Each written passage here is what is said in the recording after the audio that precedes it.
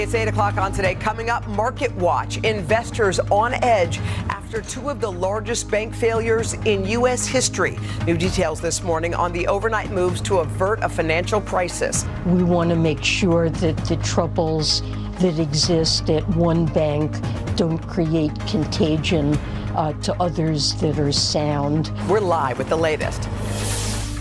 Then give it a rest. We are kicking off our Sleep Awareness Week by separating fact from fiction. Does using your phone before bed really ruin a good night's sleep? Are there actually any benefits to that evening nightcap? Our experts weigh in on some of the most popular sleep myths. And Hollywood's biggest night, from the excitement on stage. This is a beacon of hope and possibilities. This is the American dream. We just won an Oscar together! To the fashion on the carpet. I'm very excited. The anticipation, enthusiasm is in the air. To the glamorous after parties just wrapping up. Going to go have a good time, a drink. We're there for all of it, and we'll bring you all the night's biggest moments. Today, Monday, March 13th, 2023. From Springfield, Tennessee, it's my Sweet 16. On the girls trip from Houston, Texas. Shout out to my G-Mom. Watching in Memphis, we love you.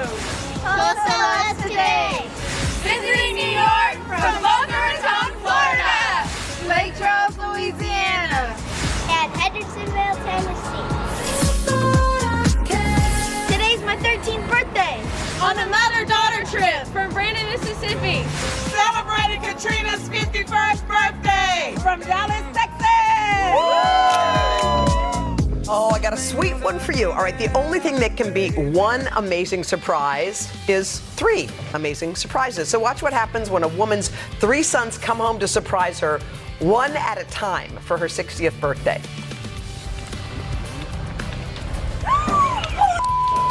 Oh my God! My son just surprised me. Did you guys make a reservation, or do we need to?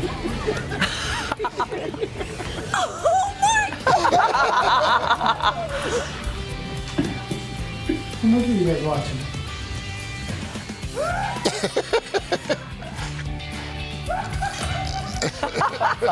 That's sweet.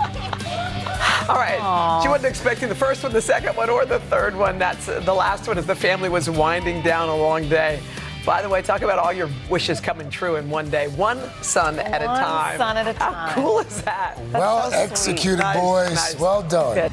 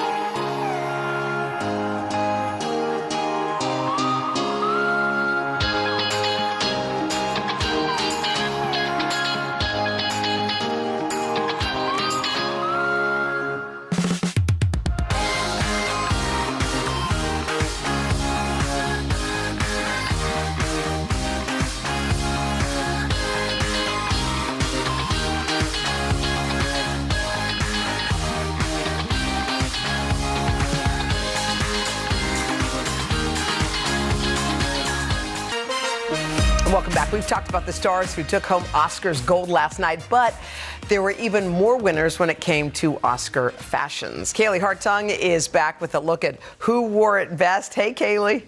Hey, Hoda. The most controversial fashion statement last night just might have been that champagne carpet. But the stars, they hit it out of the park. From the colors and cuts to the shimmer and jewels, this year's looks were fierce, fresh, and absolutely fabulous. On Oscars Fashion Walk of Fame, the champagne carpet was on fire with red-hot looks. Stars taking risks while still bringing that classic glitz and glamour.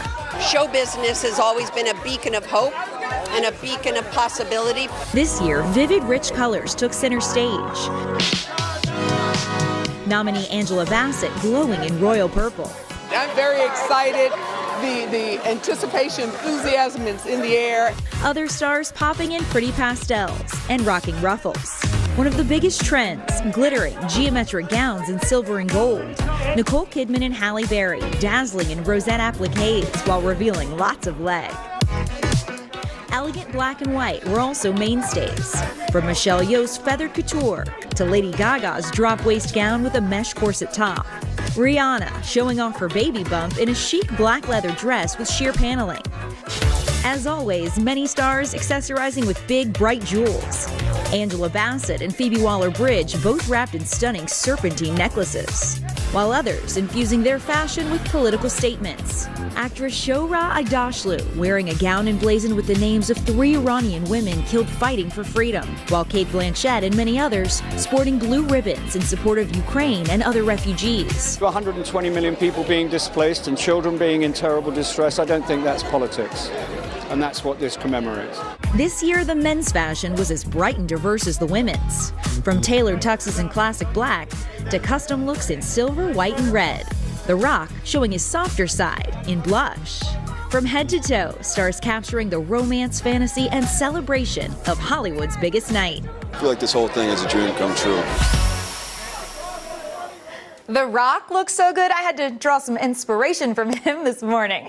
Now, you guys know Oscars night for many of these A-listers is not a one-look kind of night. Costume changes are the norm in Hollywood, so circle back with us a little later in the show, and Jacob Soboroff and I will take you with us to check out the best after parties for twice the fashion and twice the fun.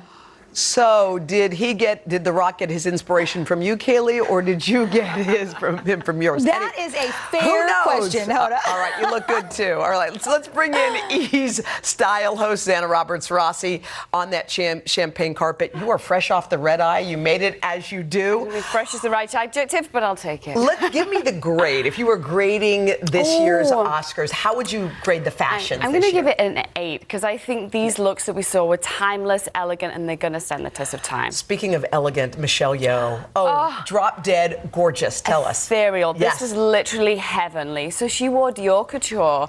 This dress was actually, so we say feathers. It was actually draped in silk organza that's not real feathers. Yeah, beautiful, right? Gorgeous. And then she was obviously wearing this incredible hair that kind of became one with the look. And she had this amazing headpiece just nestled in the back. Jamie Lee Curtis, so many pictures and videos of her, obviously, since she did so well. Your girl. Like Michelle Yeoh. Yeah, tell us about her look. Champagne. So she wore Dolce & Gabbana. So this is an alta moda, so it's a couture dress. Now this is thousands and thousands of Swarovski sequins all beaded onto this. And fun fact, Dolce actually have a pop-up atelier. They fly the whole team from Milan. They have it in literally in a hotel room. There's like lots of seamstresses there, and they're just sewing and hand beading every single last detail. All for last night. All for the last minute. Okay, Angela Bassett popped off the carpet. She was fantastic. Regal in this incredible purple. So this is by Jeremy Scott Moschino. Now they told us that this was the strapless dress, but they wanted to oversize with this jumbo bow. She looks like a gift. She wears the amazing Bulgari serpent necklace, and her stylist Jennifer Austin told me that this entire red carpet season they didn't want to repeat a color or a silhouette. So if you notice, if you look back, she's never done the same thing twice. Well, she looks gorgeous every look. Let's get to Michelle Williams. Angelic. I mean, this is just a fairy princess. So this is a Chanel couture dress. Kate Young, her stylist, told me it's many layers to it. So it's the tulle dress with this almost like veil cape. It looks like a body veil almost. And then I love the way she does this Tiffany necklace that it contains. Simple, no earrings, don't need it. Everything looks Poppy perfect. red lip. All right, Cate Blanchett. Now, she's one to use the carpet to make a statement other than fashion, so she's been making this big sustainability statement all season. This is Louis Vuitton. It's from their archives. It is a piece that was never worn, and she redraped it with this fantastic, I mean, it just looks so elegant. Everything about it is sustainable. Gorgeous, gorgeous, like that. Rihanna, she made a statement as usual. She looks beautiful. Less in the ethereal world. On. So Rihanna came in this brown Alaïa look. It's maybe not your normal maternity wear, but she is rewriting the rules. She disrupts everything, right? And she absolutely did here. This is Alaïa, it's leather, it's cutouts, it's sheer with a spiky top knot. And this was one of 3 looks she wore last night. Sang so beautifully, too, at the Oscars. Someone else who sang beautifully and looked gorgeous was Lady Gaga. She went totally stripped down for her song, but this was the red carpet. This was the red carpet moment. So this look I literally saw 3 days ago walk by me on a runway at Versace. Apparently Gaga texted Donatella Versace, Donatella told us, that she wanted to wear this dress. She took it straight off the runway. Straight off the runway to Lady Gaga? To Lady Gaga, and it fit her perfectly. Off Gigi Hadid's back, basically. Right. That's stunning. All right, Jessica Chastain looked gorgeous, head to toe in the most beautiful custom Gucci crystal dress. I love the neckline on this. She looks like Jessica Rabbit. Oh my gosh. Can we talk about Mindy Kaling? Yes, I haven't seen Mindy since she's been here in our studio. Hello. Hello, Mindy, in this incredible Vera Wang custom dress. It was actually made in black and white. She chose to do the white for the carpet and then the black when she presented on stage. So she switched. Okay, I didn't see that part. Yeah. And she was really involved in the corsetry of this. Apparently that boning was originally nude, and Mindy's like, nope, we need it white to pop. And I'm really glad she did. That's stunning. And we're going to wrap up with our friend Nicole Kidman, who looked stunning. Stunning in Armani Privé. Yeah. Julia Von Bohm's her stylist, and they said they were going for something a little bit more risque. Yeah. Black patent sequins, head to toe. Gorgeous. What did you wear, by the way? I wore Nidra Devi by Karen Craig. You look beautiful. Thank you I so know. much. Thank you for flying back on the red eye for us. You're so welcome anytime. All right.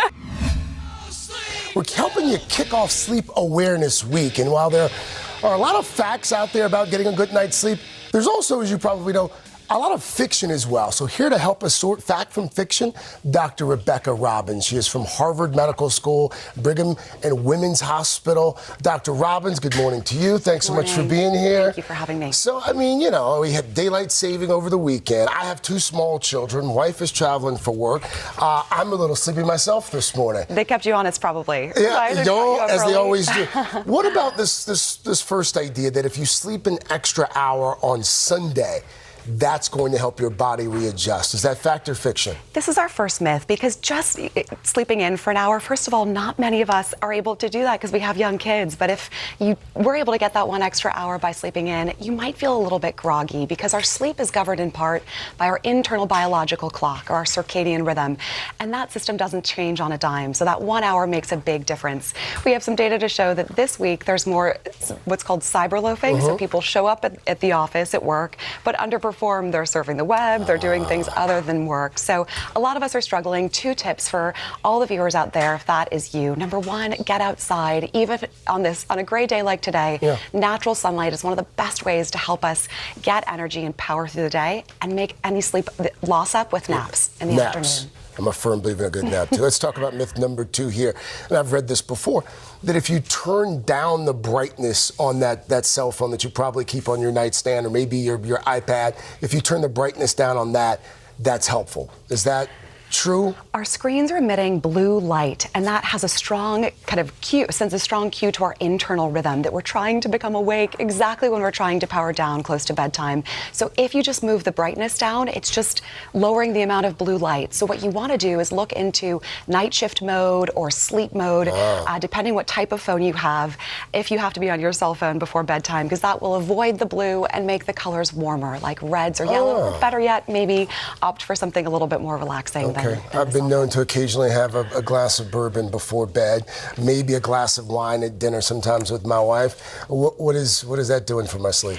One glass, one dose, maybe not too much of a problem, but much more than that. Alcohol will put you to sleep. It is a sedative, but unfortunately it will ruin the quality of your sleep. It causes you to wake up multiple times and suppress some of the most important stages of sleep.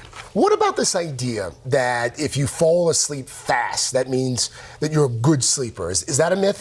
This is another one. It actually takes the well-rested person about 15 or 20 minutes to fall asleep. So falling asleep is really part of the process, and you want to set yourself up for success, doing relaxing things before bedtime, all of that good stuff to increase your chances of falling asleep quickly. All right, and now we've got some news to announce because you've actually put together, as I understand it, a 7-day sleep challenge, a sleep journal. What is this sleep journal that you speak of? So this is exciting and has been a lot of fun to work with the team on.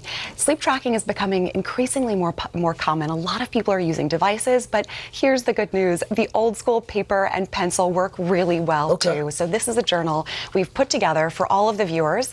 And basically we ask you to just be more mindful about the times that you're falling asleep, how long it takes you to fall asleep, and then what you did over the course of the day. So you can consider yourself a little mini experiment and maybe try to make small changes to your sleep and notice how you feel in the daytime and how you feel after waking up. And so for 7 days, folks jot this information down, and this is going to help them get a better night's sleep? That's the idea. Just by being more aware of your sleep, we can draw more attention to it and hopefully also take a look on the website. We've put together a set of behavioral challenges, one for each day this week to work on. All right, and by the way, folks, if you look on your screen right now at the bottom, there's a QR code. Take out the phone, scan that QR code to learn a little bit more. You can also sign up for our Start Today newsletter sleep challenge by doing that, or you could do it the old-fashioned way. Go to our website, it's just today.com, and we're going to have even more sleep advice coming up in our third hour. And tomorrow, we'll continue Sleep Awareness Week by tackling some hacks that are wildly popular on social media right now, and an expert's going to actually tell us if those hacks work.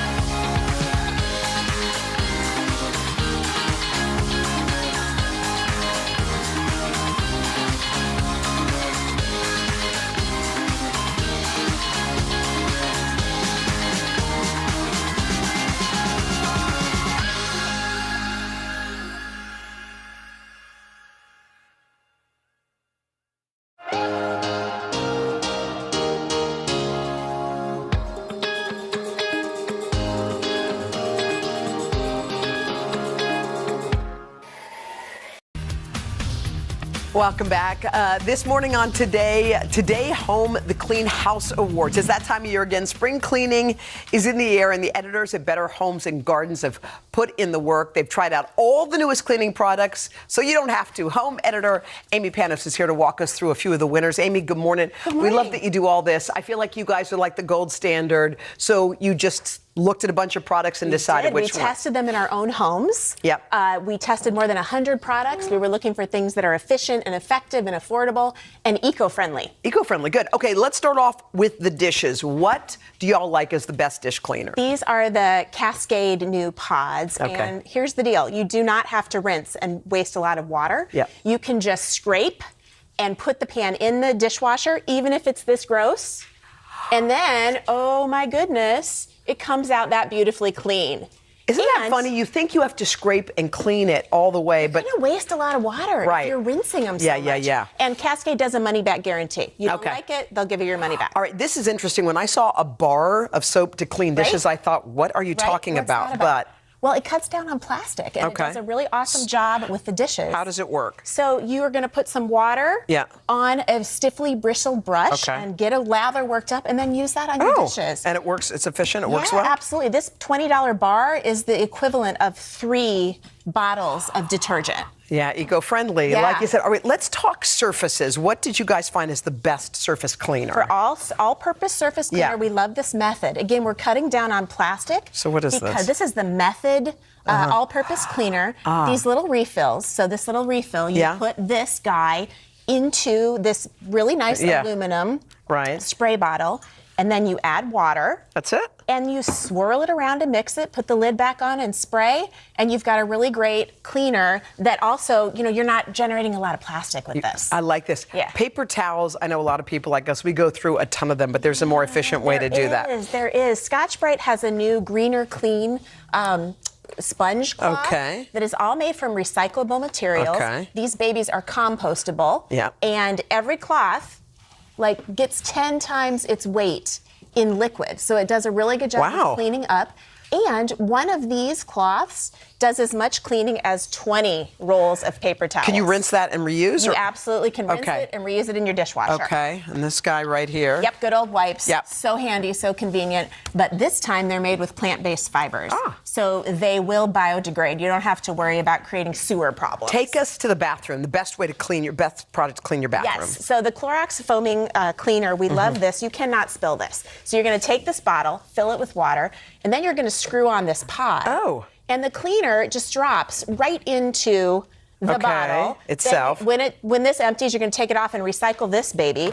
Put that back in? on. Yeah, it's so slick. Again, less plastic is the theme. And it's here. Clorox. It's a brand a good lot of people cleaner. know. Yep, okay. absolutely. Let's talk about Myers. You said you use this Yeah, one. we use This Myers, is a yeah. good one. So it's hard enough to clean your shower. Yeah. You want to keep it clean once you've got it clean, right? Yeah. So Mrs. Myers shower spray is a probiotic formula you spray it on after you shower. It's going to eat the soap scum and the mildew, and Okay. you walk away and you keep it clean. Brilliant. Right? All right. When it comes to floors, I mean, I feel like all the good vacuums are really, really pricey. This one Yeah. is pretty amazing, and it's only about $220. Okay. This is the Black & Decker, Okay.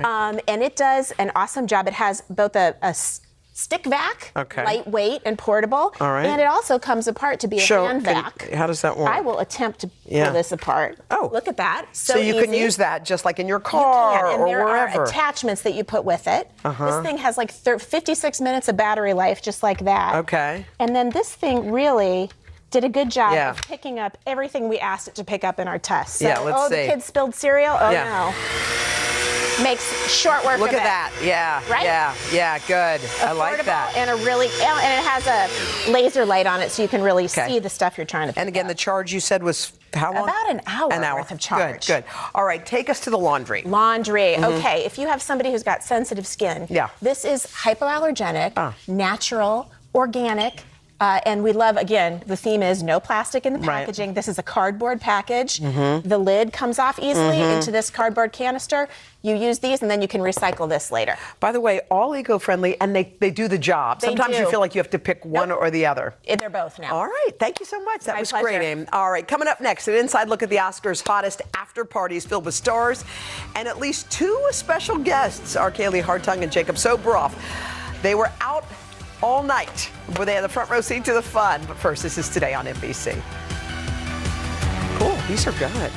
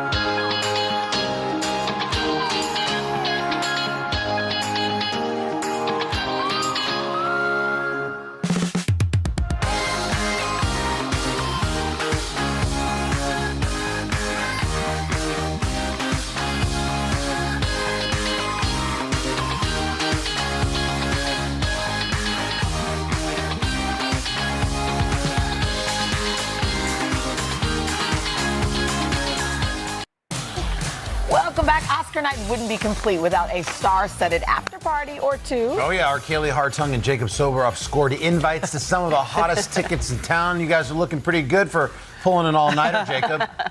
Kaylee's looking pretty good. Let's just be real right now, Carson. I was Kaylee's wingman. It was very nice of you to bring me with you.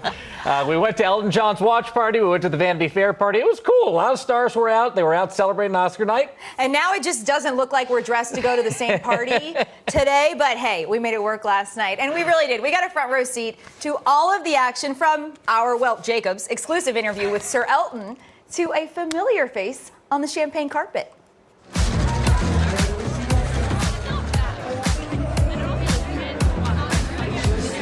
If you're not at the awards show, this is the party you want to be at. This is where you want to be. This is the Elton John AIDS Foundation Annual Academy Awards Party, and the man himself sat down to talk to us. First of all, you weren't here last year. How's it feel to be back? It's good. It's always nice to be here because people expect me to be here. It's never gotten old with me. I've never felt tired of doing it. What are people going to be talking about in terms of what happened at this party? I just want them to have fun, and that's the essence of this party too. It's serious stuff, but it's fun, and I want people to have fun. In that spirit of having fun, Sir Elton, how do they look? They look great. You look cool. Hey.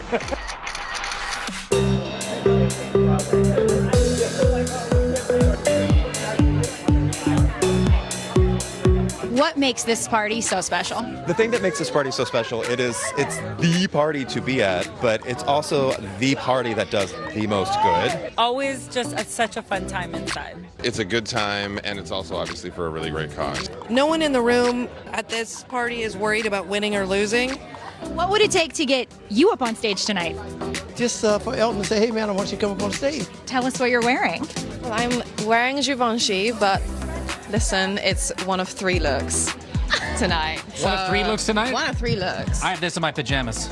Do you like our bedazzled microphones? Darling, very Elton. A little bit of drama. It's fabulous, super chic. What happened to red carpets? There's no more red carpets. They're white carpets. They're champagne carpets. I miss the red carpet. That's what I'm saying, Donatella. Don't we all? We don't need to be related to relate. We don't need to share jeans or a surname. Well, Elton John knows how to throw an A-list party. Vanity Fair's up next, so that one's pretty epic too. See ya.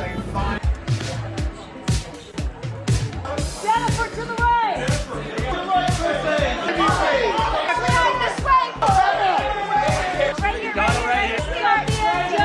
And who do we run into at the Vanity Fair party? Our very own Savannah and her husband, Mike. I can't believe I'm here at all. You know, I always feel like an imposter. Like, how did I even get in here? And it's just fun, you know. It's fun to watch the Oscars. It's fun to get to meet people that you admire and whose movies you love. Just excited to be here. Hello, Today Show. How are you? It was a good night, a calm night, a Hollywood night. You are probably the favorite Today Show guest of all time. I'm on there a bit too much. I'm just going to end up being a presenter, I tell you. I love it. We'll welcome you. Thank you. Wait, that might be news. Idris Elba said he might be the next presenter on the Today Show. What does it feel like to hold that thing? This is the proud moment in my life. This is the great moment in my life. Going to go have a good time, a drink. This party is going to go all night long, and I already took my shoes off. She did take her shoes off. And I go to bed at 7:30 when Jamie Lee Curtis and my children go to sleep. So we got to get back to our day jobs. Later.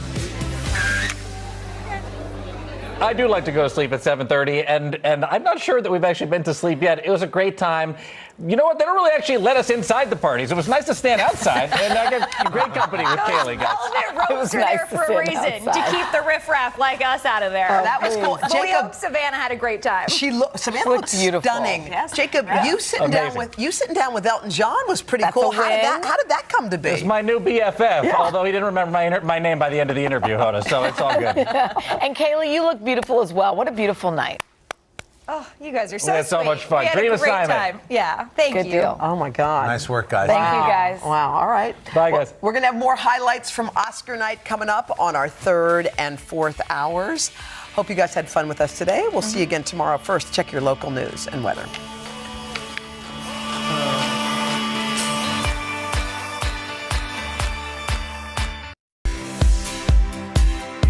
This morning on the 3rd hour of Today, everything and more. Everything, everywhere, all at once. A historic and emotional golden night at the Academy Awards. I just won an Oscar. This is the American dream.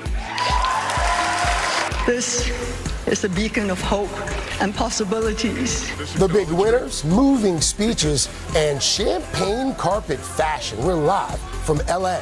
Plus, we're talking movies in our Consumer Confidential as well. Netflix could start cracking down on sharing passwords soon. How it could impact your account, and will other streamers follow suit? And from A to Z's, sheets, pillows, even a comfortable candle to help you get a better night's sleep. That's all ahead today, Monday, March 13th, 2023. Live from Studio 1A in Rockefeller Plaza, this is the third hour of Today.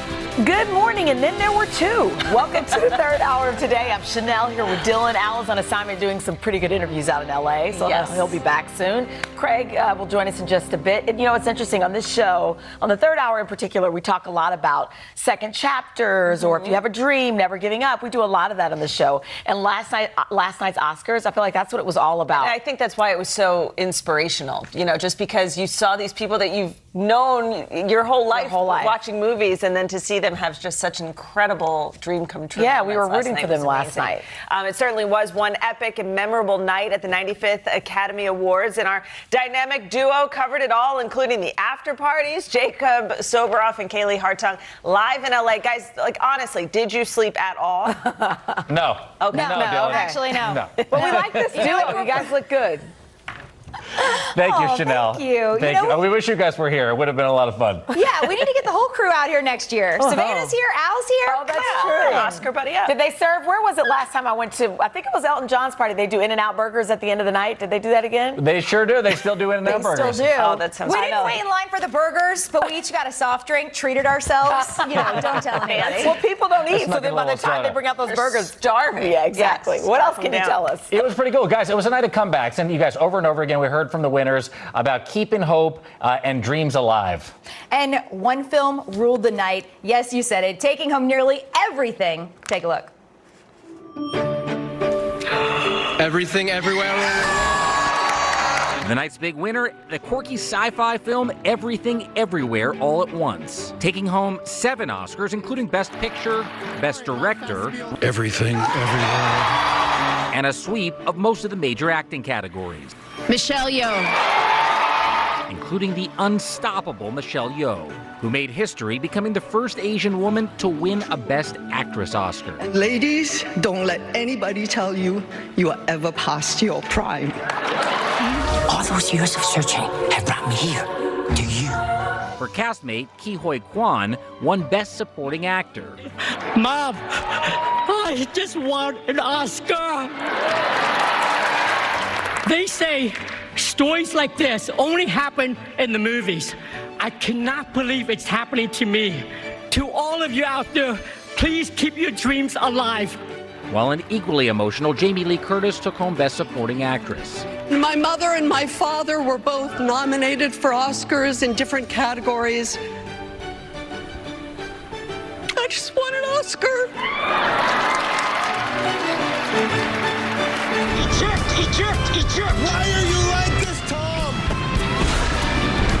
Jimmy Kimmel returned to host for a third time, addressing the elephant in the room when Will Smith slapped Chris Rock on stage. The Academy has a crisis team in place. If anything unpredictable or violent happens during the ceremony, just do what you did last year. Nothing. Ellie, look at me. Who would want me to be a part of their life? Brendan Fraser took home the statue for Best Actor for his role in The Whale, in a category of all first-time nominees. So this is what the multiverse looks like. Lift me up. Rihanna lifted the audience up with her song from Black Panther, Wakanda Forever. Another first this year, that red carpet was actually champagne, but with plenty of sparkle and color walking across it. I'm just happy to be here right now. Michelle Yeoh wore a crown of jewels, while Michelle Williams was in Chanel Couture. Plenty of stunners and metallic sparkle, and pastel gowns flowed across the carpet, along with high-wattage stars like Nicole Kidman and Halle Berry. Rihanna and her baby bump rocked a classic black gown and sheer Versace for Lady Gaga. Some men went outside the box, The Rock in a pink tux, and Samuel L. Jackson decked out in silver. And then there were the parties. No one in the room at this party is worried about winning or losing. Elton John performed with Rina Sawayama at his annual AIDS Foundation party. Why have you stopped performing in the U.S., but you want to keep this going on Oscar night? Well, this is a different thing from performing. This is about saving people's lives. And Kaylee and I checked out the Vanity Fair party and found some familiar faces. I can't believe I'm here at all. You know, I always feel like an imposter. Idris Elba said he might be the next presenter on the Today Show. I just can't get up early enough. That's my only problem. But I love you, Today Show. You know that. How do you describe the vibe on this red carpet? Sexy, glamorous. This party is going to go all night long, and I already took my shoes off. She did take her shoes off. And I go to bed at 7:30 when Jamie Lee Curtis and my children go to sleep. So we got to get back to our day jobs. Later. Kaylee put her shoes back on. Don't worry, she's wearing shoes right now. I do want to say it was amazing to meet Elton John, the work he's doing to eradicate HIV/AIDS. He has raised hundreds of millions of dollars. And then there was the show. One of the most incredible moments came at the very end of the show. Yeah, absolutely. When Harrison Ford presented the Best Picture Award and he reunited on stage with his Indiana Jones co-star Kiwi Kwan. Guys, remember, Key played Short Round in Temple of Doom. That was his very first movie role. So how cool of a full circle moment was that for him? That's awesome. I mean, we were all rooting for him last night. The fact that he hadn't had a real role that he loved since he was a little boy, and then all these years later to get that, it was pretty special. So special. Yeah, we told him he has to come back. We're going to have him on the show. I know. He promised he would come back, so hopefully we'll get him soon. Get him some rest first. Jacob and Kaylee, hope you guys can get some rest too. All right, guys. Have a good one. Thank you, guys. Thank you so much. Yep. All right, well, now to another March tradition, spring break. This year, there is an urgent warning for anyone traveling south of the border to Mexico. NBC's Morgan Chesky is following that story for us. So, Morgan, I mean, what does this travel advisory mean for folks? I mean, if they are planning a trip to, say, Cancun? Yeah, Dylan, great question. And it's really important that if you are traveling to Mexico this spring break, you pay attention to exactly where you're going, because there's kind of different warnings in place for different locations. I should start out by saying that Texas authorities have gone so far to discourage travel to Mexico entirely due to recent crime there. But the State Department a bit more specific. I want to show you some of the areas they're referring to. Right now, they're saying to exercise increased caution to traveling to hotspots like Cabo and Cancun. And they're saying reconsider travel to places like Puerto Vallarta, but there are 6 Mexican states that the State Department has assigned their highest travel warning to, saying do not travel to these locations at all. One of those states, guys, is Tamaulipas, and of course that is where the city of Matamoros is located, and that is where 4 South Carolinians traveled to just weeks ago when authorities say that cartel members opened fire on that group in what's likely a case of mistaken identity. 2 of those Americans were killed, 2 survived. All of them are now back home. But it is because of this recent crime that's being attributed to cartels that has really brought about this new uptick in travel warnings all across different parts of Mexico. All right, Morgan, thank you so much. I guess for those of us who have, trips planned, you just have to try to take the right steps and be safe. I know. And I mean, unfortunately, you can't make a lot of changes at this point. But Just be careful. All right. Coming up next, I know we've talked a lot about this, the password crackdown, but now it's imminent. It's happening. Vicky Nguyen is sharing what we know about the looming Netflix changes and whether you can expect to pay more very soon. We'll be right back.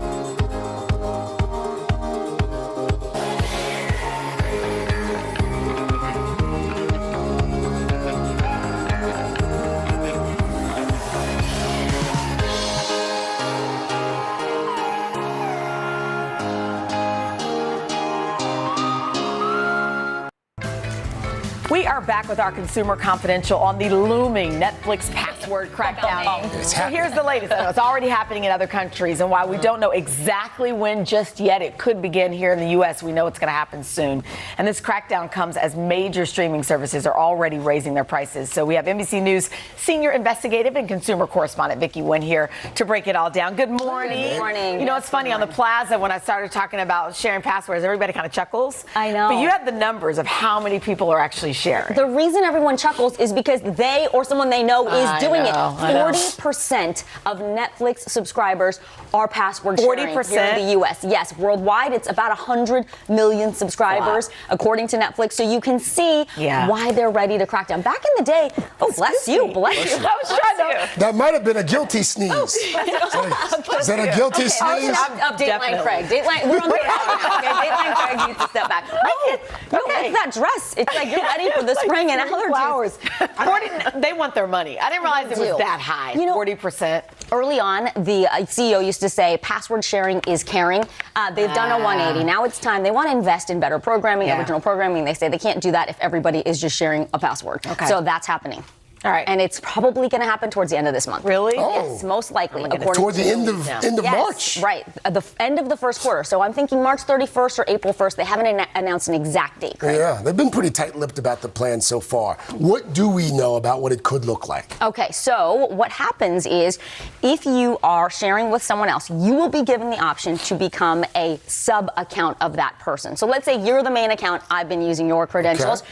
You would then be able to pay, the guess is somewhere between $7 and $8 for me to continue sharing on your account. I hang on to my profile, I get to use everything. However, the difference is I can only stream one show at a time. I can't have multiple, and I can't have a kids account anymore. I can set the maturity levels, but I can't have a kids account.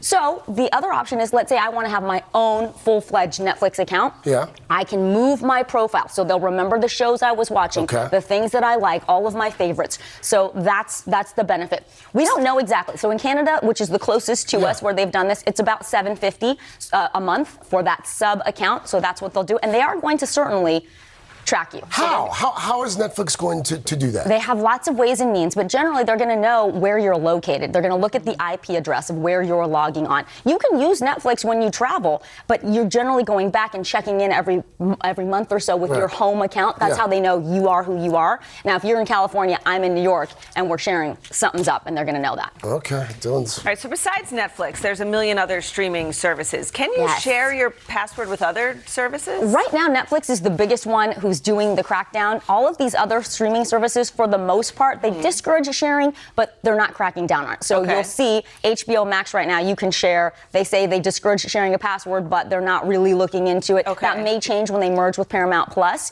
When it comes to Hulu, you can actually have 2 live streams going at the same time, but they do check on you every month or so to make sure you're logging into your home network. That's how they keep tabs. This one's pretty generous. The Prime membership. I didn't know this, but like you and I, we might not live in the same household, but we share kids. We can both pay one Prime membership, $139 a year, and have 2 separate Prime Video accounts, up to 14 accounts and 4 children's accounts. 14? Yeah, oh, 4 teenager accounts. Okay, exactly. Got it. And then these other ones, so you've got up to 6 different accounts on Apple Plus TV or Apple TV Plus. Disney, same. Peacock, which owns NBC Universal, you can have 3. Same for Paramount. So there are those limits, but like right now, it's sort of they're trying to get competitive, so they're being a little more generous. All right, so this is all getting very confusing. So one solution is everybody just get your own account. So how do you kick people off of your account if they're using it? What's the friendly way to do that? So the etiquette experts we've talked to say, look, first thing you want to affirm the relationship. Dylan, I love you, but the companies are coming. They're requiring us to crack down. I'm really sorry. Expensive. Yes, you're getting expensive, right? Or you can have that conversation. Hey, do you want to be a sub member? It's going to be an extra $8 for me, so you want to just pay me that at the beginning of the year or Venmo me every month. That's a way to just be direct, be transparent. Everybody feels better when there's a bad guy to blame. In this case, you blame Netflix. I can't do anything about it. This is Netflix. They're doing this to us. And then finally, I love this one, the suggestion, which is like, maybe we should watch our favorite shows together. Let's get together. We'll watch them together. You can still watch the show, but you'll have to come to my house and see it in person. Too bad you're in New Orleans. So it's not you, it's them. Exactly. That's the problem. Exactly. Affirm the relationship. Thank you. Exactly. Thanks, Vic. Up next, history in the making in California. How one man's family legacy is now at the center of a discussion over reparations. Third hour of Today, right back after this.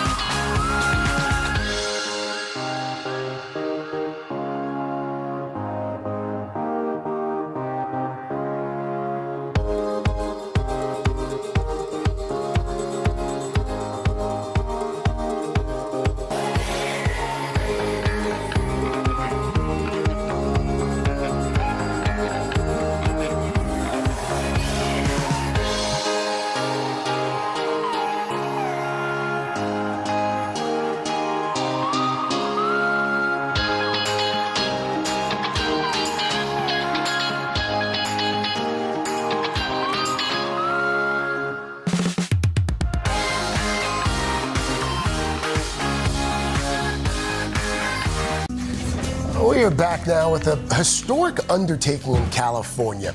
A state task force there is studying the possibility of reparations for African Americans.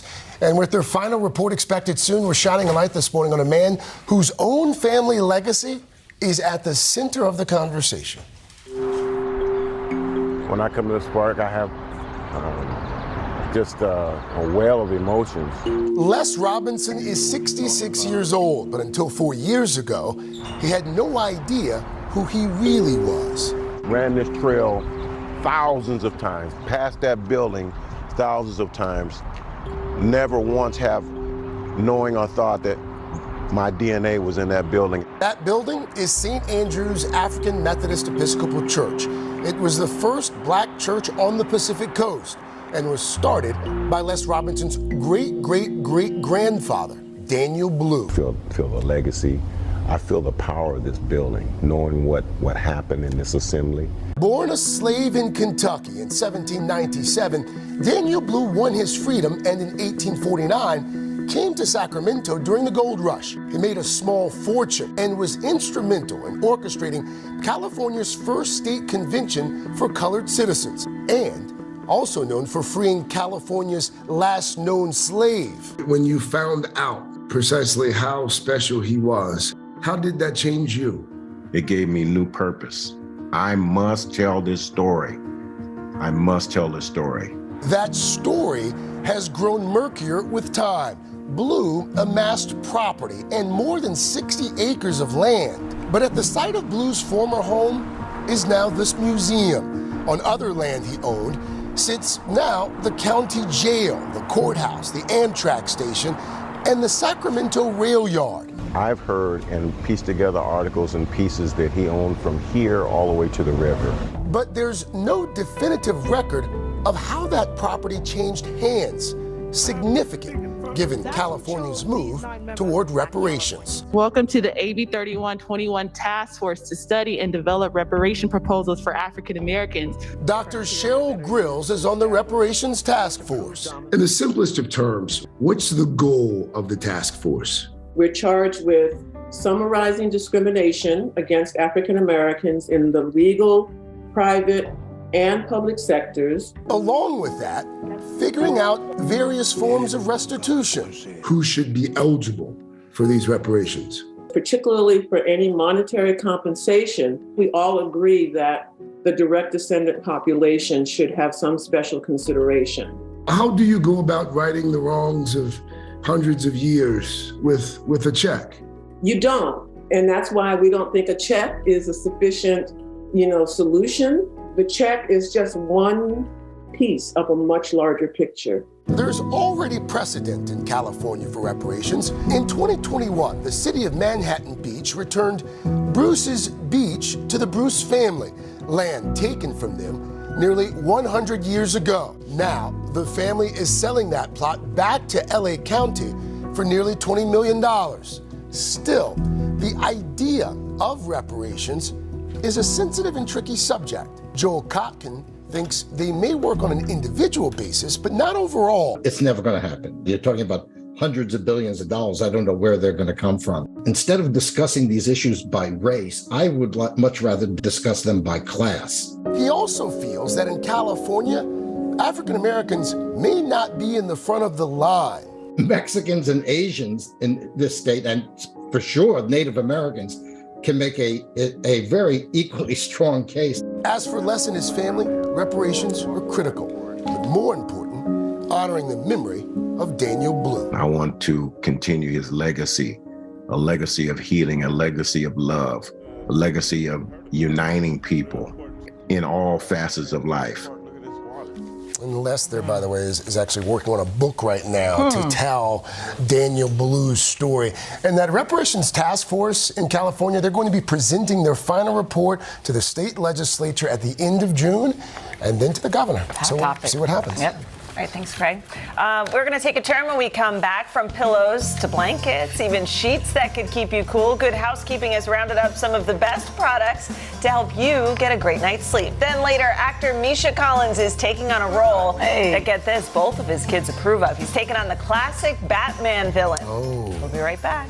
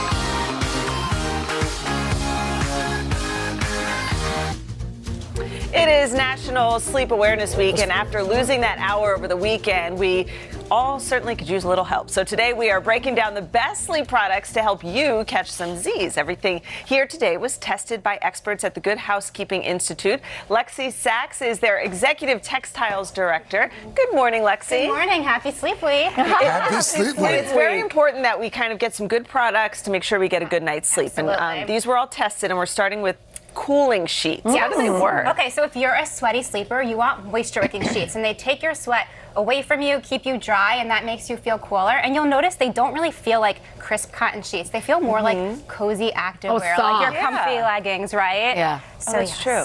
So do you have to wash them every night if they're soaking up your sweat? No, you don't have to wash them every night. Wash them weekly, ideally, as you would your normal sheets. I like that. Sheets that feel like leggings. That sounds like this feels great. What is the deal with this pillow? Okay, so if you have neck pain, chances are your pillow is not matching your sleep position. It's really important. So this pillow from Coop Home Goods is adjustable.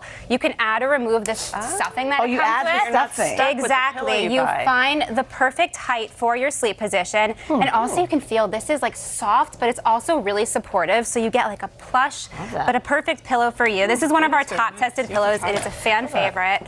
And yeah, there's a zipper. So on the satisfying. side. Yeah, exactly. So the zipper on the side opens. You find your perfect height. And how do you find your perfect? You just go to the website? So you want to keep your head, neck, and shoulder aligned as you're sleeping. So try it out. And if you sleep on your side, you need a taller pillow. If you sleep on your stomach, you need a flatter pillow. But the idea is to match it to whatever position you sleep in. No one can tell you what you need. My wife's doctor just recommended the same thing. Really? The doctor said that she was having some neck issues, and her doc was like, it's because your pillow's it's right. legit. This way you can adjust this is such a fan favorite. Great. These weighted blankets, I feel like, have become pretty popular over the last few years. Yes, they actually do work. I can't sleep without mine, but the thing is they're either super expensive or the comfort features are kind of skimpy. Yeah. This one from Tranquility, it is just about $30. Okay. It has $30 this, for yeah, this? exactly. Wow. They're usually over 200, so it's amazing. So it's really soft outer cover that you can wash, so it's hard to wash a weighted blanket, but you can remove the cover here.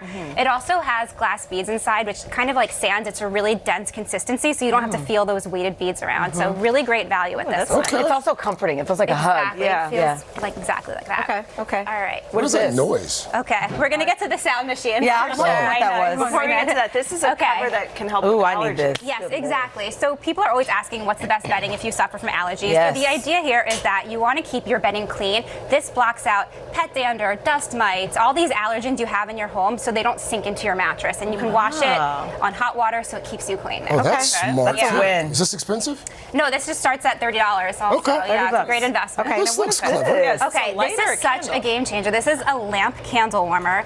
And so what this does is it gives you the benefits of the candle without having it own the flame. Yes, you don't have to have a fire in it. My husband constantly walks around blowing out my candles. Exactly. Oh my gosh, you have to get this. Yucking This is your a yum? game Right, changer. exactly. It's like they're Oh so my gosh. worried. You both need it, absolutely. And here we have this candle from Brooklyn, and I just want you to smell it because it is so. Oh my gosh, I just had to get a whiff of it too myself. It smells like an expensive hotel. It's so calming. I still can't smell it. Taste. Oh man, well, you'll have to check this out later. You're really missing out. Ooh, this is It's really good. It's very sweet but very natural, and it's very calming. We have been obsessed with this. Both of these in my home. So Lexi, does that mean the candle lasts longer too? I've been noticing it does last longer because it's not burning the wick down there. So yeah, it's a great investment. It's a good idea, and it has a dimmer so you can control the intensity of the lamp. Are you trying to steal that candle? Where would you put that on your bedside, on your nightstand? Yeah, I would say do it before bed. You don't want to leave this on all night, but put it on your nightstand. The scents will help calm you before bed. Oh my God, That's a great idea. Be my new favorite candle. Stop stealing. Okay, you've got two. There you go. What is Okay, so sound here's- machine? This is a sound machine. This is just a classic one from Dome. Basically, if you have someone snoring, outside noises, this helps kind of mask that. It's also very calming. And what's great about this is you can control the tone, you can control the volume, and it's just a fan inside that's creating like a wind noise there, and you get to really customize it to the sound. So you're like, you it's not really you snoring, it's the wind. Yes, exactly. That Well, is it'll very block that calming, out. I love that. Exactly, calming, and it adds that benefit of masking all those unwanted noises that can keep you awake. Craig, say it's your spouse's way of bragging that you're. These are great ideas. Yeah, this is great. All right, Lexi, thank you so much. Lexi. Great recommendations for these products. Be sure to head to today.com/shop. All right, just ahead, actor Misha Collins is live to tell us about stepping into a classic Batman role. And then we are throwing it back on this Monday morning. Country star Jody Messina is performing her hit Heads Carolina Tells California. We'll be right back. Always heads. Always heads. I always go tails.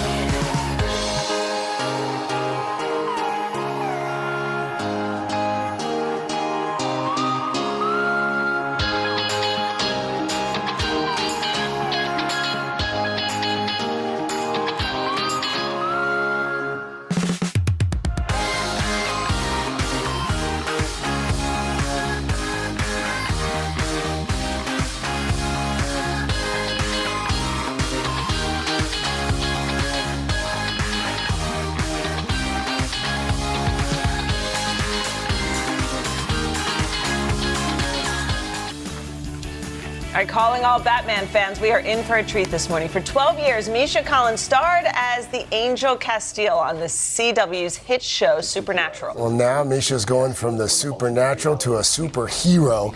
He's taking on the role of one of my favorites, Harvey Dent, a.k.a. Two-Face, in Gotham Knights. In the series, Bruce Wayne's son Turner is accused of killing his father, and Harvey tries to help him out. They think I killed my dad because I wanted his money? Look, you're the sole beneficiary. They could argue that Bruce was planning to cut you out of his will. You mean you could argue that? You're the DA, right? You told me not to say anything without an attorney. Turner, I talked to Cressida. Your dad's law firm is refusing to represent you. Everyone thinks I did it. No, I don't. Can you imagine your dad's law firm's like, nope. Misha, good morning to you. Good morning. Congratulations. So this is the first season of the series. What is it like? I mean, people are already so excited about it. And we were talking off camera. We have kids all around the same age, 10 and 12 for you. Yeah. So it's kind of cool because I'm sure they must love this, right? Well, when I was thinking about this role, Yeah. the opportunity was great. Like, this is an iconic Batman universe character. I go from being the district attorney of Gotham to being one of the supervillains of the entire Batman universe. Very exciting. And I was like, yes, I want to do this, but my kids are in Southern California. The show was shooting on the East Coast. And I was like, wait a minute. I can't be away from my kids that much. So I was talking to my kids, and I was like, kids, there's this awesome role that I really want to do, but I'm going to be away a lot. It's, I'd be playing Harvey Dent, who becomes Two-Face, and my son was like, do it. He's like, we'll be fine, And I was like, wait, but I'll be away a lot, and I won't see you as much. And he said, I don't care. Do it. Wow, that's so I don't know if he was like just super excited about me playing Harvey Dent, or if he just wanted to be rid of me. Right. But I definitely had their blessing, That's which really awesome. helped. How much of a dream come true is a role like this? I mean, especially when you get to do the backstory, and kind of turn into Two-Face himself by the end. It's kind of exactly, it's a pinch me moment for an actor, because you get to take this character who's like a champion of the underdog and he's fighting for justice in the city of Gotham to slowly unraveling. He has identity dysmorphia. We get into his traumatic childhood and all of the antecedents to him actually having this psychic break that causes him to become Two-Face. So it's actually like the tragic version of the story. It's pretty great. Yeah. There's an origin story. You posted this video on TikTok, and I think we have it. This video of you transforming that's cool. into the aforementioned Two-Face. First of all, how long does the process like this take? And is it easy to breathe once they get all that stuff on? Oh, I would get so close. Watching this video again, I feel like I should have had the decency to cover up. Please. There's a lot of nudity here. They said, don't worry, it'll be fine. You won't have any trouble. But then as they slowly started to cover my face with this goop, I realized, like, oh, you're covering my mouth and my eyes. And wait, I thought I was going to at least get like straws in my nostrils or something. But they just left these little holes for me to breathe in. Luckily, I wasn't congested.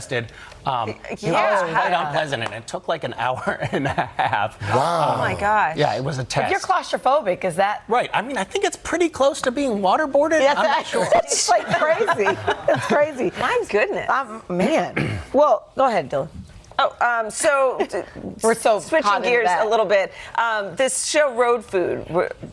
Oh, Tell us more yeah. about So last year I did a show on PBS, which was actually totally the opposite of the Gotham Knights show, where it was a travel food show, but we were also exploring subcultures around the United States. That's a great concept. It was actually really cool. Well, you're introduced to some interesting, food. What are some of the weird things you've eaten? There were all kinds of weird things that I ate all across the country, but I would say the strangest thing that I ate was like barbacoa, which I think a lot of people know what barbacoa is. It's like this Mexican style of barbecue where they take the cow's head and they roast it over a long period of time. But there's only one place left in the country that still has a license to do it in the traditional method, which is it's buried underground in hot coals. For obvious reasons, because it's not terribly sanitary, but it was grandfathered in like 50 years ago, so they still have a license to do it. So I went to that place, and it was intense. Yeah. Wow. Were eyeballs involved? Yes. Yeah. Okay. Yeah. We Okay. they do the whole head, including the eyes. Wow. It was actually kind of funny because I was at this place that had been in business for many decades.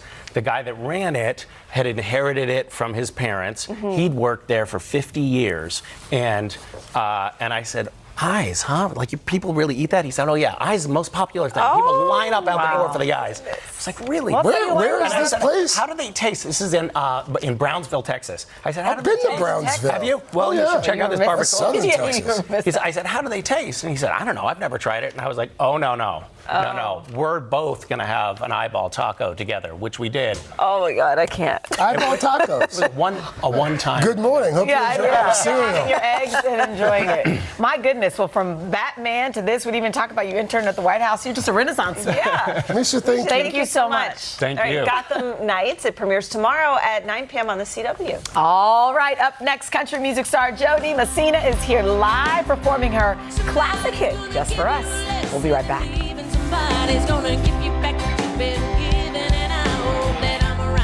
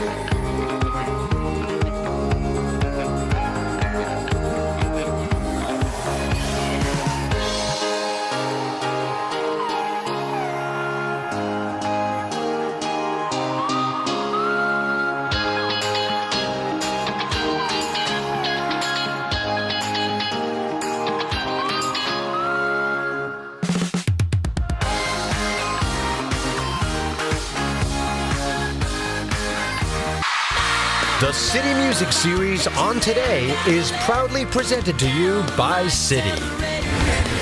Have I ever been this excited? I'm telling you. Okay, we are back with the country music fan favorite. Jody Messina hit the scene in 1996 with her single Heads Carolina, Tails California. You want to sing it for everybody like you did yesterday? I'm going to let her do it. Since she has released 2 platinum and 3 gold certified albums, and she's the first woman in country music history to have 3 consecutive multi-week #1 songs on the chart. And last week she released Heads Carolina, Tails California. She re-released the best of Jody Messina, currently on a nationwide tour. Welcome. Good morning. Welcome to Morning, Jody. Thank you. So last year you're opening for Reba McEntire. Now you're out headlining your own tour. Yes, we are. This tour is in support of the greatest hits record that was just released, and so we're going from Carolina. We started out there last month, and then we ended in California in November, and just touring hard, sharing all the. Are you working on new music too? Yes. We'll have new music out in the next couple months, so keep an eye open for that. But we're touring with the greatest hits right now. So what's your preference, Carolina or California? Craig's from South Carolina, just so you know. And that would be it. Okay. Hey. Carolina. Yeah. All Carolina right. it is. Carolina, Tails California. You want to take it away? Yes. Jody Messina, Heads Carolina, Tails California.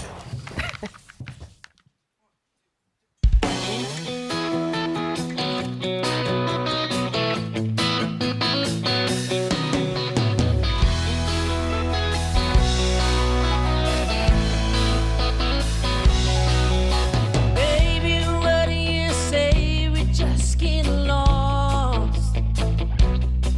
Leave this one horse town like 2 rebels, but that ain't gone.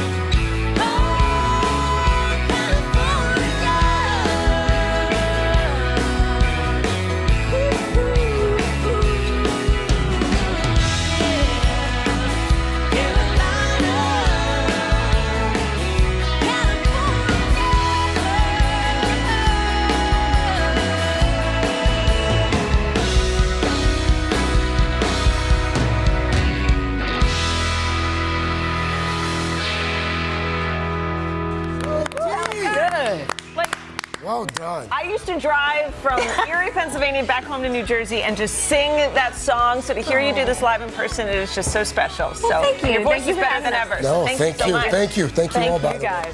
Jody Great. Messina heads, Carolina Tails, California. The best of Jody Messina available right now. Third hour of today, right back after this.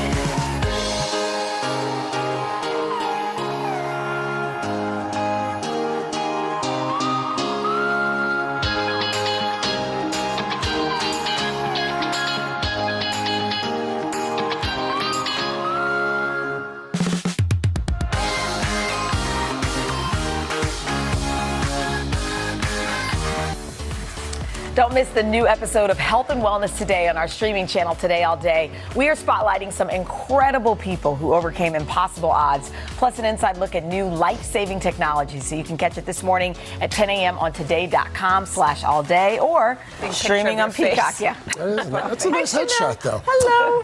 By the way, tomorrow here on the third hour, 12-time Grammy winner John Legend live. Coming up on Hoda and Jenna, breaking down all the best looks from Oscar night. We'll see you tomorrow, everybody. Have a good day. Bye-bye. Bye-bye. Bye-bye. Good morning. Welcome to Today. I love mornings. They're full of possibility. And how you start your day sets the tone for the whole day. To have you along with us. We need to pull up one extra chair at the table. We feel like we're right there with you. Just ahead, in this half hour, we're going to introduce you to... Because every day we start our morning so you can take on yours.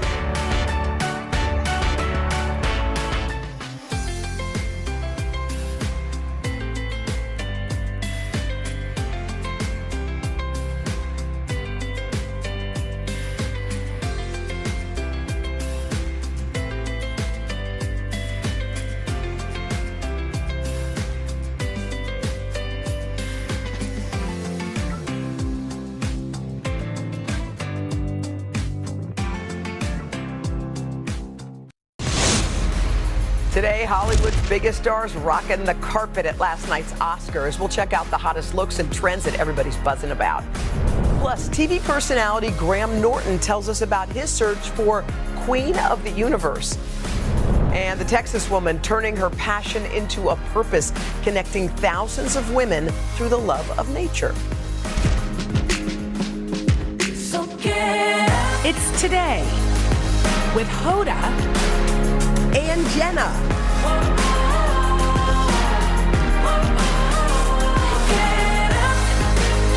It all starts right now. Everybody, Monday. It's March the 13th. Jenna's taking a day off today. We have my friend Stephanie Ruhle. I'm so, by the way, happy to be here. You know, there are certain people in life who I feel like have your back. When my sister needed something, I texted Stephanie, can you please help? When I need something, I text Stephanie. I'm on a long list. I keep thinking, like, when do you have time to do all the stuff that you do for everybody? Because you're like, hey, talk to your sister. I'm going to take care of this. Meantime, you're on 7 television shows. Like, I feel like you have your priorities clicked in. I know who my friends are. Yeah. And I think friendship and love is the most important thing. And I think it's the reason I have success in life. I think if you're positive, if you're a loving person and you care about people, I think God has your back. When I think about when I've been in the barrel, when I've had terrible things happen or humiliated, I watch what happens and my people, whether I know it or not, just get around me. Yeah. And I'm so grateful for it. And it just, you live this way. But I think it's cool because I think you're right about it's sort of like you think to make it in our business, you have to have sharp elbows. And there are people who, we know that, there are people who do have that. But I feel like that's kind of short-lived. It doesn't last that way. I actually used to live my life that way. Because before I was in TV, I was in banking. Yeah. And I had the sharpest of sharp elbows. Yeah. And it's a short-term win. Yeah. It's such an exhausting, tiring, Yeah. terrible way to live your Yeah. life. Why do you want to win alone? And then when I made the move into TV, I finally was like, oh my gosh, I'm going to work with all these women. It's going to be great. Yeah. And early on, it wasn't great. because there's that there's only two tushies fit in front of that camera. Right. But it changed. And I'm like, you know what? I'm not living that way. You don't live that way. I don't want to live that way. And even if it's a slower path to success, let it be a good one. And who Is gets that to not an decide? that's Who gets like to an decide A- what success is? That's right, when you're happy what you're doing. Yeah. Okay, I know you're happy to be here because instead of talking about all the stuff you usually have to talk about, politics and banking, even though that's a big story, did you get to watch the Oscars? Yes, I Come did. on. Yes, I did. Okay. Both of my sons are away. Only my daughter is home, so I let her stay up and we watched the Oscars, and I loved it. Why was this one different to you? Because it was about love and gratitude. Yeah. Right? Yeah, Look at I know. every speech. I am the American dream. I am standing here for all my fans, for people who love my movies. Let me be a beacon of hope. Yes, yes, yes. I vote for all those. Jamie Lee Curtis came on here.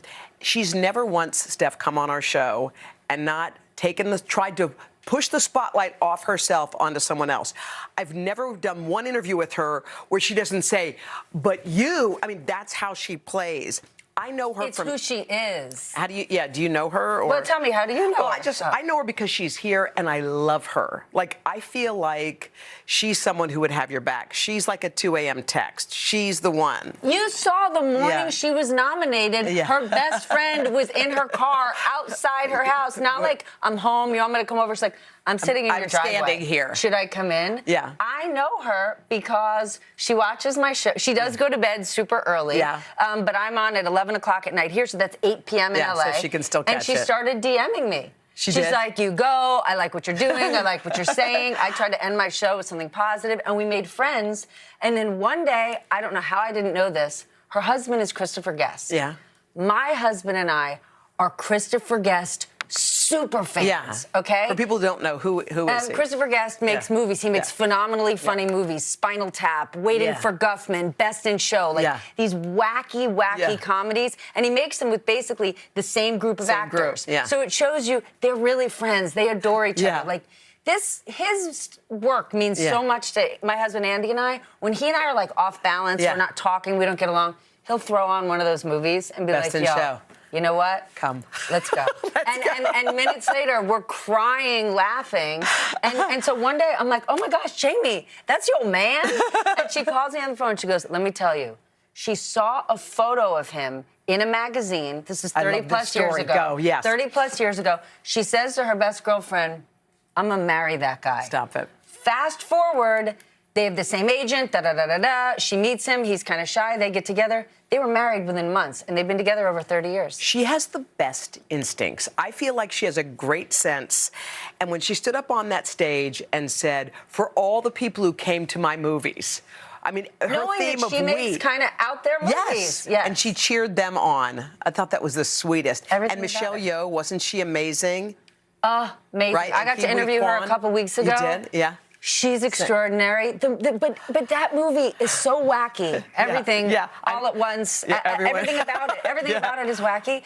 But the movie's about a mother and daughter's relationship, and she talked about her relationship with her mother and how her mother called her on the phone and said, don't wear pants. You don't look good in pants. That's Your what daughter, she said? But guess what? What? Mothers tell the truth. Mothers tell the truth. Right? So you're like, how could your mom say that? My mom would say it. Here's Michelle Yeoh's, a bit of her speech. Take a look.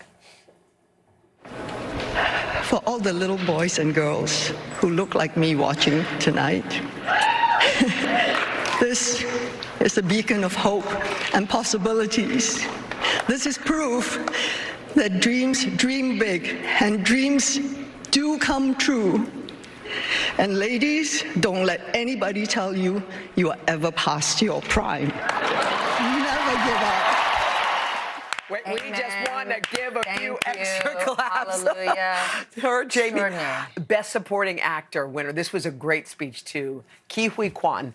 Take a look. My mom is 84 years old, and she's at home watching. Mom, I just want an Oscar.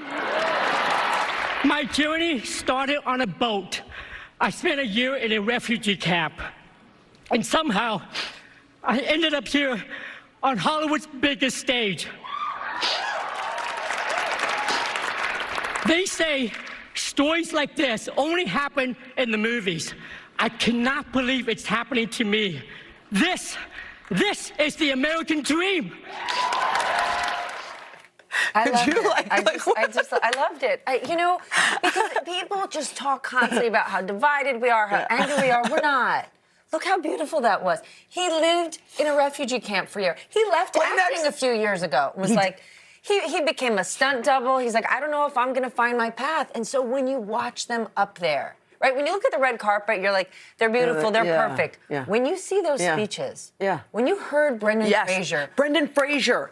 By the way, it was so funny. I just saw there was some old GQ magazine headline from, I think, 10 or 15 years ago, and it said, "Whatever happened to Brendan Fraser?" That was the headline.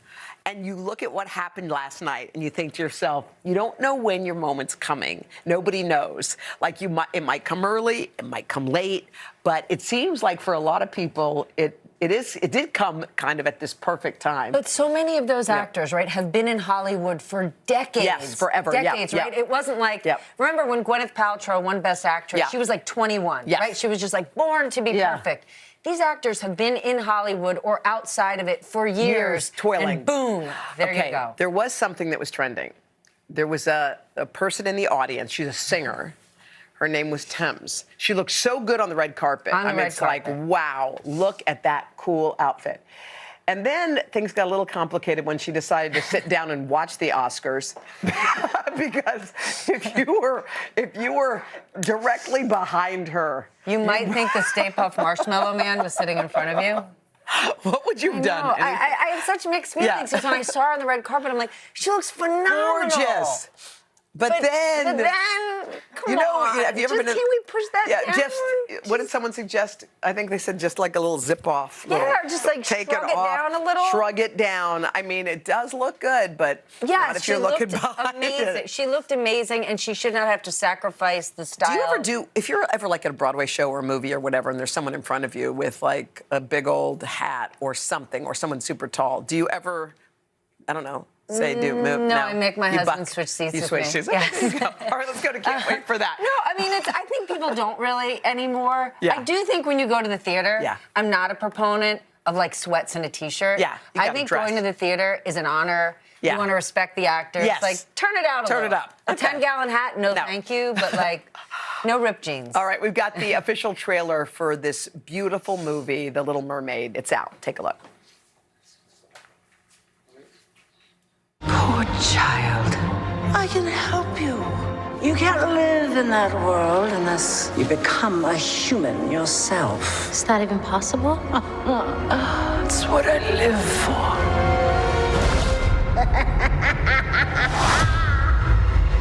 Watching, you'll see. Someday I'll be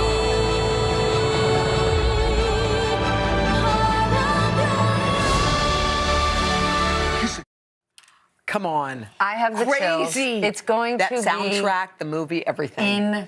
Incredible. She's amazing. Can I give a quick shout out to Charlie Maxey?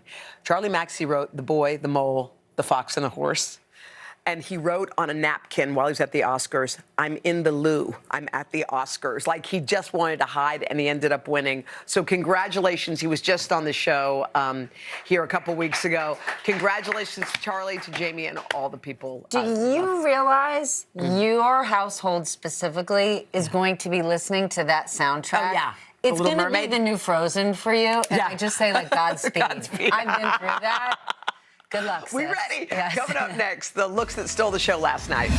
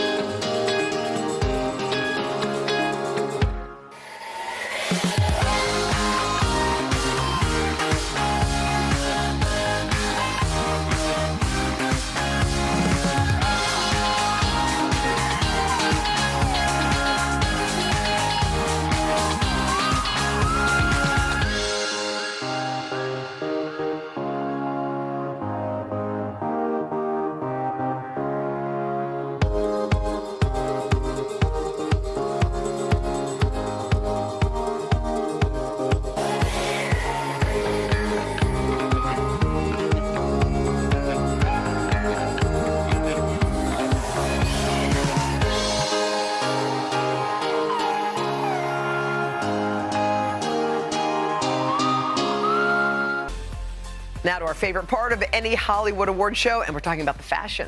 And guess who had a front row seat? E-host Xana Roberts-Rassi. Hi, Xana. How are you? Okay, so She has to be tired. I know. I don't know how you do it, man. The adrenaline after doing something like that is so high. So I'm just like, it's You're great. still It's great. buzzing? Let's go. Oh my Let's God. keep talking Okay, about it. let's start with Rihanna. She was a vision. A vision. She knows how to do maternity dressing like no one else. And she's a powerhouse stylist. She wore this incredible Aliyah look. So this is a sheer turtleneck. It's got a leather skirt with cutouts and a leather bralette. Not your average maternity look. I wouldn't say that's maternity. That's magical. But she also wore 3 looks this night. It wasn't just the one, so we had 2 other looks. One of which she wore on stage, which is this incredible Margiela custom crystal embellished gown, and then a Bottega Veneta green, which obviously I was inspired by today. Did a lot of people, so they were changing. How many outfits did most people have? Most people just do, well, they do one for the actual Oscars, then a VF, but both Gaga and Rihanna change for their performance. Where do they change?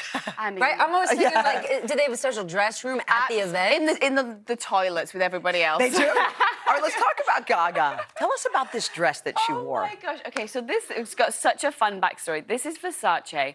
So this dress actually walked on the runway in Versace and Hollywood 3 days ago. It walked past me on Gigi Hadid in the runway. Okay. I was with Donatella Versace because we're doing a fun piece for our show tomorrow with her. Okay. But she basically told me that Donatella got a text from Gaga herself saying, I want that dress for the Oscars. She did not have a dress already. This is where I'm like, hold on a minute. She had to have something lined up. Here's the thing, though, but she is notorious for just changing her mind last minute. Last minute. She's a visionary, and she sees something, she's instinctual, and she wants it. So basically, she took it straight off the runway, and it fit perfectly. Love it. All right, let's talk Angela Bassett. That looks gorgeous. Beautiful, right? So regal. This is Jeremy Scott Moschino.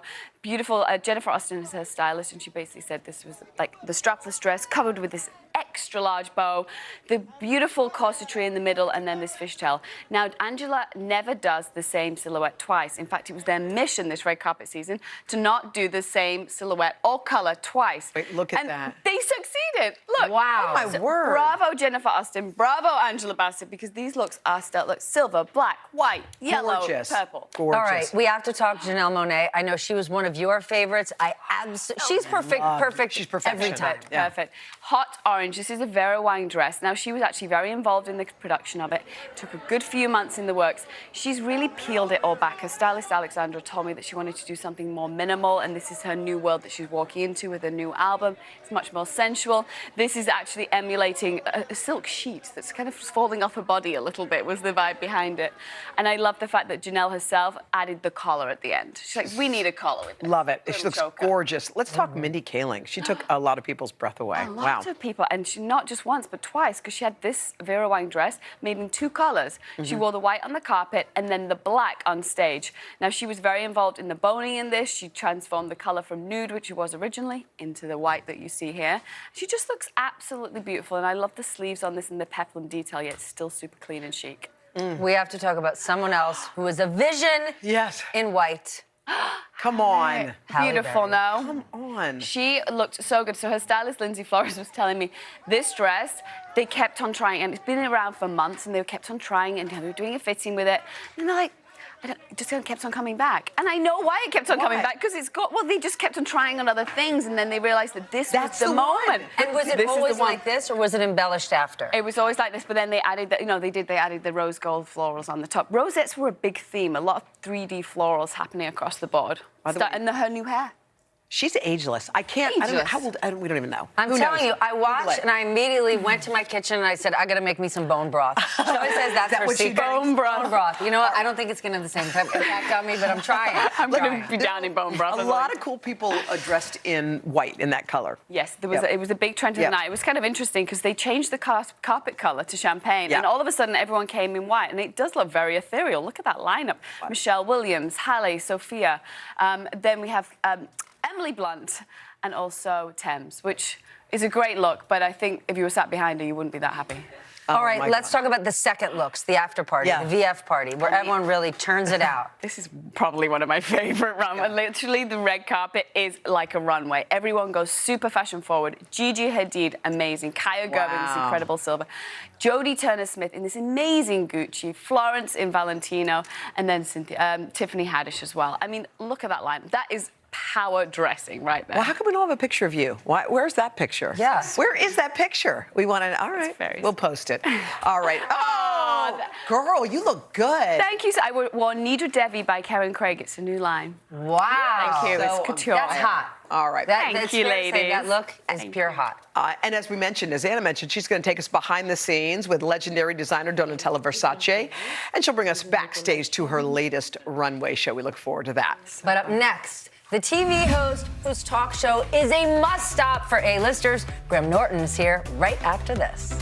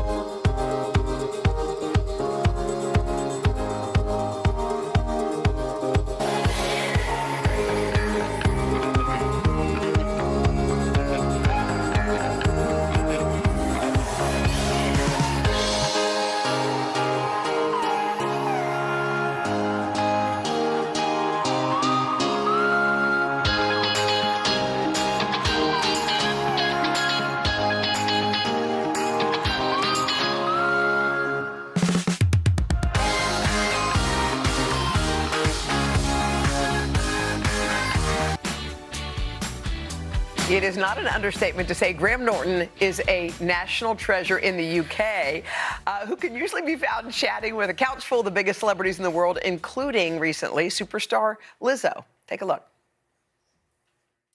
This seems like CSI Grammys, but is that a hip flask?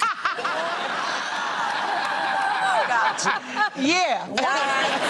One of many. I had 2 flasks for me and 1 for Adele. It was lit. Why do you have to bring a hip flask? Because there's not like a bar. I know. I'm like, come on, y'all. We need more alcohol. Like, it's the Grammys, like. Hayek. Julianne Moore. Okay, Yeah. wait, let's just talk about that couch. Right Okay, now, Lizzo, right now. Salma Hayek, Julianne Moore, no big deal. Like, that's your Thursday night. That's who comes over. Well, because we only tape once a week. So, you know. Okay, once a week? None of those people come over my house. No, but if I was on 5 nights a week, I'd spread them over Yes. 5 nights. So because we're only once a week, we get this really star-studded couch most weeks. And it's fun because, you know, if you've got Lizzo there, she brings the party. So I think, And in a a hip way, that's flask. what me interested in the show is because you never know the chemistry of all those people on the couch together. Well, I have to say something because often we will interview a celebrity here and then they're like, did you see her on Graham Norton? I'm like, what did she say on Graham Norton? There's something that happens on your show that I think people feel free. They don't feel, I don't know whether it's pressured by time or thinking you're going to kind of jump in with some kind of scary question, but clearly they open up. That happens. How does that go down? I think it's partly because it's a long show. Yeah. You know, I think on shows here, they come on a talk show and they do like their 8 minutes and then they're Yeah. gone. So on our show, they're often sitting there going, what, I'm still here? How long is this thing? And also, it's not that people get drunk, but you can have a drink. You can have a drink. You can have a drink. That will do the Do trick. they call you? I wonder, because people are having such a good time. As I watch, I'm like, it's the world's greatest dinner party. Are Yeah. they saying, Graham, I'm making my way through the UK. You got room for me on the couch? And if so, how big of a star is making that call to you? Oh, no one's calling me. I mean, no one. So the couch, they become friends on the night. So we recorded on a Thursday night, and often on the Friday morning, I'll be online and I'll see pictures of all the guests coming out of a restaurant. And I'll go, Hello. I was there. I believe I invited you all. Do you have a favorite, like a favorite moment, a favorite guest?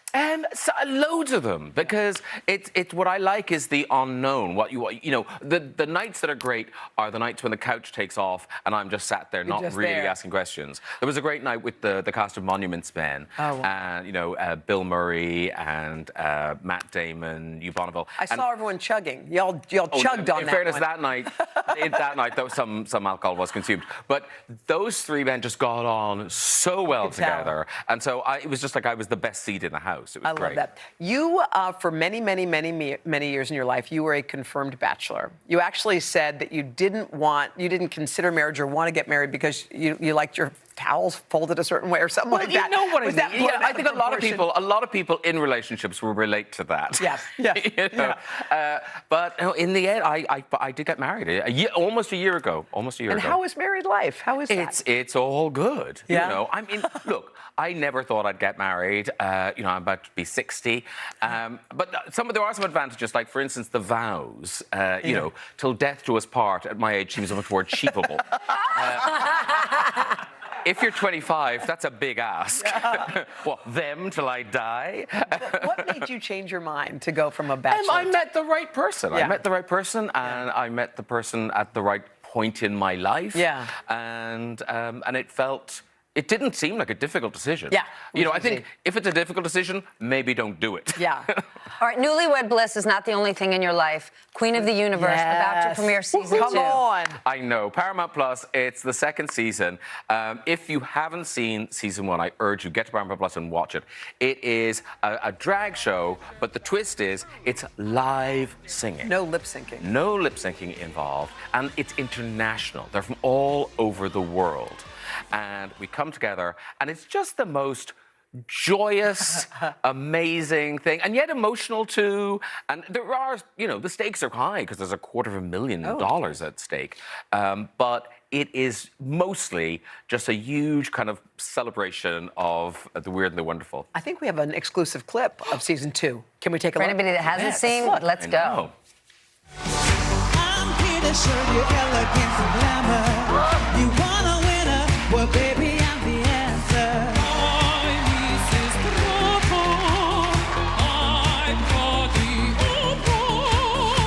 I took a plane straight from Italy. By the end, you will see why I'm from Sicily. Ciao. Everything makes me who I am. From Haiti to NYC to Amsterdam.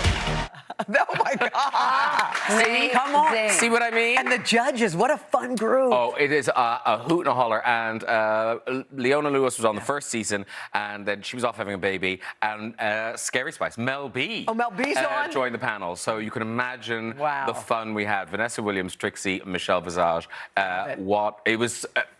and it was even kind of more fun backstage. Was it? Because I feel like the judges felt they had to behave a little bit on set. Well, don't leave, okay? Because you're going to give us the inside scoop on some A-listers you've interviewed. Do you know about that?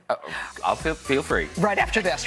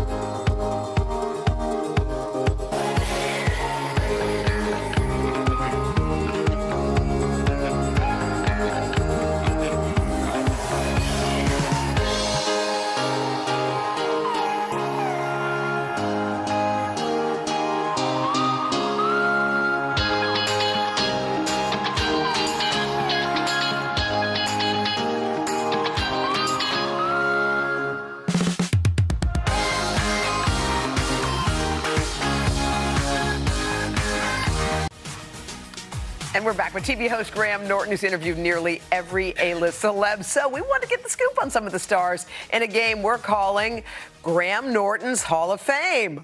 What? Yes, you Okay, you've already told us you don't have a favorite child, but you've interviewed so many celebrities and gotten secrets we might not know. Yes. Give us one. Yes. Ooh. We start with Adele? Okay, Adele. Yes. Adele, what I like about Adele is that although she has kind of transformed herself and her career and everything, she's still Adele. Yes. Like she was on the show and she was saying, you know, I must go out more. You know, she'd become a kind of recluse. In between records, she becomes a recluse. So I must go out more. And she literally said, what's the worst that can happen?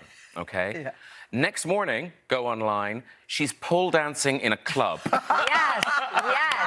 Worst slash best, depending on how you that's look the at it. worst thing that could happen. Yeah, but literally, she left the studio going, "What's the worst that could happen?" Okay, I'm guessing your Dame Judi Dench story does not involve No, but actually, the same nightclub. She was on the show, and she said, "Oh, I've never been to a nightclub," and I had to remind her, "No, I had bumped into her in the nightclub. She'd been there to. This is a weird story. She was there because she was working with Cher, and Cher was launching her single in this nightclub, and so Dame Judi Dench was in the nightclub dancing around her handbag. Every time she's come here, she comes by herself. She's never with an entourage. She's always like, should I sit here? Should I go up there? She is the sweetest, kindest, the best. She is right? so lovely. Let's talk about who's next. Our next legend is, as we spin it, Robin Williams. I mean, just the best. You must have had him here. And what I found amazing about Robin Williams is, you know, he's so wild and anarchic and funny, and he does that job. And then the minute I would turn to autocue or he knew that I had a bit of business to do, Stop. He was like self-producing all the time. I was just in awe of him, that he could just turn it on and turn it off. Yes. Just, A magical brilliant. person. Yeah. All right, you knew we were going to ask, especially given your other show. We got to ask about RuPaul. RuPaul. Oh, you got he is. RuPaul in drag. We never got there we RuPaul in go. drag. Yeah. You get RuPaul in drag for brief minutes on our show. Oh, but that's in New York. That picture. Yeah. That was at Wigstock 1,000 years ago. Ru is great, and and also he has kind of like tricks for a living, and you know, little questions he has to get himself out of situations. He's a wise owl. Is RuPaul? Oh, I like that. What a I'm big beautiful fan. way. I know. A wise owl. All right, let's find out who our next legend is. Is it? Da-da-da-da-da. I love this game. Madonna. Like, you book Madonna, you get Madonna. And I am such a huge Madonna fan. And she was one of the gets. I really wanted her on the show. She's been on a few times now. But that first time. Yeah. And you know, in my head, you know, I'm never friends with the celebrities, but I kind of thought, You maybe... look like you are. I didn't believe that. They look like they're your friends. They're so not. But I really thought with Madonna, I thought, oh, maybe we'll be friends. No. No, we're not. But I still love her. I absolutely adore her. All right, we got time for Tom Cruise. Let's spin it. No, we don't. No. Oh, I would have liked to. Tom Cruise, give it to us. Power of Yes. Tom. Yes. Yeah. I will be on the show. He was great. You know what he did? I mean, obviously, we all know he got cinemas back and running. He got our show back and running. How? He was he was in London. I think he was trying to finish Mission Impossible. And he just, out of the blue, said, I'll come on. And it made all the difference. You know, we didn't have audiences. It was just me and the camera guys, and we did have some guests in the studio, but it was all very domestic bookings. So to have this global superstar in the studio with us, it sent out such a great message that it's business is, you know, we're open as usual. Love it. And that was him. Graham Norton, we love you. Oh, you're the best. Congratulations. Season 2 of Queen of the Universe starting June 2nd on Paramount Plus. Season 1 is available to watch, as Graham said, right now. Up next, right here, how one woman used nature to help her own healing and why thousands of women are on board with the idea. Right after this.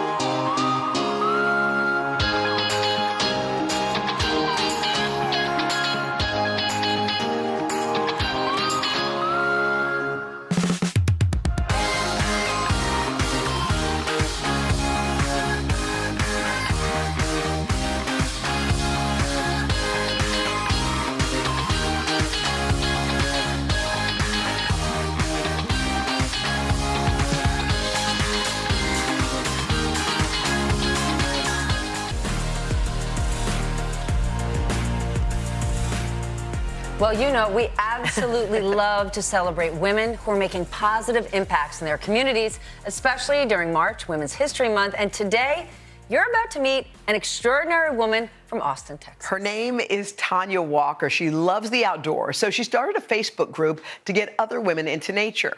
But she never imagined how her small idea would end up changing lives in some big and unexpected ways. Take a look. If you are on the water and you can really immerse yourself, and it feels like as if you're this little ant on this big body of water, it feels very liberating. Tanya Walker knows the joys of kayaking, and she's made it her purpose to share it. All the first-time kayakers! Woo! As the founder of Black Women Who Kayak in Austin, Texas, Tanya hosts events for women to connect with one another and with nature. I have never before kayaked in my life until this group. It's Tanya's way of giving back to a community that's given her so much. After a divorce in 2005 left her and her 2 young sons without a home, she turned to the Austin Shelter for Women and Children. When I was in the lowest point of my life, my community helped me and my boys. So it's important for me to give back to my community. As she got back on her feet, she found spending time outdoors to be healing. So in 2018, she decided to share that experience with others. For African American culture, one of the things is we don't do certain things. It's not the fact that we don't do certain things, but it's why we don't do these things. The barriers of not feeling welcome, or when it comes to water, is not knowing how to swim or being afraid of big bodies of water. Tanya tackled these barriers head on. She partnered with local businesses to offer swimming lessons and hosted outdoor activities like hiking and canyoneering to spark interest in nature. I took advantage of the opportunity to take some swimming lessons before I actually had my first kayaking event. And then once I was on the water, I just immediately fell in love with it. The spaces that you don't see us, or you rarely see us, those are the areas that I want to address, and I want to make sure that, you know, those spaces are welcoming. The group has grown to more than 2,000 members across 8 chapters in the U.S., and now the group does more than just kayak. She recently changed the name to Black Women Who. It could be scary at times doing something that you've never done before, but the cool thing is that you're not doing it alone. You're doing it with somebody else who looks like you, but are also probably doing it the first time as well. To get the word out, Tanya wrote about the group for Soul City magazine. It was a move that proved life-changing for Heath Creech, the magazine's publisher. In our first and second conversation, I mentioned kind of casually that I was on dialysis because I have kidney failure. And she said, ever since I was a little girl, I've always wanted to donate an organ. Wait, what? When he told me what he was on dialysis, that conversation just got fueled, and then I just started thinking about, hey, I could help and be a kidney donor for him. She went through the testing process, and they were a match. Heath and Tanya underwent surgery in January 2023, just 6 months after meeting for the first time. The operation was a success. This is definitely a lifelong connection. Tanya, she is just a natural-born, giving, kind-hearted, loving kind of person. 6 weeks post-op, Tanya is back on the water for the first time at the Texas Rowing Center, leading the largest group of women she's hosted on the Colorado River. So is this your first time kayaking? Awesome. I love what Tanya has put together. It gives me the ability to connect with other Black women and be outdoors. I was able to turn my passion, which is kayaking, into my purpose, to take other women on the water to have that same feeling that I get. That's been the most empowering part of this whole journey. Incredible. Tanya. Oh, wow. That was cool. Coming up next, guys, spring cleaning made simple. We have got some award-winning household products to make your life easier right after this.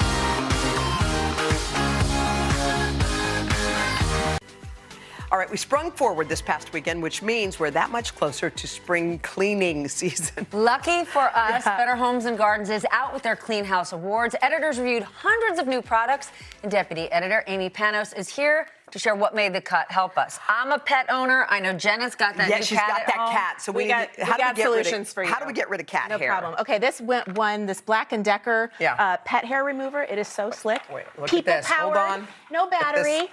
Look at that nastiness. And it's got Gone. this transparent window. You can see the stuff in there, and then you just hit a button, and boom, it goes into the garbage. My gosh, Wow. that is Right? really good. You know what this doesn't solve for, though?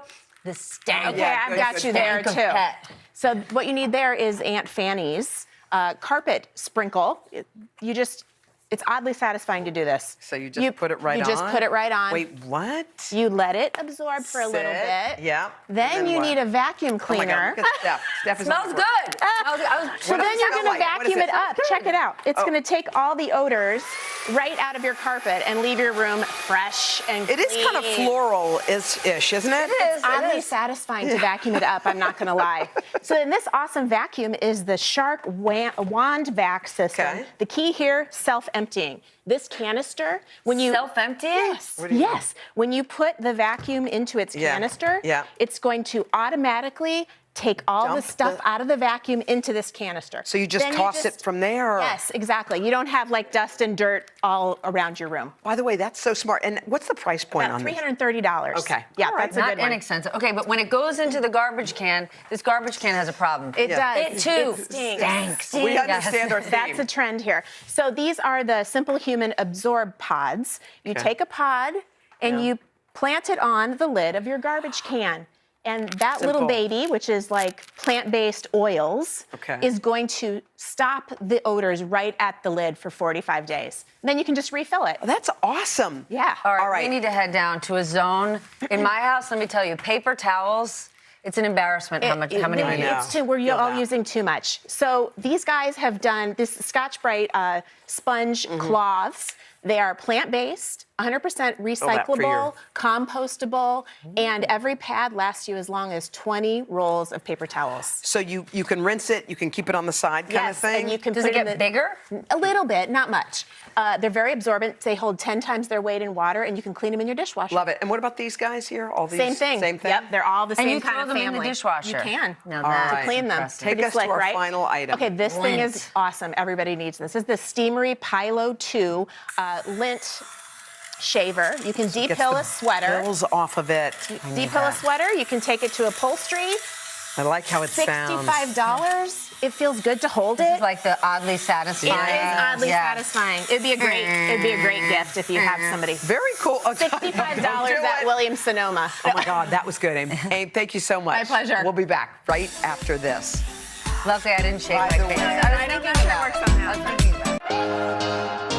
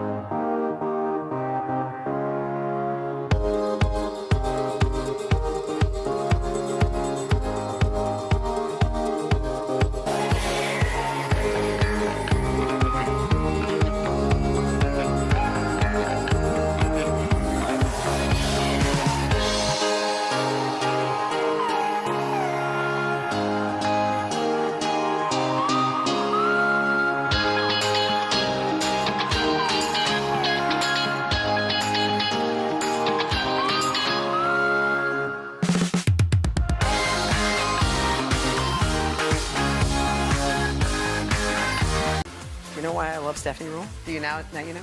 Anyway, a big thank you to this one. Catch Thank Steph you. tonight. She's on the 11th hour. Let's If draw you stay up mustache late on her right at there. 11 p.m. on MSNBC. You're going to miss Paris Hilton. She's on tomorrow. She's I'll going be to stop tuning in. by. I Okay, watch good. every day and up close and personal with legendary designer Donatella Versace. Have a great day, everybody. We'll see you tomorrow. Bye-bye. Bye. When we do our show, we're inviting someone to come in, We are informing you, showing the world has multiple sides and beautiful sides. Welcome back to Today. We got a lot to celebrate on this Wednesday morning. It's good to have you along with us. You don't know when your moment's coming, but when it does, you take it. Everybody's good, and that's it.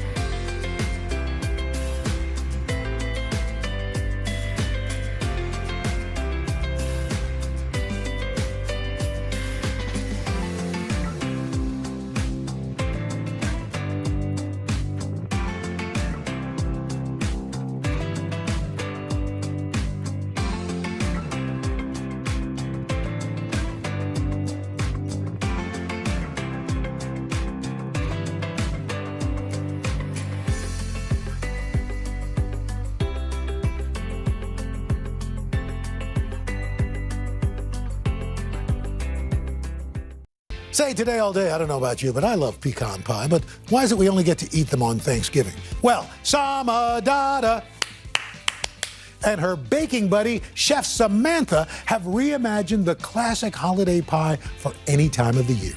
Sama is serving up vegan mini pecan pies that make a perfect sweet snack. And then Samantha makes a stunning maple nut tart that is truly a work of art. It's all coming up next on #Cooking. So we're just stirring. Oh gosh, cooking. Sama, it smells so good already. Doesn't it? Mm-hmm. Don't you want this in a candle? I do. Sama's gonna start making I'm candles. gonna start making pecan pie candles, baby.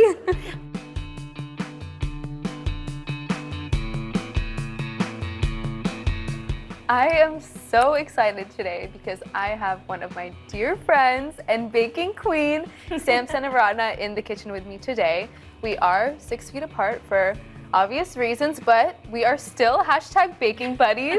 Absolutely. I am so lucky because Sam food styled my first cookbook and it just looked so beautiful. We really bonded on set and I'm just so excited to have her with me today.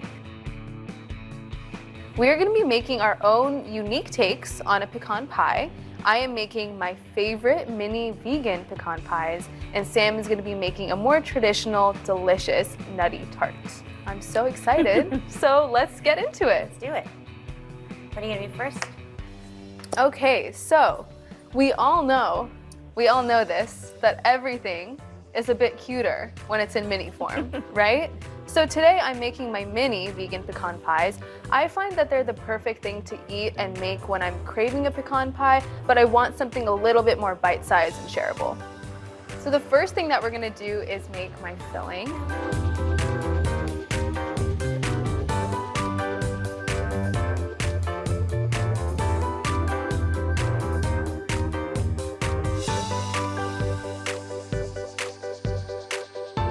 I've heated my saucepan on medium heat, and now I'm gonna start adding my filling ingredients. Sounds good. What do you got? Starting with some coconut oil. Do you keep your coconut oil in the fridge, or do you keep it at room temp? I keep it at room temp. I keep it in the fridge. Tell me why, Sam. It lasts longer. There we go. Pro tips from Sam, But also, baby. I think maybe you go through coconut oil so fast that you don't need to keep it in the fridge. I go through coconut oil probably like 1 jar a week. So after my coconut oil, I've got my pecan butter.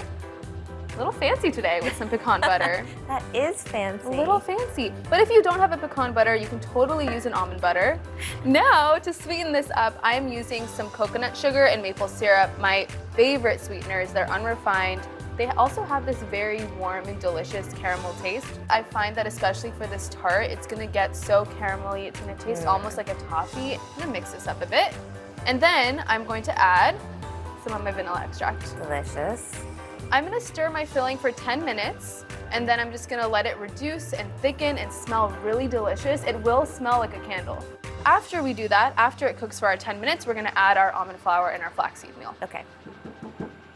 So we're just stirring. Oh gosh, cooking. Sama, it smells so good already. Doesn't it? Mm-hmm. Don't you want this in a candle? I do.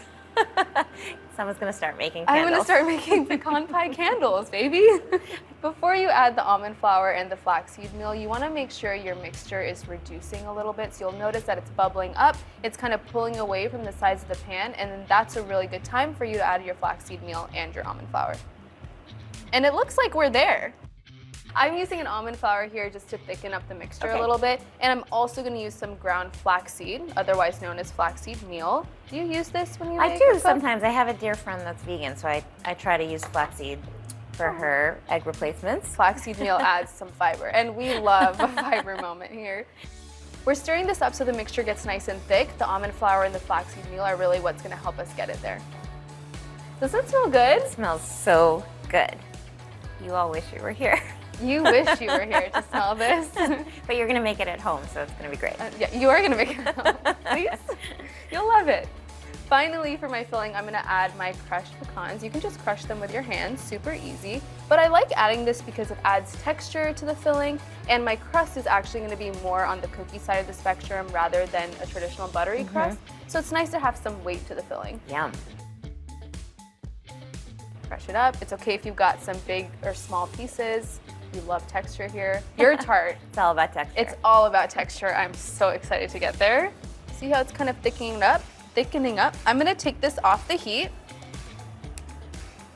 Incorporate those pecans, get it off the heat, and then get to work on my crust. If we don't eat it first. If we don't eat it all first.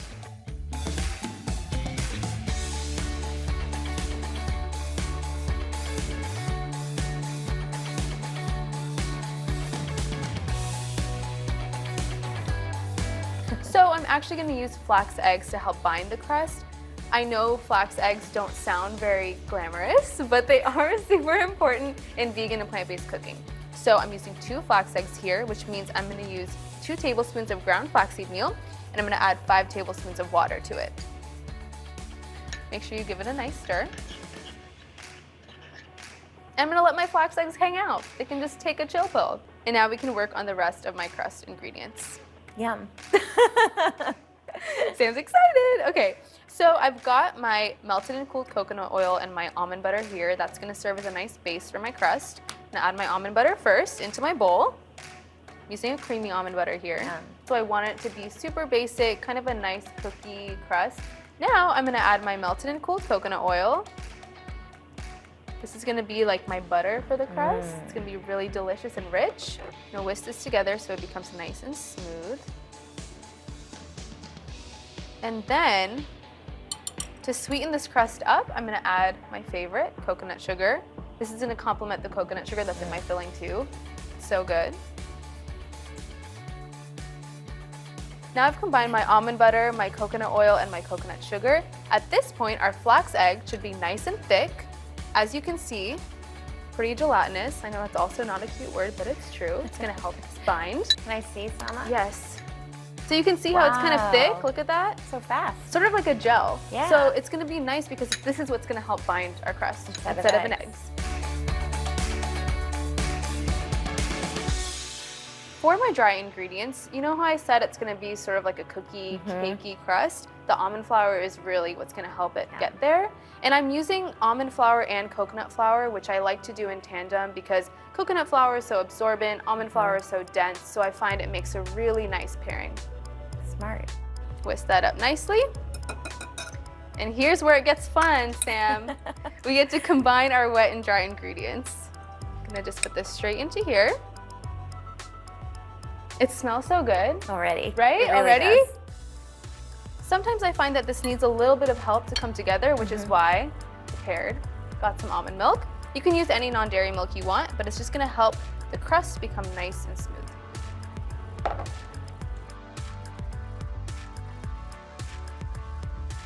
So in my crust, I would use butter, lots of butter, and flour, and granulated sugar. Yeah. As you can see, this dough can be really sticky, so make sure you're armed with a spatula to help your whisk out. You know, though, at home you'd use your fingers. At home, yeah. Yeah. I do use my fingers when I'm at home. You know what? Are we over it? I'm just gonna get in there. Just gonna get in there. They're the best tool you have. You always say when you bake to trust your body, which is what I love about you. Can you explain this to me a bit more? Is that your baking philosophy, to trust your body? That's my baking philosophy. That's why you use your hands, right? So you feel it and you smell it and you know, use all your senses to sort of figure out what to do next. We really are I #baking know. buddies. Okay, so it looks like my crust is nice and sticky, well incorporated, which is gonna be perfect because now all we're gonna do is transfer it to my little mini muffin tin.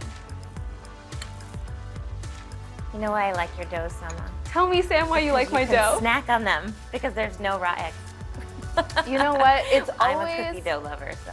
It's always a bit of a question on whether or not the dough will make it to the oven for me.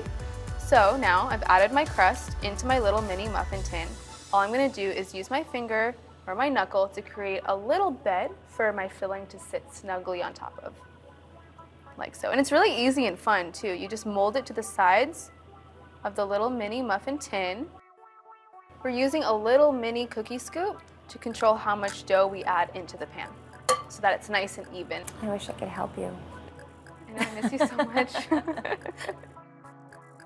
Oh, I forgot to mention, I did grease this pan with coconut oil, and you want to make sure you do that. Super important because you don't want the pies to stick to the pan. That would be really sad. That would be so sad. Now that all of my little cute mini crusts are done, I'm gonna add the filling. Just gonna move this bowl aside. As you can see, this filling has just gotten so thick and it's delicious and it's like a toffee. I'm gonna add it straight into my crust. And it's gonna fit nice and snug in there. Like, they're like little mini tarts, I know. They're so cute. You don't wanna overfill the filling because it will bubble up in the oven when it bakes. So make sure you just level it out. But this guy definitely needs a little more.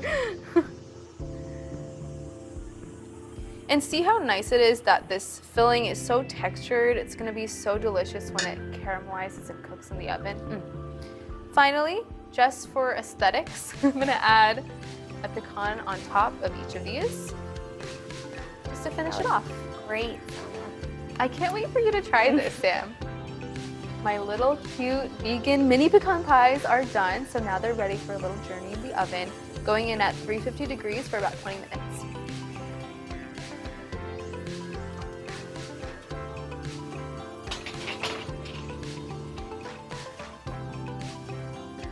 Yay! Now that it's in the oven, I'm gonna clean this up, and Sam, it's time for you to make your tart. My turn. So I'm excited. gonna get my ingredients. Cool.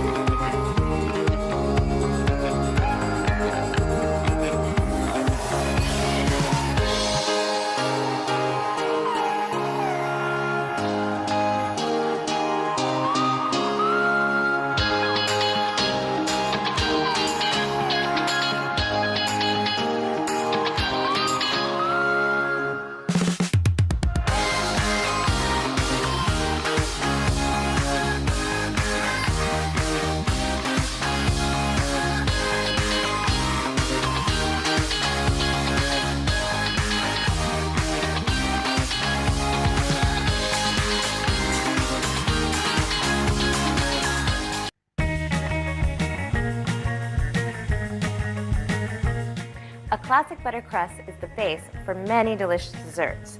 Takes a bit of practice to master, but it's worth it. I'm going to show you how to make it.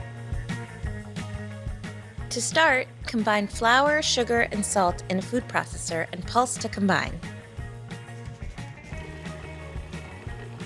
Now, add the cold butter and pulse until the mixture resembles a coarse meal.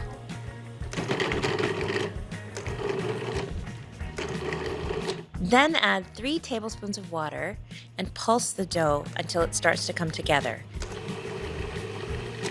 You can add a little more water if you need to. Tip the dough onto a piece of plastic wrap and then shape it into a flat disc.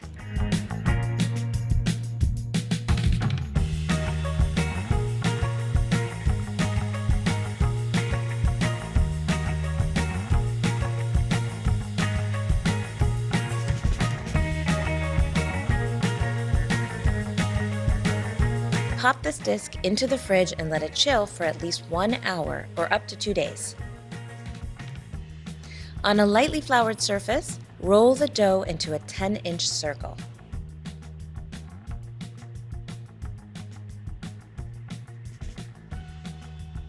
Transfer the dough to a 9-inch fluted tart pan and gently press the dough into the edges. For a nifty little trick, run the rolling pin over the top to trim the edges.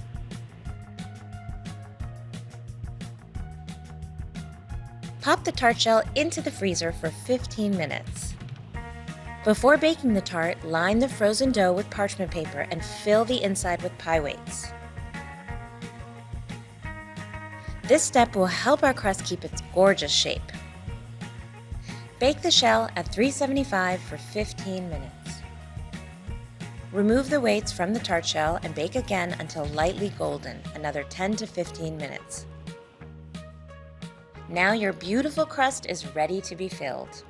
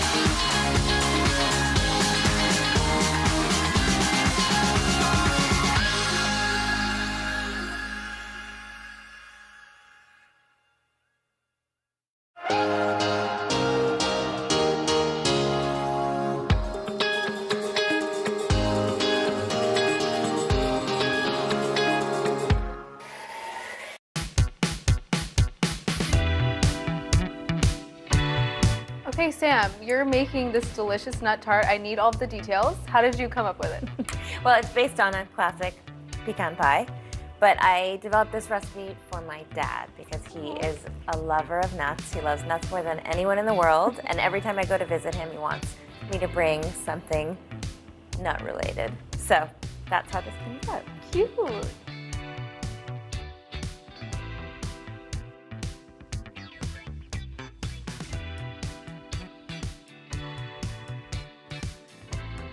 What are we doing first? I think the first thing I'm going to do is chop my chocolate. So this is a bar of dark chocolate. I am not a chip girl. I know that you are. I find that you can buy better chocolate when it's in bars, and you can control the size, and it melts a little better. It's nice to have texture too, right? Totally, and I like having all different varying sizes of chocolate, so every bite's a little different. Ooh. So now that's chopped. I'm gonna set that aside, and my filling is super easy. We'll just start with 3 eggs.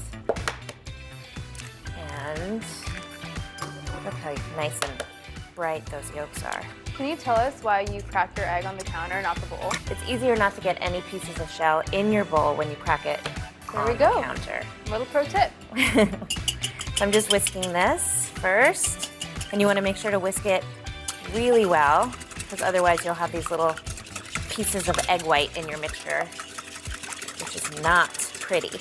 Not cute. So we'll mix this really well, and then we'll just add a couple more ingredients. We're going to add some melted butter. Delish. Yum. Delish. A little bit of brown sugar. And just like you, I'm using maple syrup. I'm from New England, so I feel very strongly about maple syrup. Very on brand. So traditionally, pecan pie is made with corn syrup, which is totally fine if that's what you want to use. I prefer using maple syrup because it has such a delicious flavor. And why not add more flavor? And then now my filling is done, I'm just gonna add my nuts. Sama, for this tart, I am using 3 different kinds of nuts because that's what my dad would like. I'm using pecans, walnuts, and hazelnuts. You could use any mix of nuts that you want. I'm also keeping them whole. I'm not chopping them because number 1, I'm lazy. And number 2, I really like the big pieces of nut. I think it looks really beautiful and just crunchy and nice. And you know, with hazelnuts, they usually come with these little brown papery skins.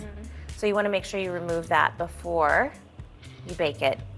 You can do that by just putting them in the oven, 375, for about 8 to 10 minutes until you'll see the flaky skin sort of starts to come off the nut. And then you throw it in a dish towel and rub all those skins off. You can also buy them like that if you wanted to. So why would we be removing the skins? The skins actually are a little bit bitter. So you really don't want, I mean, a little bit is kind of okay, but you don't want a lot of that in your final tart. Yeah, we don't want anything bitter. All right, so that all goes. Woo! And you're not chopping your nuts. No, I'm not. I just think it looks really cute when they're all big and luscious. Texture, baby. Texture. We love it. Okay, so that just gets tossed together. This is super simple. It's so easy. I mean, pecan pie is the easiest pie there is. But you know why I do it in this tart shell? I want the nut filling and the crust to sort of be equal players. You want like an even ratio. I think crust is really important, so.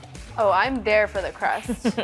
And, of course, we can't forget to add a little bit of salt.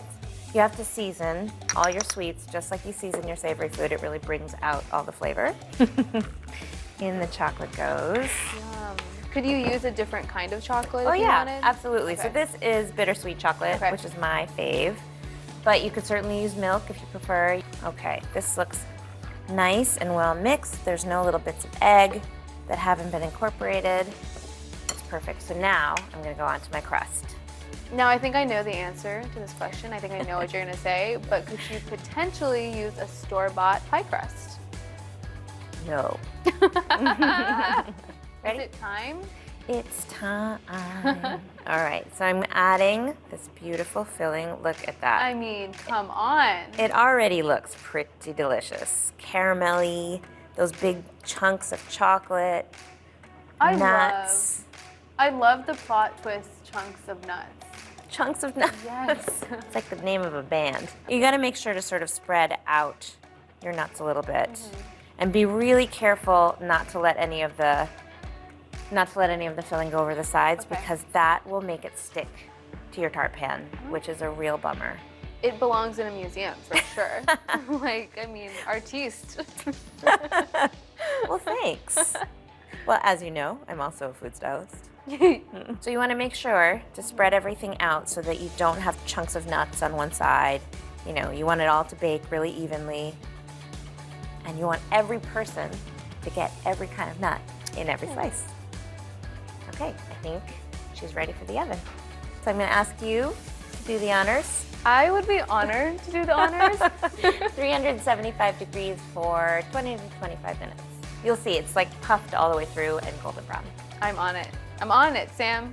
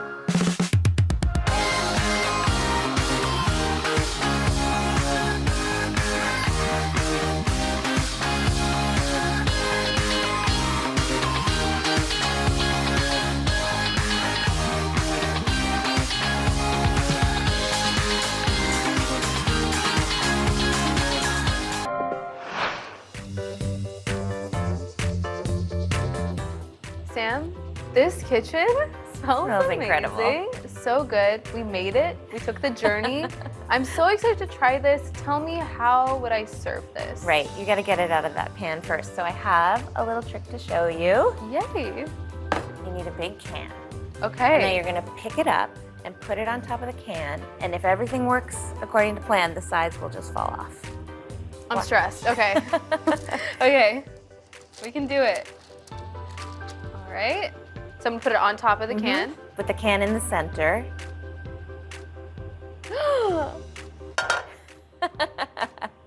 Magic. A little Magic. Magic. Okay. Now you can put it in your beautiful. plate. Look at that, though. Looks good. Looks so good. All right. Going on my little plate.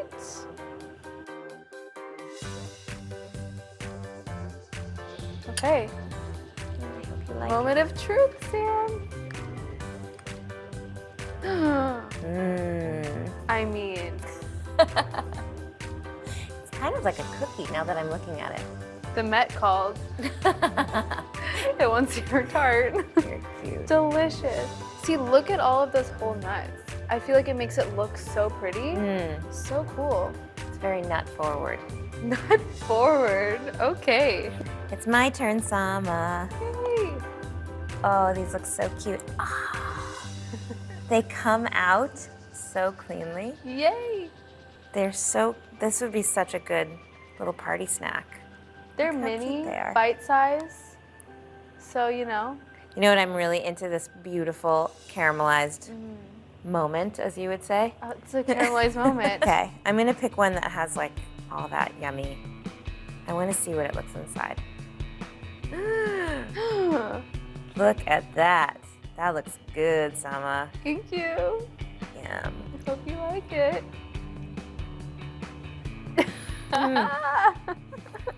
Good? I'm so happy. The coconut sugar is so yum. Right? That's delicious, Sama. Thank you, Sam. It's like rich and chewy and crunchy and coconutty. How do you feel about the cookie crust? I'm into it. Okay, I'm good. really, I love how thick it is because it's like It's luscious. luscious. That's what it is. Luckily, there's a huge piece of that delicious chocolate right here. This is what I'm going for. I mean, Tim, You shouldn't have, but you did. For you. I mean, the chunky nuts are like the perfect complement to the melted chocolate.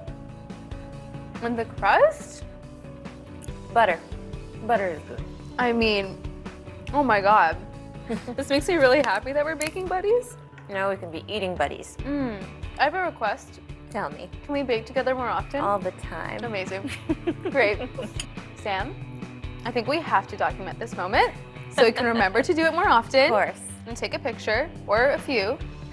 You can never have too many. All right, ready? Yes. Okay, we need to get the tarts in there. Easy. Yeah, oh, perfect. Yeah, that's good. Good. Yay! Sam, thank you so much for coming today. Thank you are you. my OG baking buddy, and I'm just gonna continue to enjoy this. Yeah, me too, for girl. myself. Let's do it. I love us. Ditto. I mean, we're so good. We're so talented. So talented. Super modest, super humble. But this is really good. It's good. It's good. Thanks, Sama. Thank you.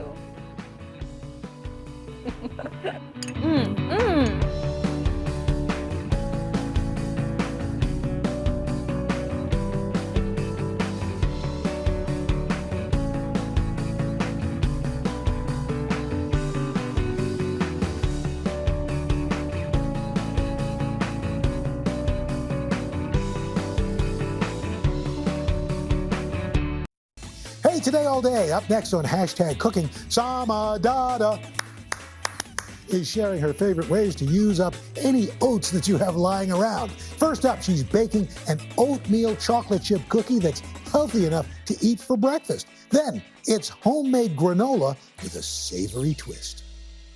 If you like oatmeal raisin cookies, I will not judge you. But an oatmeal raisin cookie is simply not a cookie I want to be a part of. Personally, speaking for myself, I will opt for chocolate every single time.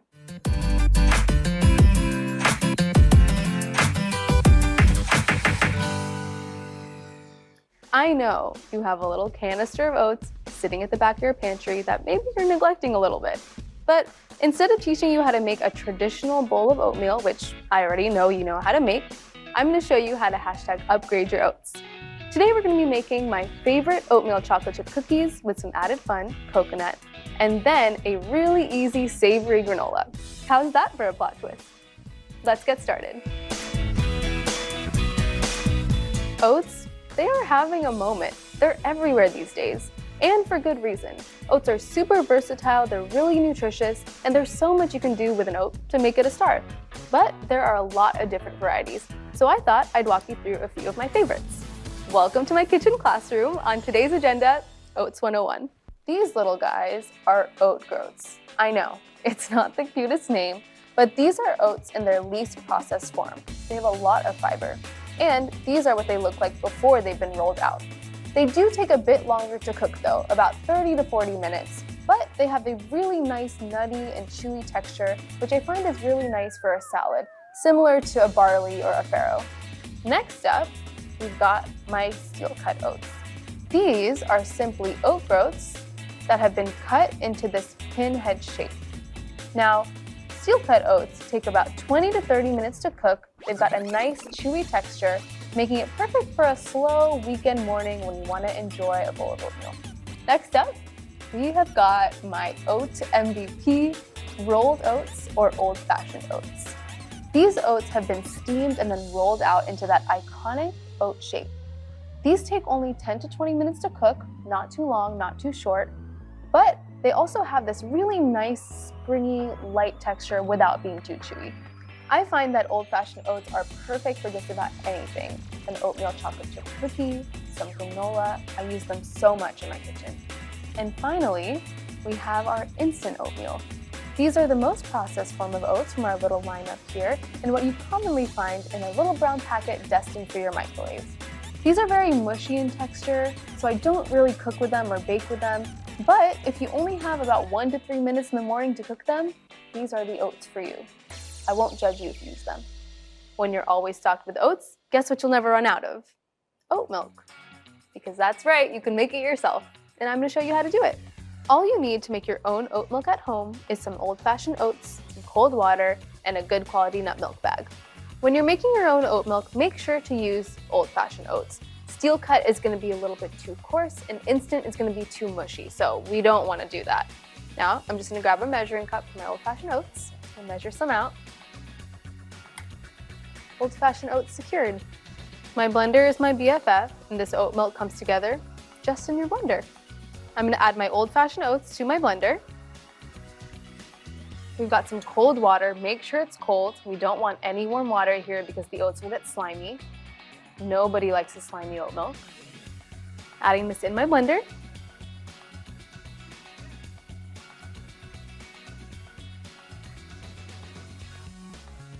And finally, this is optional, but not if you're me, because I like a little touch of sweetness, a little bit of maple syrup.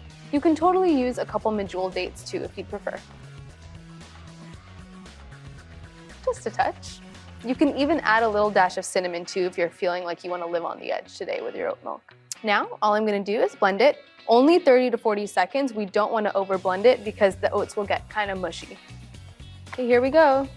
Oat milk is in our future.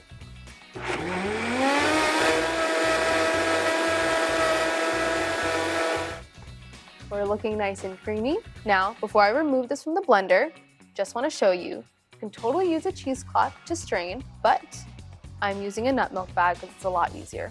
I'm gonna prepare this in my pitcher. Now I'm just gonna pour in my oat milk.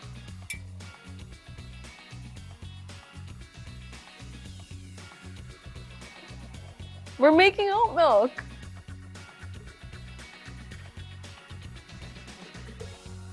You just want to squeeze it a little bit so you get all of that oat milk out. This is precious. We worked hard for this. Okay, we didn't really work that hard for this, but we still want to get everything out. Look at how creamy that looks too. Like that's some thick oat milk. I love it. And look at how this nut milk bag is catching all of those little pieces of oats. We don't want that in our oat milk. We want that to stay secure in the bag. That's why it's nice to get a good quality nut milk bag, because then it makes it super easy to make your oat milk at home. All right, we're gonna set this aside. See you later. And now we have homemade, creamy, delicious oat milk. This stores well in the fridge for about 5 days. Make sure you stir it before you drink it because separation is totally normal. I like to use this oat milk in any recipe where I call for a non-dairy milk, whether that be in my chocolate chip cookie pie or even my date crumble bars. It's so delicious, it's so creamy, it's even amazing in your coffee. And you know what pairs really well with oat milk? Cookies. Luckily, I've got myself covered because we're gonna make my chocolate chip oatmeal cookies with a little bit of coconut. I'm gonna let this chill while I go grab the ingredients.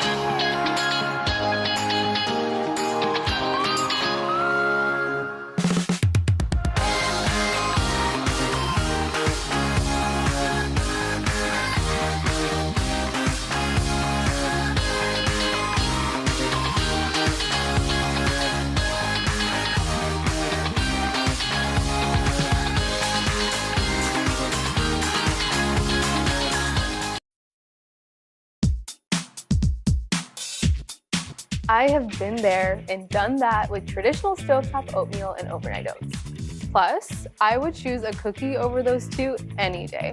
So, to solve my persistent desire for cookies at all hours of the day, I'm gonna show you how to make my favorite oatmeal chocolate chip cookie that's wholesome enough to eat for breakfast. So let's get to it. I've preheated my oven to 350 degrees, and because I love being prepared, I have also lined my pan with some parchment paper. Now we're gonna get to work on the wet ingredients. I'm gonna crack my egg in my bowl. Whisk that really nicely. We want no separation between the yolks and the whites. Okay. This looks great. Now I'm gonna add a little bit of almond butter.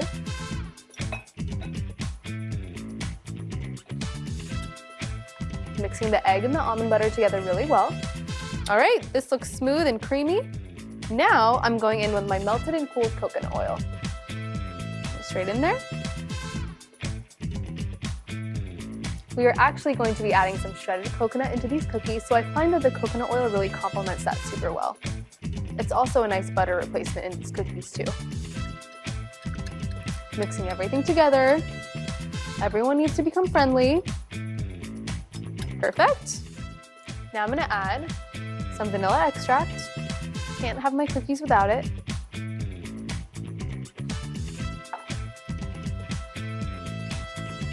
And finally, for my sweeteners, maple going in. Maple adds that really warm and almost breakfasty taste to these cookies.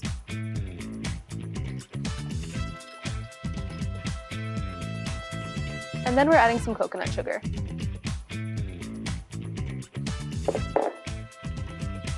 Coconut sugar and maple syrup are my favorite sweeteners to use together. I find that they complement each other really well. They create this really golden taste in these cookies.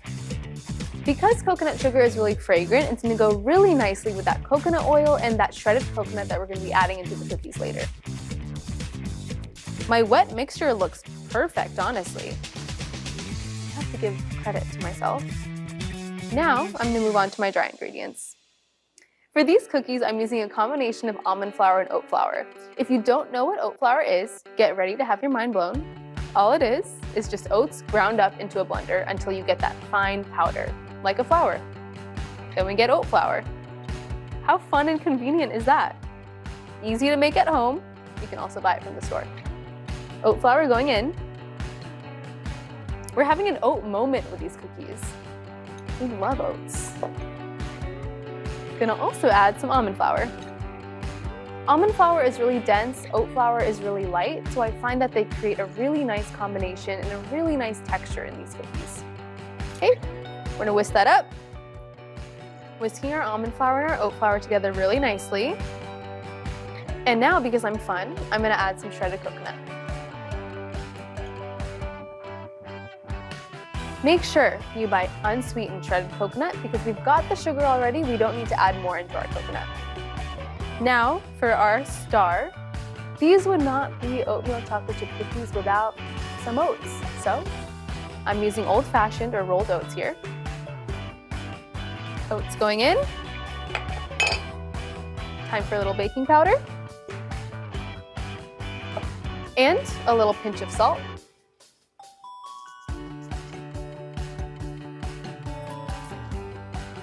The salt is gonna balance out the sweetness, really bring it out. It's gonna heighten all of those flavors. Whisking everything together nicely. We want a fully incorporated dry ingredient mixture here. Dry mixture taking a journey.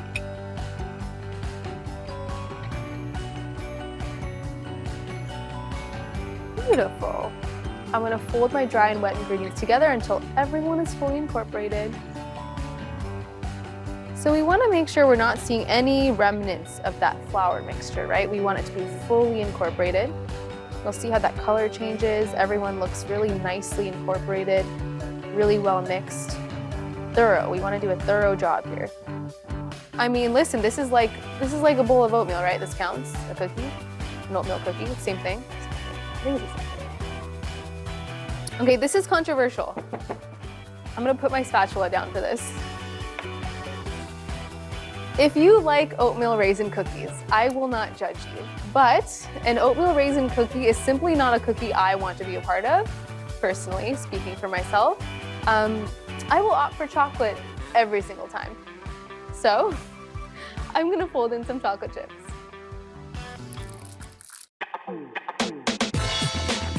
I measure chocolate chips with my sole, as you can see.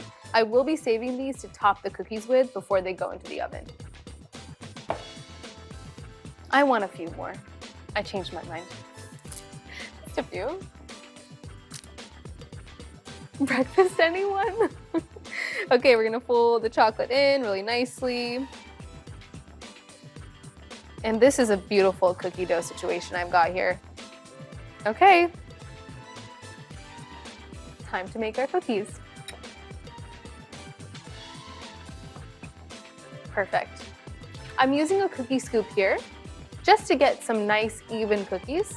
Want them all to be about the same size, and then they're gonna cook evenly too. That is a huge chunk of chocolate chips I just got. I'm not mad about it at all. Okay. And I'm just gonna use my fingers just to flatten them down slightly. Not too much, just a little. This one has so many chocolate chips. That's the one I'm going for. I already know this. I've already made up my mind. I like making these cookies at the start of the week because I'm eating them for breakfast. It's kind of nice to have on hand. And even if you have a different breakfast, okay? Even if you're having your eggs or whatever else you eat for breakfast, you can totally have one of these after with a little cup of coffee. How does that sound? Pretty good? I know, because I do it all the time. You know what these remind me of also? Just like a really glam granola bar. Like a granola bar, but like make it a cookie. I've got some extra dough here. I will be baking these off later, but I do want to add a couple extra chocolate chips on top for fun. I went pretty heavy on the chocolate chips and the dough already, and I honestly love that for me. I'm gonna bake these in the oven 10 to 15 minutes until it's nice and golden brown around those edges. I'm so excited to have some oatmeal breakfast cookies after this.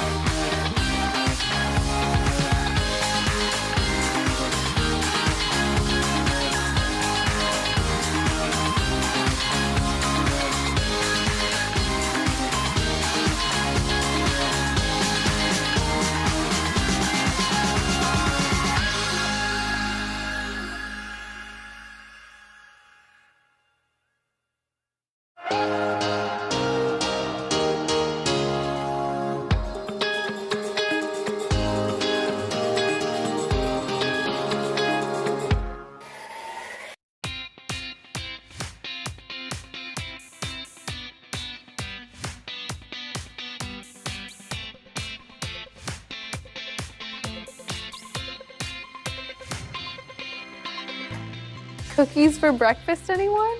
I mean, look at how textured they are, right? They've got the oats, they've got the chocolate chips, they've got coconut. There's a lot going on here. Perfect for breakfast, but also for any time of the day. I'm not gonna, say that I can't have this after dinner, because I can. So excited to eat them. And you know what I'm gonna eat them with? Some homemade oat milk, because I'm having an oat moment today. And I'm just gonna have all of the oats. I mean, look at that. So fluffy. You know what this needs? You know what this needs? It needs to be dunked in some oat milk. It just has to happen. Okay. I gotta get my camera out first because this is a perfect photo op. All right, it's taking the plunge. Oh my God, okay. All right, here we go.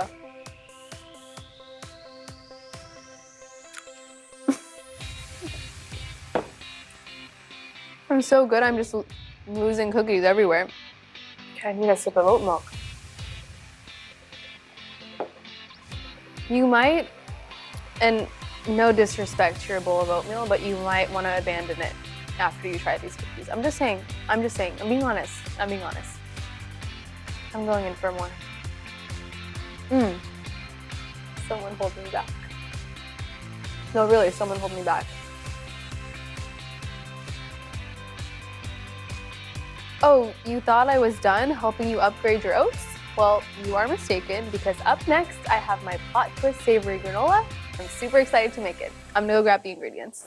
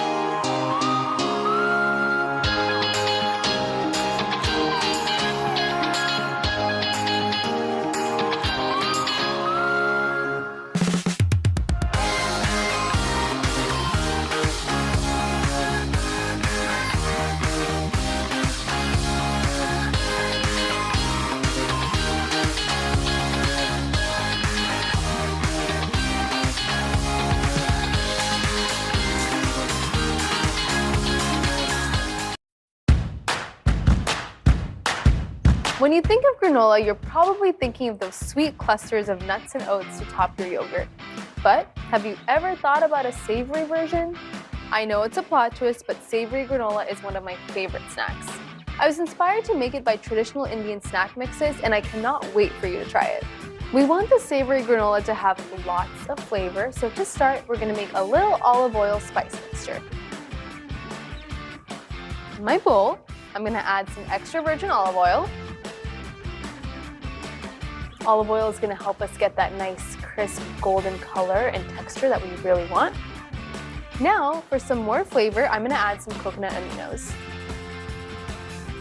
Coconut aminos going straight in there. Coconut aminos are made from the sap of coconut palms, and it's actually very similar in taste to a soy sauce, but it's gluten-free. So if that's important to you, there you go. We always have to have spice. I always have to have spice. I can't live my life without it. So we're gonna add a couple of my favorites. Cayenne. Cayenne is gonna add some heat, some spice. It's gonna really kick this flavor up a notch. Now I'm gonna add some garam masala. Garam masala is a very common Indian spice blend. It contains pepper, cumin, cloves. It's super warming, super fragrant. I love using it in my savory granola. I'm gonna add a little pinch of salt. Nothing is complete without a little pinch of salt. And now because we have a lot of spice, a lot of flavor, a lot of savory elements going on here, I want to add a little bit of honey just to balance out that saltiness. I love honey. Just a touch, not too much. That honey is going to give that really nice sweet and salty balance that I love so much. Now let's whisk everything together. Make sure it's really well incorporated. We want all of the spice, all of the flavor to be evenly whisked together.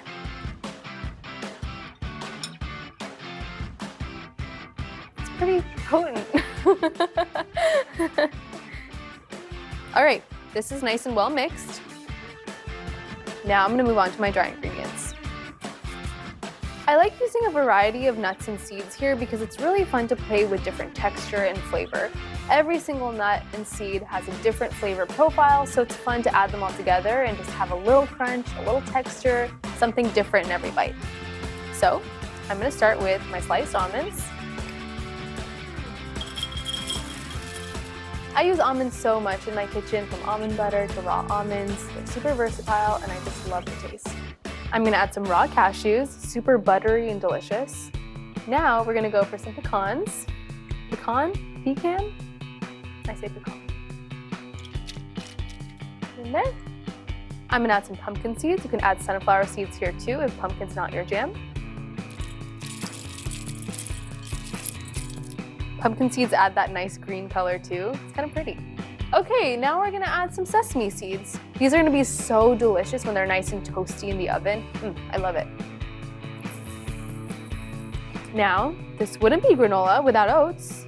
Cannot have granola without our oats. Adding the oats straight into my mixture.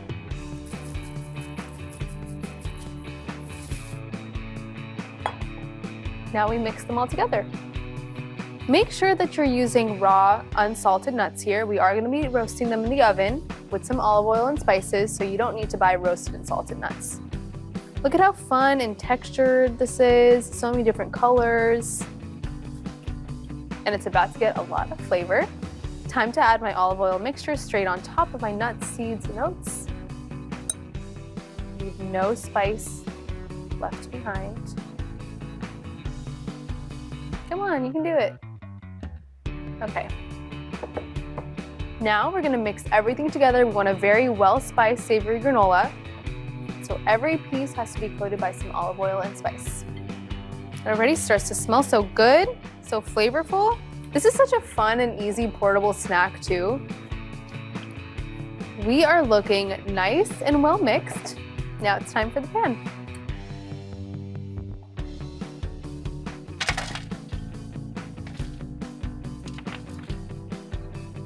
Make sure you get all of those little resistant oats. They'll have a better life as savory granola.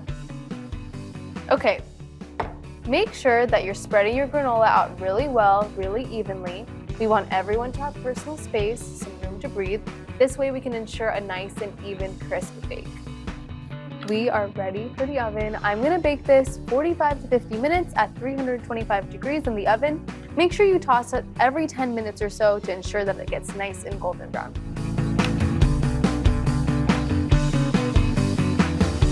Look at my gorgeous golden savory granola. I've let this cool completely. Make sure you let it cool for at least 15 minutes.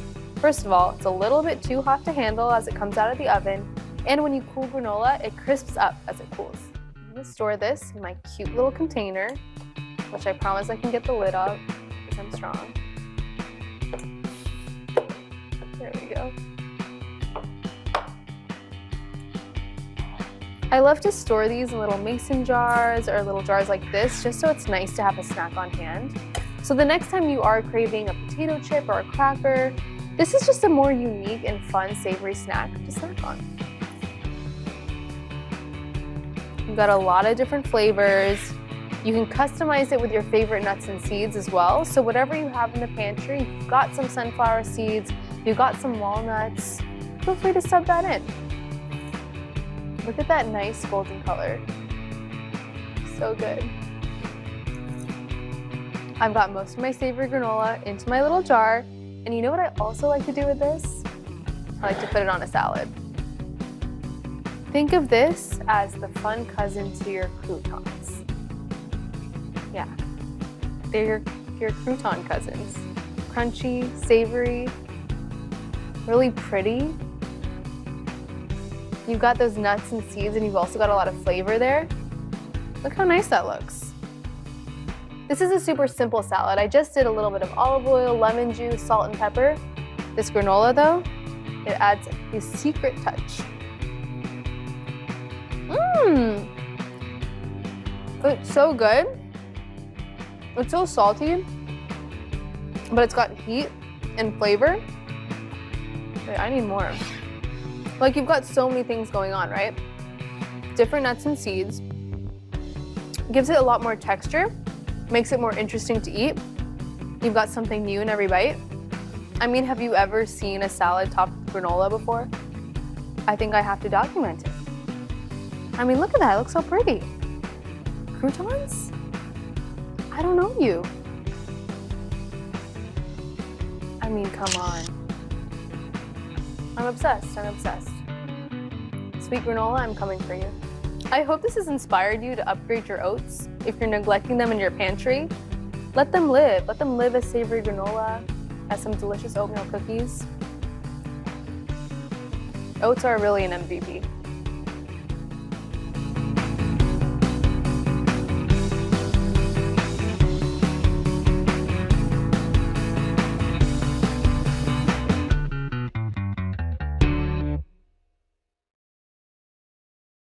Hey, Today All Day, up next on Hashtag Cooking, Samadada is saying bye-bye to boring avocado toast with 2 of her favorite avocado-packed recipes. Then she'll banish sad desk lunches forever with a savory turmeric oatmeal and crispy cauliflower popper.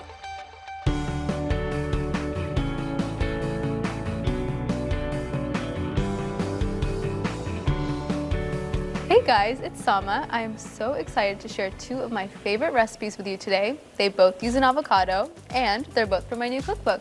So let's get Hashtag Cooking. First up, we're gonna make my avocado cream pasta, and then next, for dessert, because we always have to have it, my avocado brownies. And yes, I did say brownies. This avocado cream pasta is literally one of my most popular recipes on my blog, and I honestly think it's because you just need a blender to make this super luxurious sauce. I'm just gonna slice these tomatoes in half. You can totally leave them whole to roast them if you'd like, but I'm just gonna slice them so that we can get that nice caramelization around the edges. Now I'm just gonna arrange them onto my baking sheet. I've lined this with parchment paper. These rogue ones wanna be left behind, but they won't be.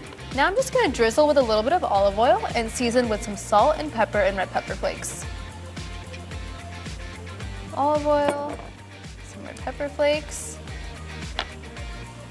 little salt, and then some pepper.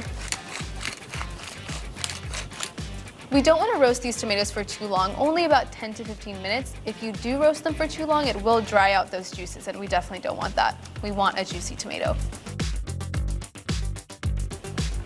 Okay, looking pretty good. Now that my tomatoes are done, I'm just gonna leave them here to hang out while I prepare my pasta. All right, very important. Please promise me you won't forget to salt your pasta water, okay? Just promise me. I'm gonna salt it, and now I'm gonna add my pasta straight in there.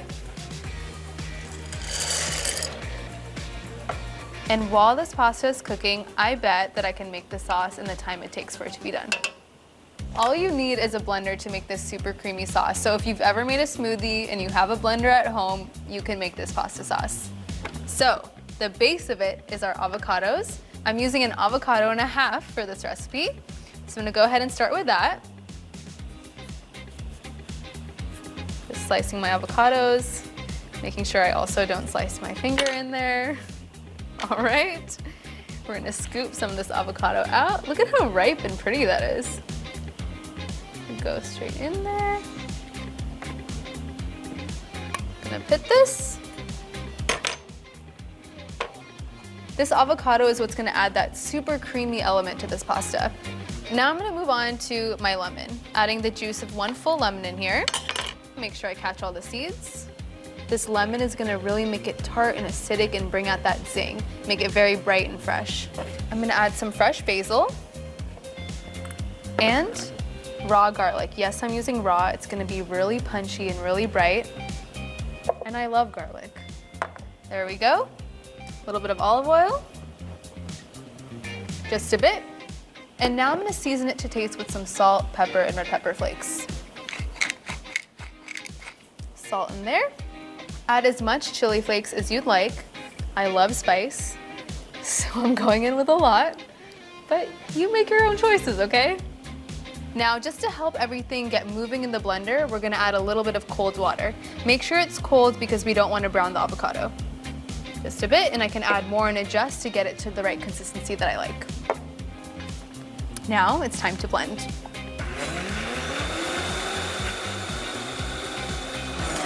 Perfect.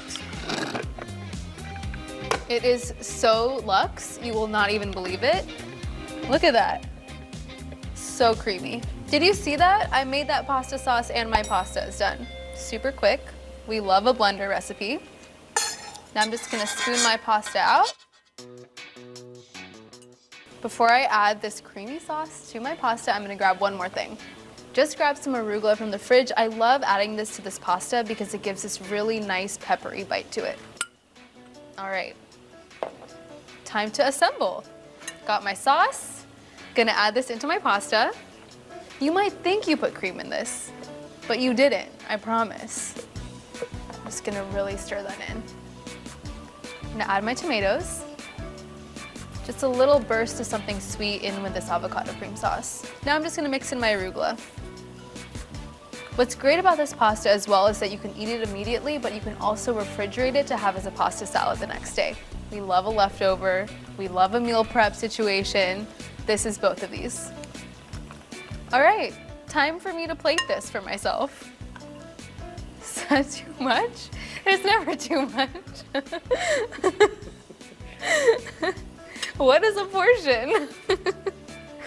I have my tomatoes that I reserved just for this moment. Place them on top, make it look really nice, a little pop of color. And now, some freshly ground black pepper and a pinch of flaky sea salt. That is it. But one last thing, can't forget to take a photo. I didn't do all of this for nothing. I love this. I'm gonna frame this. I'm gonna put this on my wall. I think it's fair to say that it's time for me to eat. Okay, here I go. Gotta get some arugula, some pasta in there. Okay.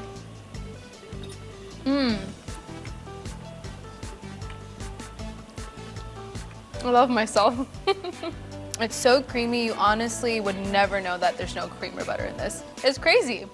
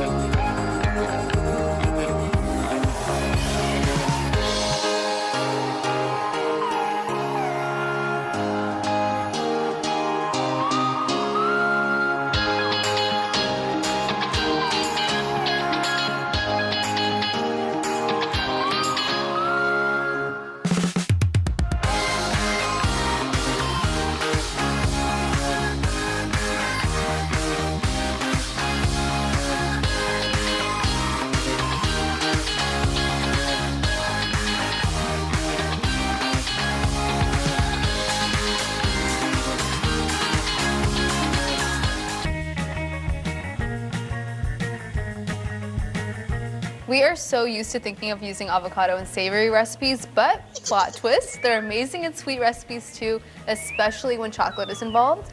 And that is where my avocado brownies come in. I've already preheated my oven to 350 degrees, and now I'm gonna prepare my pan. I love parchment paper. I live for parchment paper. I've already greased my pan here with some coconut oil, and now I've created a little strip of paper that I can just lay in to my pan. Stick it down because the coconut oil really helps it stick. And then I've created these nice little flaps which are gonna make it super easy to remove the brownies from the pan when they're done baking. I've got great news for you and for these brownies. Everything comes together in a blender. Like, you could make a smoothie, but don't. Make these brownies instead. All right. We're starting with my avocado, star of my show. Gonna slice this in half. Great way to use avocados when you're sick of the guacamole, when you're sick of all the savory things that you've been making with it. What's really nice about using an avocado in this brownie recipe is that it's super creamy and rich, so it actually serves as a really nice butter replacement, and you cannot even taste it. I promise. All right, avocado is in. Time for the rest of my ingredients. I'm using 2 eggs here. And 2. Crack that straight in there. And now I'm gonna add some creamy peanut butter. You can definitely use an almond butter if you like, but I love peanut butter.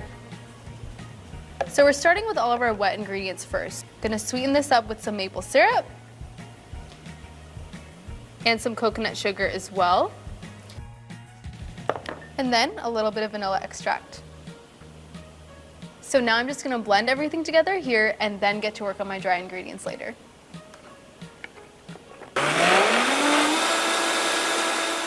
I'm using an almond flour for this recipe because I think it's really nice and dense and cakey, which is gonna be really delicious with these brownies.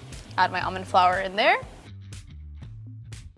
Now, we're gonna use a cocoa powder. Make sure you get an unsweetened cocoa or a cacao powder. We want it to be really pure here with nothing added because we've already sweetened it with some coconut sugar and maple. Oh. Now some baking soda. Isn't it so convenient? Like, just a blender and brownies are the result? Sign me up. A little bit of salt. This is gonna be really nice to bring out that sweetness and also balance out that chocolate. And now, you know what we're gonna do? We're gonna blend.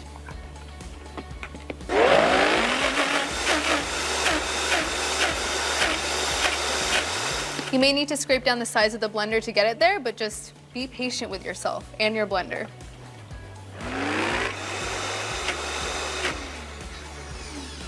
All right, we're looking really good. Now, I like a little bit of a sweeter brownie, so I'm gonna fold in some chocolate chips. You don't have to do this if you don't want, but if you like joy and happiness, I would highly recommend it.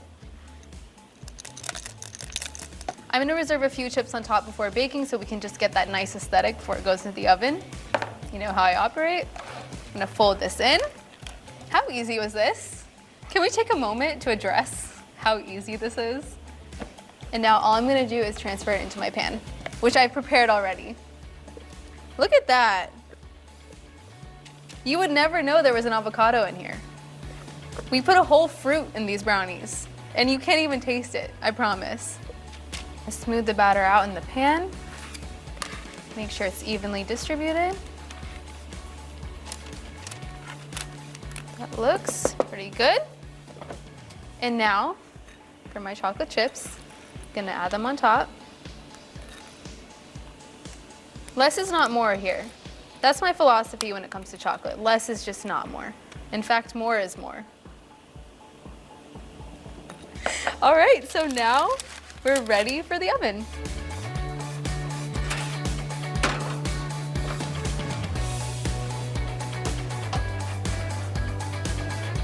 And they are done. You can tell that the brownies are done when they start to pull away from the sides of the pan a little bit and a knife inserted in the center comes out clean. I'm so excited about this. And again, I love parchment paper. This is so easy. I'm just gonna lift them straight out of the pan like this. Pretty good form, huh? I'm gonna slice these, big piece for myself. I'm gonna top it with some ice cream and peanut butter because I love myself and I deserve this. It's such a clean cut too.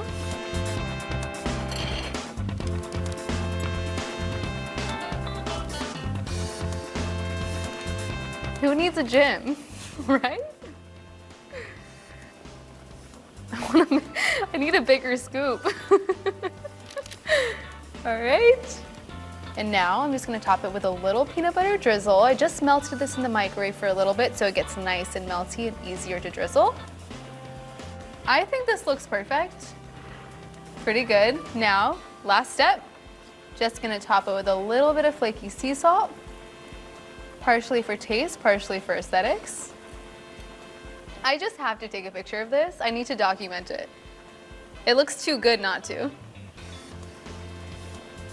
Okay. That little drip right there? Is that a joke? Okay. Now I need to try this. Okay.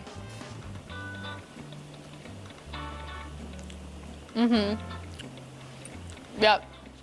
I'm gonna just leave. It's so crazy. There's no butter or oil in these brownies, but they taste so decadent and rich. Who gave me permission to do this? Avocado really came through today.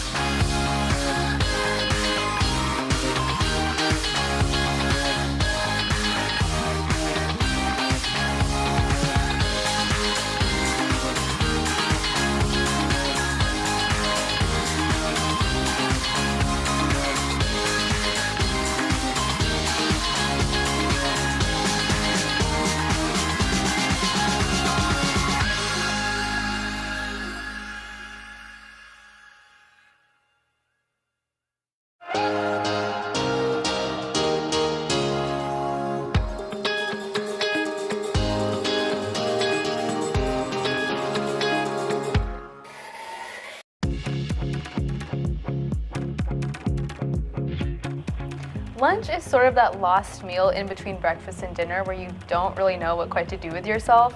So in order to make your lunch exciting, I'm gonna hashtag #EndSadDeskLunches and show you 2 of my favorites.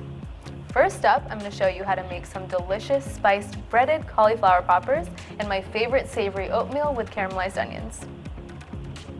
To be honest, cauliflower is truly in everything these days. We see it in pizza, we see it in pasta, it's probably in ice cream, I don't want to know about it. But the best way to use cauliflower is in these cauliflower poppers because you know what? They can literally do it all. They're a great snack, a great appetizer, and a yummy lunch, especially when paired with a delicious salad.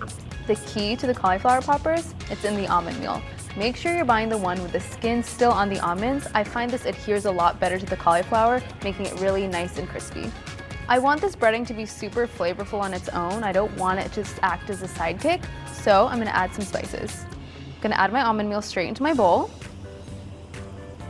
And then I'm adding my favorite spices, some cayenne, some cumin, and some turmeric.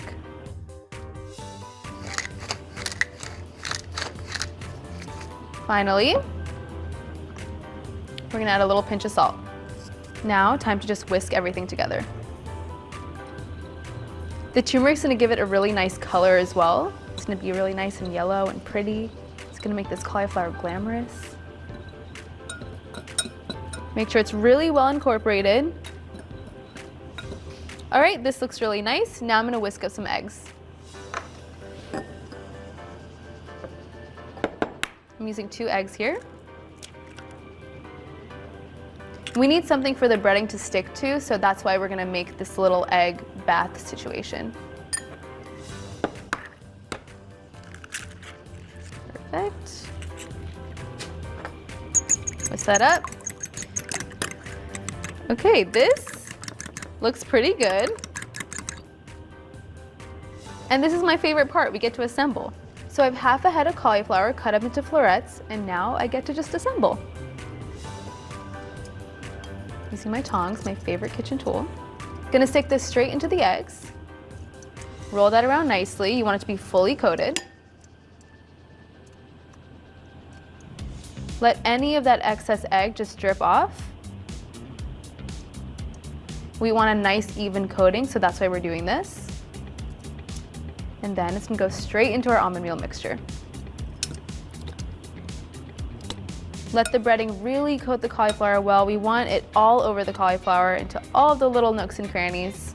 And now, just gonna transfer straight to our parchment lined pan. See how easy that was? That's crazy, that was so easy. We can all do this. And now I'm just gonna repeat with all of the other cauliflower florets. Make sure you're shaking that excess almond meal off as well. We want a nice, even coating. Pop that straight on the sheet. These are sort of like cauliflower wings. So if you're plant-based, if you're vegetarian, and even if you're not, it's kind of a fun and new way to get a veggie in your life. You can also totally use your hands for this. I'm being very neat and clean today. I don't want to crowd anyone on my pan here, so this is gonna be my first batch.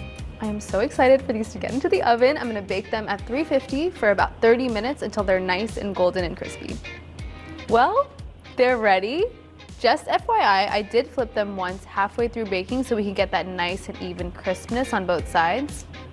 I really like to pair this with a variety of sauces. I like to have a sauce flight, a lot of choices here. You can really use whatever you'd like, whatever sauce suits your mood. It's also really great if you want to eat it solo.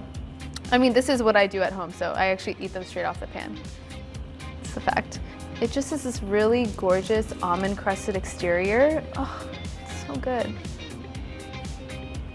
There is really nothing this cauliflower cannot do. I'll stand by that forever. Oh, I have to take a picture. I mean, come on. They're begging to be dipped and snacked on. I'm going in. So good.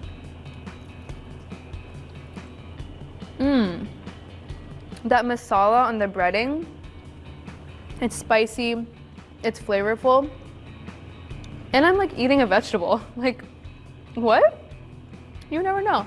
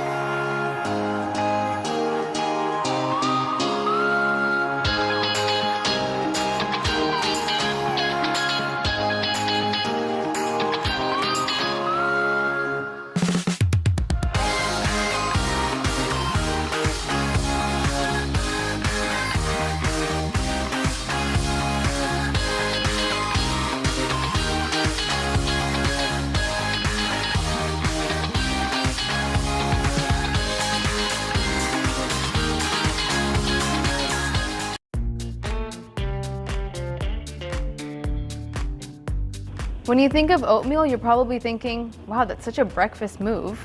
But I have to disagree because oats are actually the perfect base for anything savory and grounding and delicious. I'm gonna show you how to make my really hearty, savory turmeric oatmeal with caramelized onions, avocado, an egg, and peppery arugula. It is so good.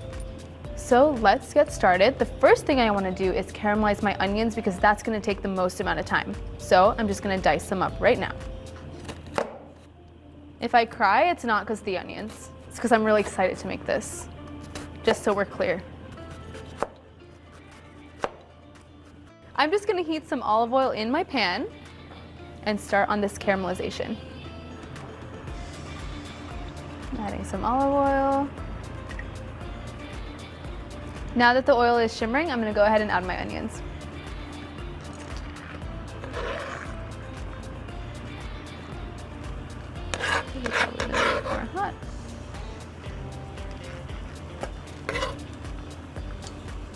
Caramelizing the onions is going to create this really nice full-bodied flavor. It's also going to add a little sweetness.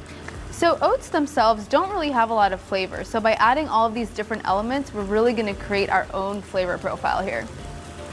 We're going to let these caramelize for about 15 to 20 minutes so it gets a really nice deep golden color, and then we're going to get to work on our oatmeal.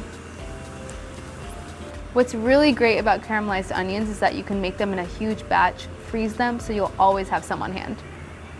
I'm gonna let these hang out, get really delicious and caramelized, and I'm gonna go grab some of my greens. Okay, it's been about 20 minutes. Can you even believe these onions? They look so good. They smell even better, if you can believe it. And now I'm just gonna upgrade them a bit with some of my favorite spices. I'm gonna add my cumin straight in here. And then my turmeric. And I really just want to toast the spices in with the caramelized onions so they become nice and fragrant, and any of that raw spice smell goes away. And finally, can't forget them, my salt and pepper.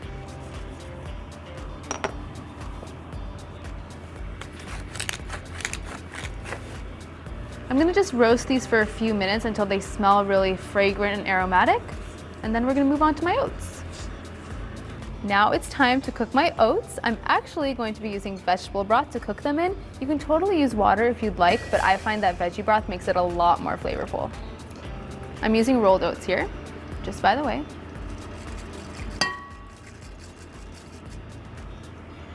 Give it a little stir, bring it to a boil, and let the oats absorb all of that liquid. We're boiling. Make sure you stir the oats while you cook them. It's a really aggressive boil. The liquid is reducing, the oats are thickening up. I'm gonna reduce the heat. Now, because you have so many savory and grounding flavors here, I want something a bit fresh, a little peppery bite, and that is where my arugula comes in. I'm just gonna stir in a handful here. You can choose however much you wanna add.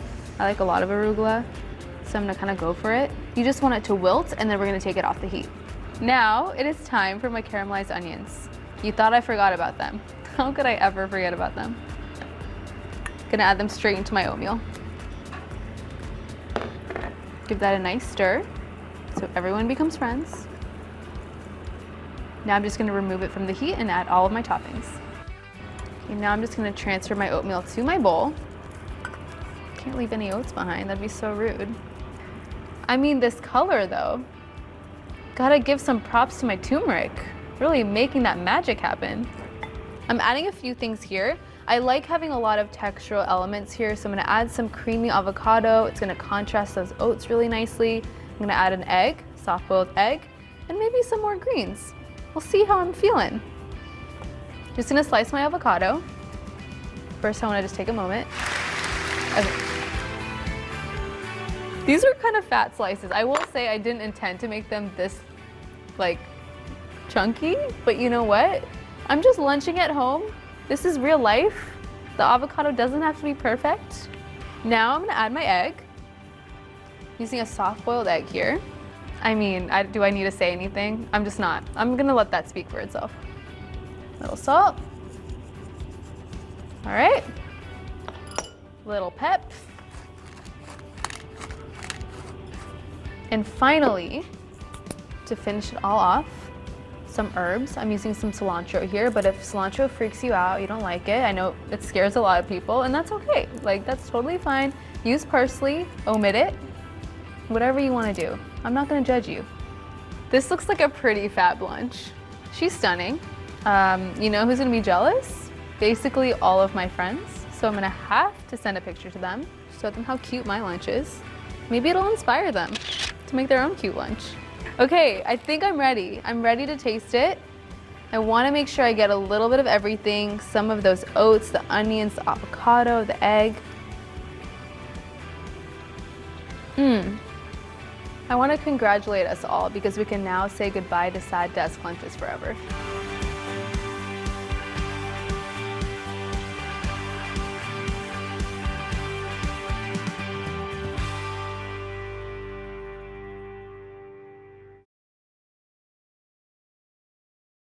Yo, Today All Day, up next on Hashtag Cooking, Sama Dada has the cure to your midday munchies. She's going to whip up 4 easy snacks so you'll always be prepared when hunger strikes.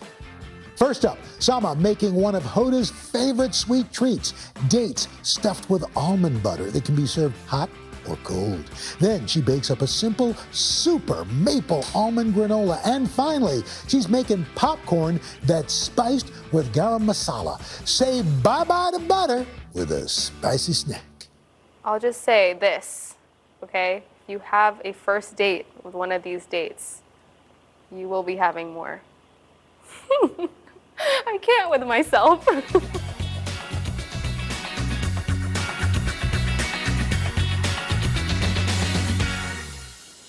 I cannot go a single day without snacking. Whether I'm at home or on the go, it is simply hashtag always snack time. Honestly, a world without snacking is simply not one I want to live in. So I cannot wait to show you 3 of my favorite weekly snack staples, my delicious stuffed dates, warm and frozen, my nutty maple granola, and my delicious masala popcorn. I love dates, and no, I'm not talking about the romantic kind, I'm talking about the medjool kind. They are my favorite sweet snack to eat throughout the day, and I'm going to show you how to make them 2 ways, warmed and stuffed and frozen and dipped in chocolate. Most dates come with pits, so I've actually already pitted these. I've got about 10 here, so I'm just going to now take them on a little journey to the microwave for about 10 to 15 seconds just to get them really nice and warm and juicy.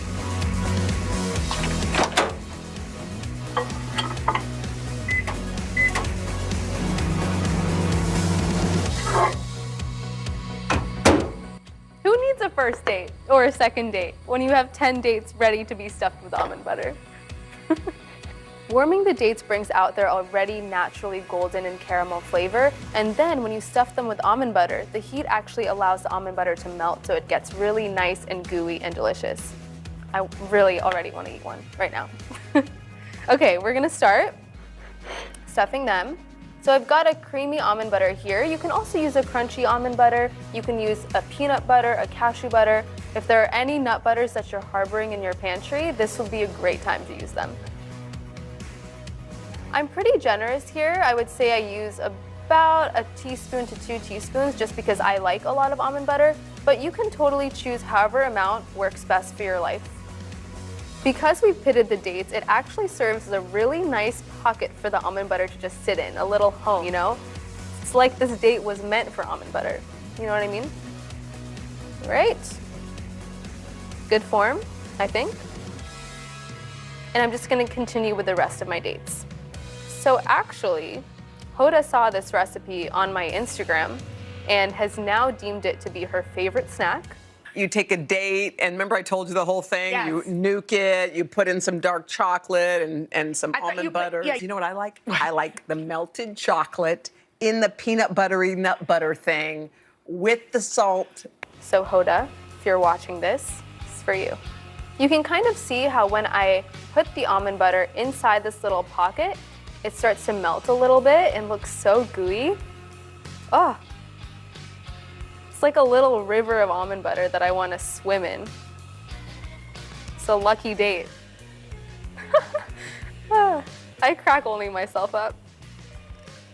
So for this recipe and a lot of the other recipes I make using dates, you want to make sure you're buying the medjool kind. I'll just say this, okay? You have a first date with one of these dates. You will be having more. I can't with myself. Someone's got to hold me back for making another date joke because it will happen again. Okay, wait, this guy needs a little more almond butter. I'm so sorry I neglected you for a second. Okay. Okay, I am drowning in almond butter. All of my dates have been stuffed with the almond butter. They look really nice. They look ready to go out on a date. I need to stop. I'm done, I promise. Now that I'm done stuffing all of the dates, I'm just gonna top it with a little bit of sea salt just to bring out that sweetness and balance everything out really nicely. I sometimes also like to use a salted almond butter too, and that's gonna really create that naturally salty sweet combination, which we love. All right, and there you have it. My favorite warm stuffed dates, my coffee companion, my favorite date.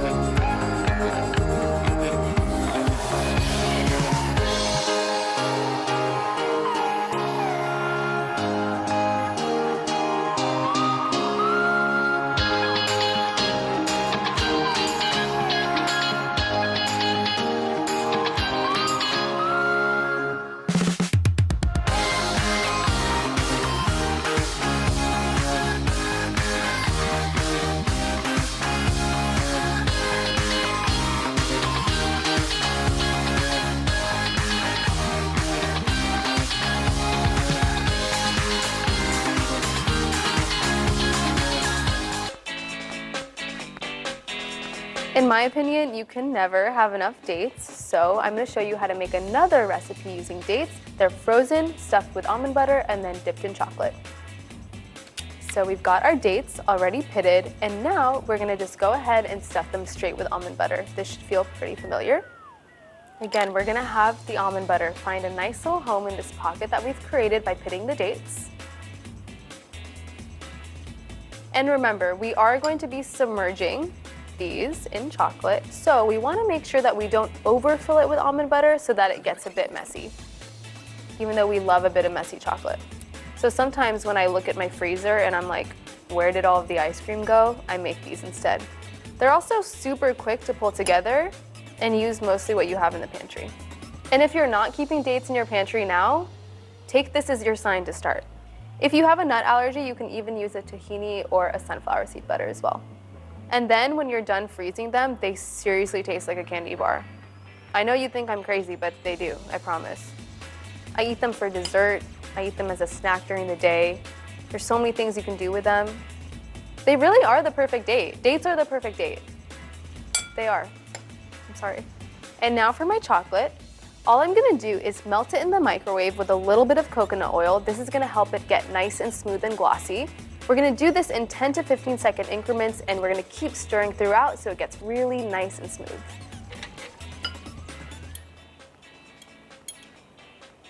Put that straight in there.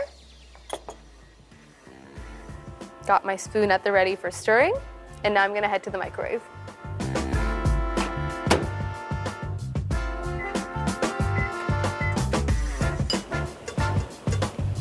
Go back in the microwave.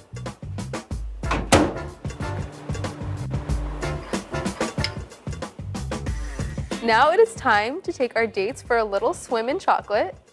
I think they're excited about this, I'm not sure. Here's what we're gonna do. Grab a date, just drop it straight into the chocolate. Don't worry, it likes this. Roll it around so that the entire date is coated. Make sure you get that residual chocolate to kind of drip off the sides of the spoon like this. And now we're just going to place it back onto our parchment paper. And now we're going to chocolate, swim, and repeat.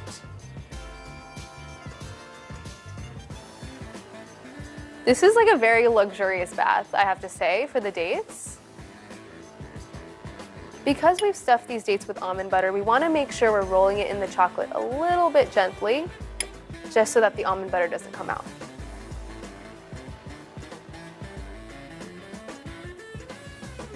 It's okay if you get a little messy here. It's part of the game. It's part of the date. No, that wasn't good. Serve this to your next date. That was better. That was good. That was good. Will I ever stop making date jokes after this? No. Don't expect me to stop. No, it's not gonna happen. It's part of my brand now.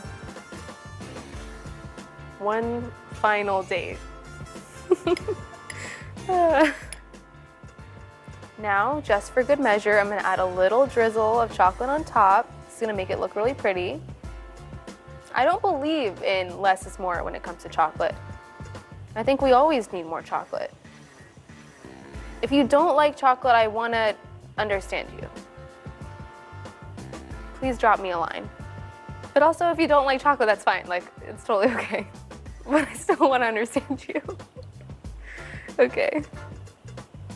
Now I'm just gonna top them with a little flaky sea salt. This is really gonna bring out that sweetness, balance out the chocolate. It is the perfect combination. I'm using a flaky sea salt as well, so it looks really pretty and a little fancy. Okay, we're salted. And now we're ready for the freezer.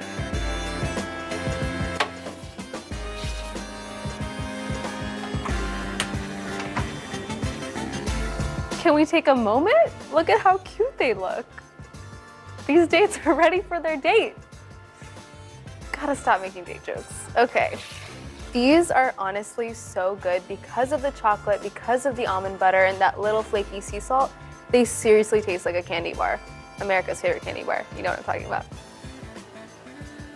Plating my hot dates with my frozen dates. We're going on a lot of dates today. They honestly look so good. I love them. You know what? I need to take a picture of these to send to Hoda. I know this is her favorite snack. She's gonna love the chocolate ones too. These dates are fully ready for their close-up. It's almost unfair. All right, got the shot. I think it's time for me to taste.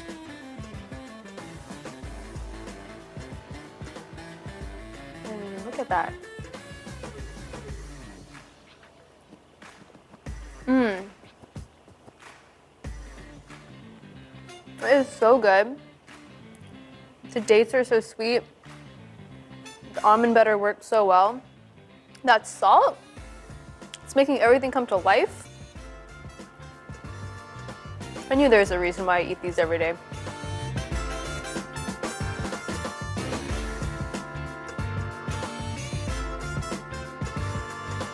Now that my dates are done, I'm gonna let you in on a little secret. Let's keep this between us. Granola is super easy to make at home.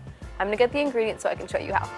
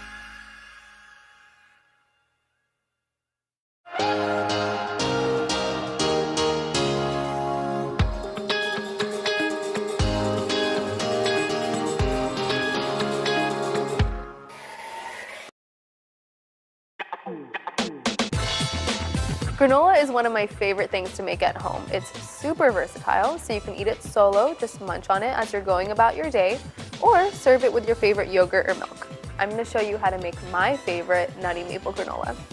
For any granola recipe, I like to separate my wet and dry ingredients. We want to make sure that all of the ingredients are thoroughly incorporated, so that's why I'm going to do this. I've got some melted and cooled coconut oil here, and I'm just going to add the rest of my ingredients. I'm using some of my almond butter. And this is going to serve as a really nice mixture for the oats and nuts and seeds and whatever else we're adding to this granola to really cling onto, so we can get those really crunchy clusters. And clusters are why we're all eating granola in the first place anyway, right? Almond butter is in. To sweeten it up, we're going to add some maple syrup. This is the maple portion of my nutty maple granola. Maple adds this really nice golden richness to the granola. It's so good. It's really lightly sweet, so it's not too sweet. I've got all my wet ingredients in my bowl, and now I'm just gonna whisk it until it's nice and smooth. Be careful here. Wear an apron. I don't do it, but you should. We're whisking, and we're whisking. And I just want to whisk this until it's nice and smooth, making sure that all of the ingredients are thoroughly incorporated. Okay, wet ingredients, we're going to set them aside. They're going to hang out for later. And now I'm going to get to work on my dry ingredients. Because I like to maximize the presence of clusters in my granola, it's very important to me, I'm going to crush my nuts before I add them into my oats. So in order to do this, all you have to do, add your nuts into any sort of bag, take a rolling pin or even a bottle, and just get your stress out, like this. You can also roll them if you're more delicate, but I'm really going for it today.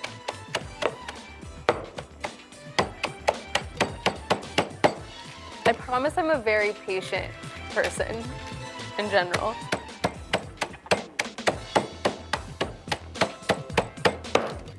We want them to be coarsely crushed, but it's okay if we have some bigger or smaller pieces because it's nice to have some texture with our granola. We like the crunch. Okay, I've got my bowl of oats right here. And now I'm just gonna add all of my dry mix-ins in. Adding my pecans in here. My stressed pecans, the result of my stressed pecans. I should also say that if you've got any nuts or seeds that have just been hanging out in your pantry for a little too long, this is a great opportunity to use them up. I'm adding some almonds in now. Just gonna use some cinnamon here. You can also use some nutmeg if you'd like, really whatever you'd like.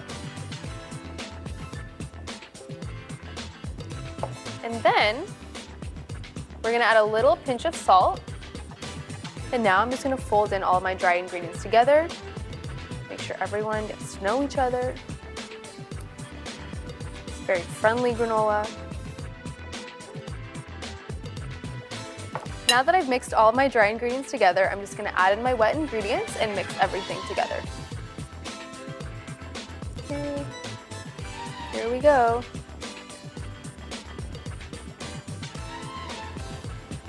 It's very aesthetically pleasing. This wet mixture is really what's gonna help this granola have clusters, so I like to make sure when I am mixing both the wet and dry ingredients together that everything is really nicely coated. Okay, listen closely. The really important thing when you're making granola is to make sure that everyone has some personal space. So we wanna make sure that all of the oats and nuts in this entire mixture is spread out in a very even layer so everyone has room to breathe. By spreading everything out, we're also gonna make sure it bakes in a very even and crisp layer.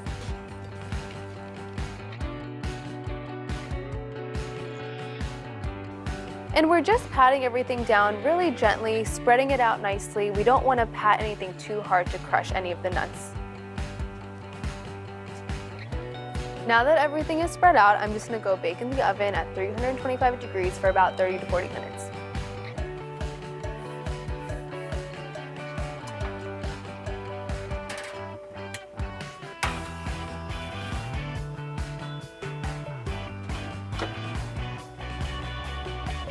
While our granola is baking, we want to make sure that we're stirring it every 10 to 15 minutes so we can ensure an even and crisp bake. Spread it out evenly again, and then back in the oven we go. The secret to super crispy, crunchy, clustery granola is actually letting it cool completely before you break it apart and serve it. I know it's tempting, but just don't touch it for a little bit, okay? This granola is completely cool, so now I'm just gonna break it apart and add it to my plate.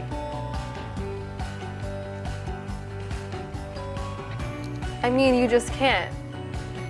You can't say no to this. This is crazy. Look at how crunchy. The clusters are what I live for. It's the only reason I eat granola. Like, this is the most satisfying thing to me, ever. I will break it apart though. Just a little bit. We want to maintain those clusters though. I'll take granola over a granola bar any day. That's just me.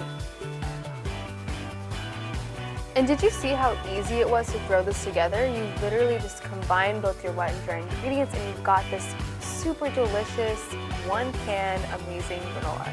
And look at this bake. It's so even, so golden and crispy. Okay, it's time for me to taste. Waiting to dig into this cluster this entire time. Lightly sweet from the maple syrup, not too sweet, so it's a perfect breakfast companion. Or honestly, you could eat this at any time of the day. You could even top ice cream with this. It's a really nice, crisp, golden layer on top of some vanilla ice cream. Sign me up.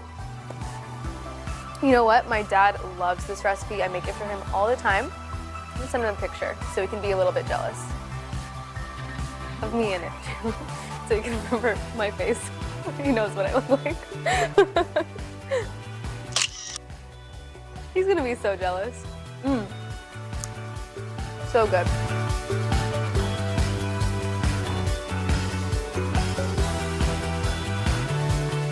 Speaking of my dad, this next recipe is inspired by him, something he used to make all the time. So I'm gonna go grab the ingredients and start popping some popcorn.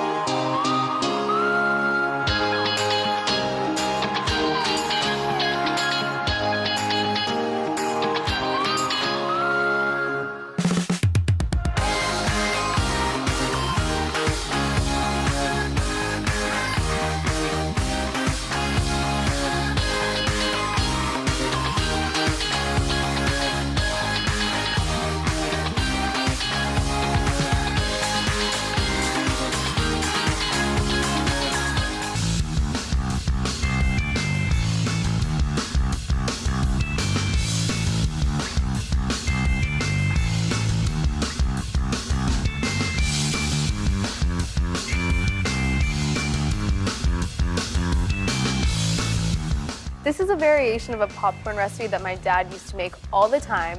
Poor guy. My mom, my sister, and I would always steal some before he could even have a single kernel, so I guess this is redemption for him. I'm gonna show you how to make your popcorn really delicious, really flavorful with this spice-infused olive oil mixture. So I've already popped my popcorn, and now I'm just heating my pan on medium-low heat, and I'm gonna add a little bit of olive oil. You can use your favorite spices here, but I'm gonna use one of my favorites, which is some garam masala. This is a really common blend of Indian spices, and it's really delicious, really warming, creates a very savory flavor in this popcorn. Gonna add this straight to my oil. Along with some cayenne pepper. This is gonna take it up a notch in the spice department because I like things very spicy. Finally, I'm gonna add a little pinch of salt. And now all we're gonna do is just stir our spices. Now the reason that we're heating the spices here in the oil is because nobody likes a raw spice. Raw spices are not cute to eat, so we want to cook the spices with the oil so they become fragrant, they become aromatic, and it just infuses a lot of flavor into your popcorn. I was so obsessed with popcorn in college, I'm pretty sure it's the only reason I made it through. I would just snack on it like all the time. Got me through my exams. Thank you, popcorn. It's done so much for me in my life. And you want to make sure you continue to stir your spices in with the oil so it doesn't burn. We're only doing this for about a minute or so until you smell that delicious aromatic spice smell. You don't want it to smell too raw. When you allow the garam masala to cook in this oil, you can really smell all of those individual spices, the cumin, the cloves, the coriander. It smells so fragrant. So my spices and my oil smells really aromatic. I've cooked it for about a minute. Now it's time to just drizzle it over my popcorn. There we go. I'm just gonna shake it up so everything is fully incorporated in here. Now I'm gonna drizzle it over my popcorn.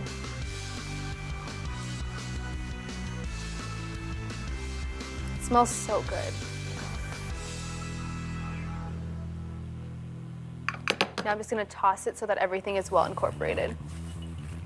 This is just a really great way to make a flavor-infused popcorn so that you're not just going with the plain salt, you're not just going with the plain butter, there's a little something extra going on. Now that my spices are fully incorporated in my popcorn, I'm gonna add a little bit of nutritional yeast. This adds a very cheesy and savory flavor to the popcorn without actually adding any cheese.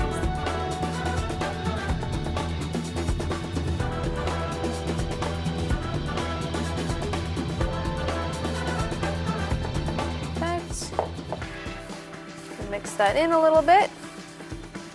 And then I'm gonna finish with a little pinch of salt. I have to show my dad that I made this. It's a little bit better than his. Don't tell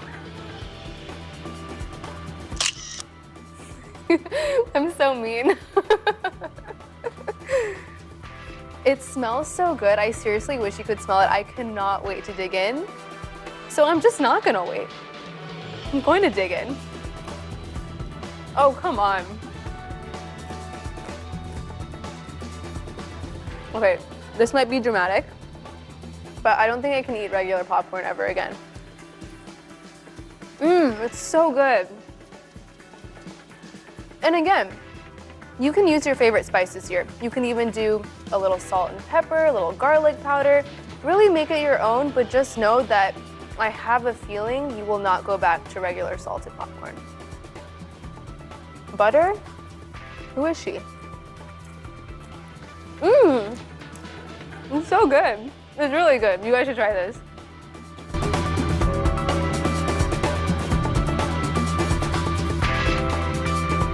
The next time you get a snack attack, all I have to say is just don't panic. Remain calm. Make these 3 recipes, they're so delicious and the best way to keep your days going.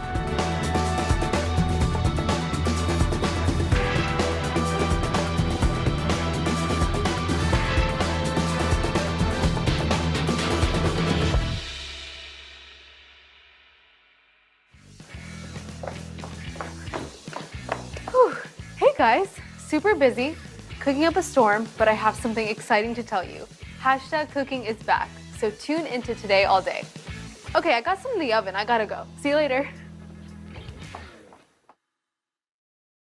Say today all day, I don't know about you, but I love pecan pie. But why is it we only get to eat them on Thanksgiving? Well, Sama Dada and her baking buddy, Chef Samantha, have reimagined the classic holiday pie for any time of the year. Sama is serving up vegan mini pecan pies that make a perfect sweet snack. And then Samantha makes a stunning maple nut tart that is truly a work of art. It's all coming up next on Hashtag Cooking.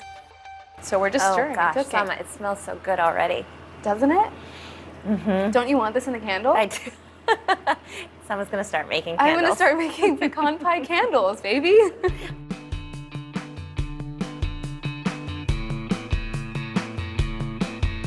I am so excited today because I have one of my dear friends and baking queen, Sam Senaratna, in the kitchen with me today. We are 6 feet apart for obvious reasons, but we are still hashtag baking buddies. Absolutely. I am so lucky because Sam food styled my first cookbook and it just looked so beautiful. We really bonded on set and I'm just so excited to have her with me today. We are going to be making our own unique takes on a pecan pie. I am making my favorite mini vegan pecan pies, and Sam is going to be making a more traditional, delicious, nutty tart. I'm so excited. So let's get into it. Let's do it. What are you going to do first? Okay, so we all know this, that everything is a bit cuter when it's in mini form, right? So today I'm making my mini vegan pecan pies. I find that they're the perfect thing to eat and make when I'm craving a pecan pie, but I want something a little bit more bite-sized and shareable. So the first thing that we're gonna do is make my filling.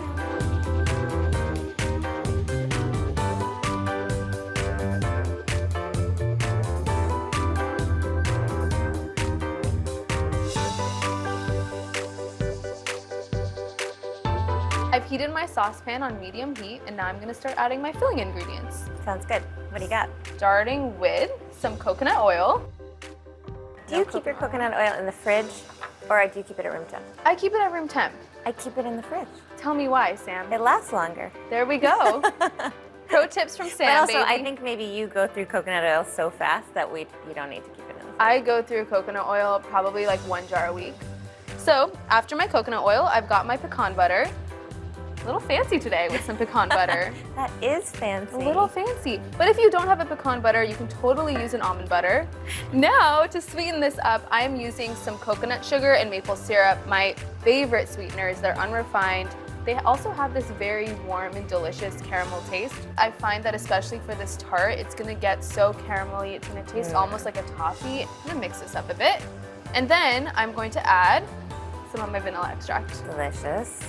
I'm gonna stir my filling for 10 minutes, and then I'm just gonna let it reduce and thicken and smell really delicious. It will smell like a candle.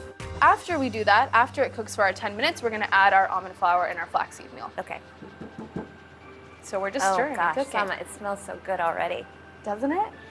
Mm-hmm. Don't you want this in a candle? I do. Someone's gonna start making I'm candles. gonna start making pecan pie candles, baby.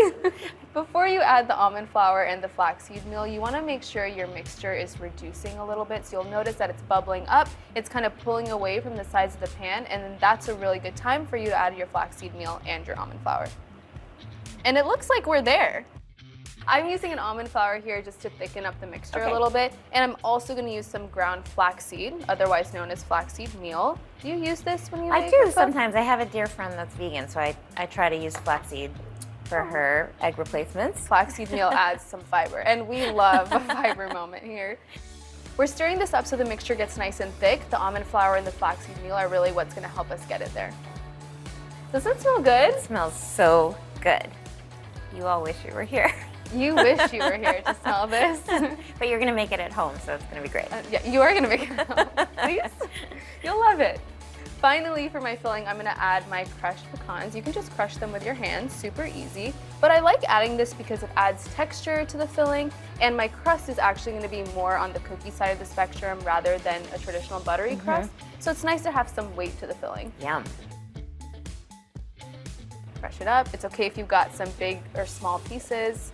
You love texture here. Your tart. It's all about texture. It's all about texture. I'm so excited to get there. See how it's kind of thickening up? I'm gonna take this off the heat. Incorporate those pecans, get it off the heat, and then get to work on my crust. If we don't eat it first. If we don't eat it all first.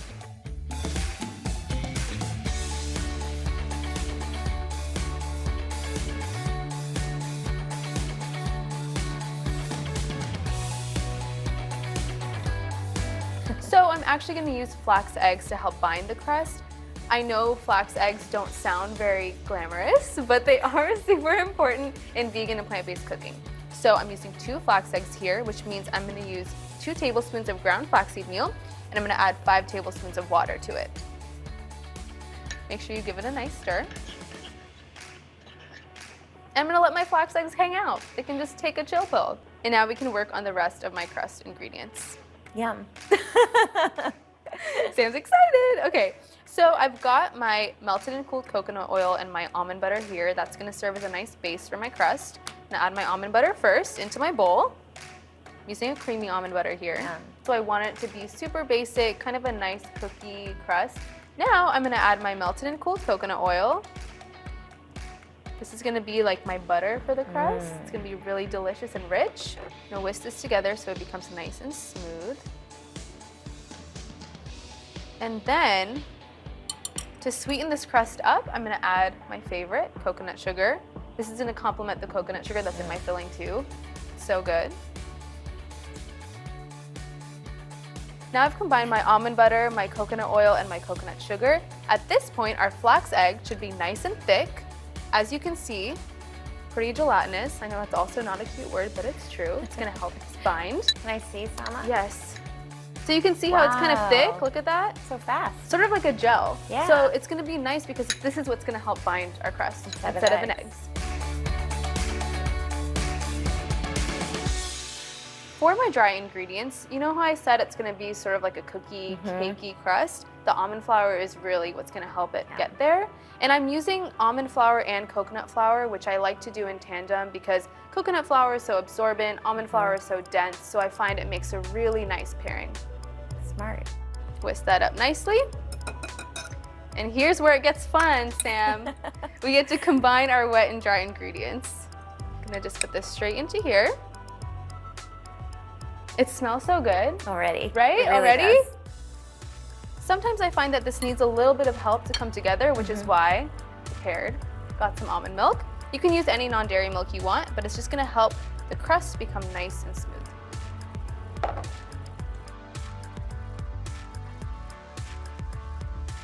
So in my crust, I would use butter, lots of butter, and flour, and granulated sugar. Yeah. As you can see, this dough can be really sticky, so make sure you're armed with a spatula to help your whisk out. You know, though, at home you'd use your fingers. At home, yeah. Yeah. I do use my fingers when I'm at home. You know what? Are we over it? I'm just gonna get in there. Just gonna get in there. They're the best tool you have. You always say when you bake to trust your body, which is what I love about you. Can you explain this to me a bit more? Is that your baking philosophy, to trust your body? That's my baking philosophy. That's why you use your hands, right? So you feel it and you smell it and you know, use all your senses to sort of figure out what to do next. We really are hashtag I baking know. buddies. Okay, so it looks like my crust is nice and sticky, well incorporated, which is gonna be perfect because now all we're gonna do is transfer it to my little mini muffin tin.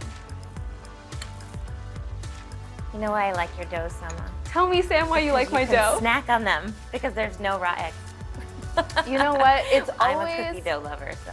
It's always a bit of a question on whether or not the dough will make it to the oven for me. So now I've added my crust into my little mini muffin tin.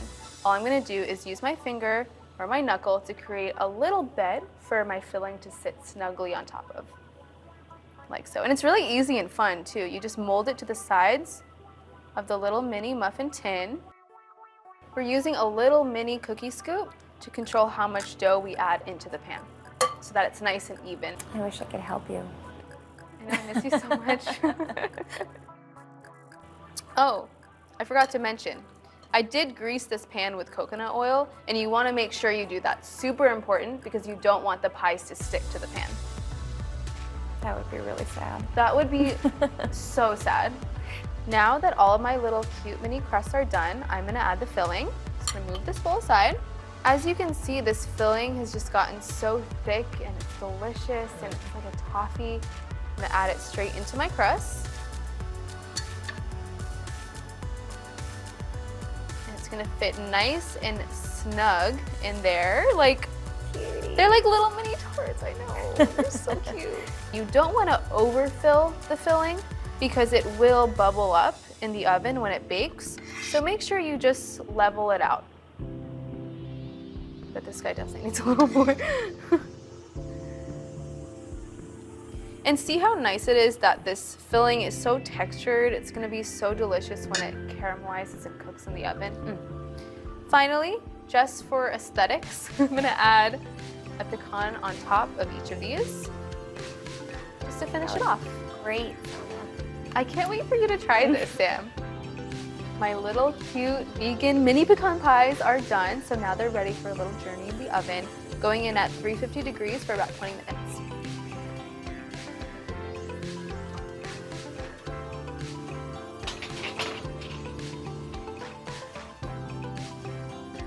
Yay! Now that it's in the oven, I'm gonna clean this up, and Sam, it's time for you to make your tart. My turn. So I'm excited. gonna get my ingredients. Cool.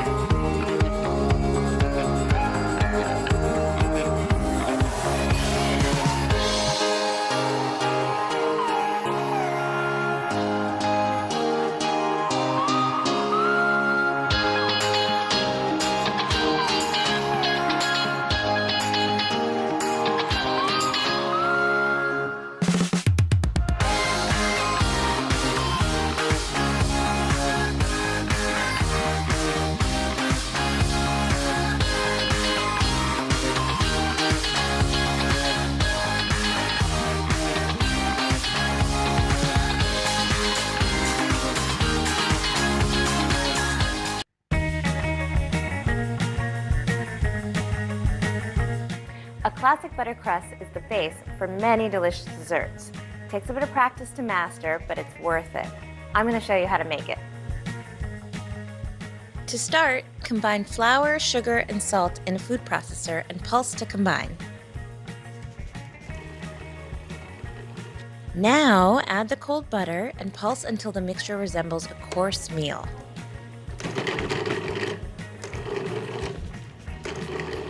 Then add 3 tablespoons of water and pulse the dough until it starts to come together. You can add a little more water if you need to. Tip the dough onto a piece of plastic wrap and then shape it into a flat disc.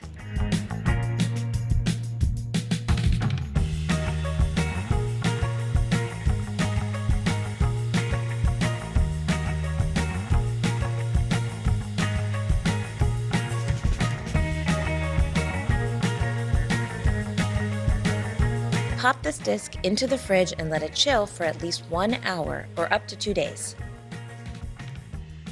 On a lightly floured surface, roll the dough into a 10-inch circle.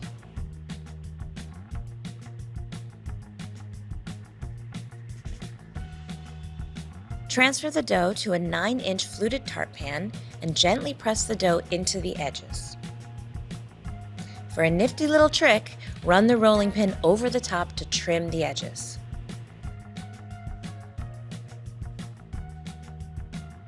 Pop the tart shell into the freezer for 15 minutes. Before baking the tart, line the frozen dough with parchment paper and fill the inside with pie weights. This step will help our crust keep its gorgeous shape. Bake the shell at 375 for 15 minutes. Remove the weights from the tart shell and bake again until lightly golden, another 10 to 15 minutes. Now your beautiful crust is ready to be filled.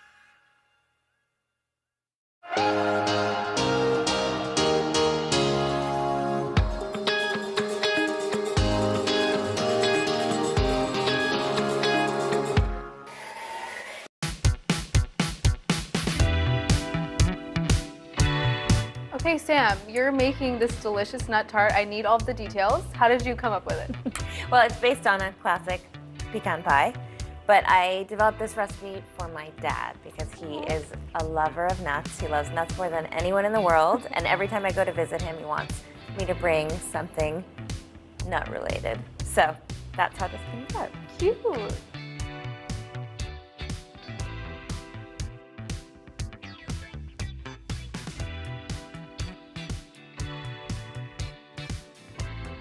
What are we doing first? I think the first thing I'm going to do is chop my chocolate. So this is a bar of dark chocolate. I am not a chip girl. I know that you are. I find that you can buy better chocolate when it's in bars, and you can control the size, and it melts a little better. It's nice to have texture too, right? Totally, and I like having all different varying sizes of chocolate, so every bite's a little different. Ooh. So now that's chopped, I'm gonna set that aside, and my filling is super easy. We'll just start with 3 eggs, and look how nice and bright those yolks are. Can you tell us why you crack your egg on the counter, not the bowl? It's easier not to get any pieces of shell in your bowl when you crack it There on we go. the counter. Little pro tip. So I'm just whisking this first, and you want to make sure to whisk it really well, because otherwise you'll have these little pieces of egg white in your mixture, which is not pretty. Not cute. So we'll mix this really well, and then we'll just add a couple more ingredients. We're going to add some melted butter. Mmm, delish. Yum. Delish. A little bit of brown sugar. And just like you, I'm using maple syrup. I'm from New England, so I feel very strongly about maple syrup. Very on brand.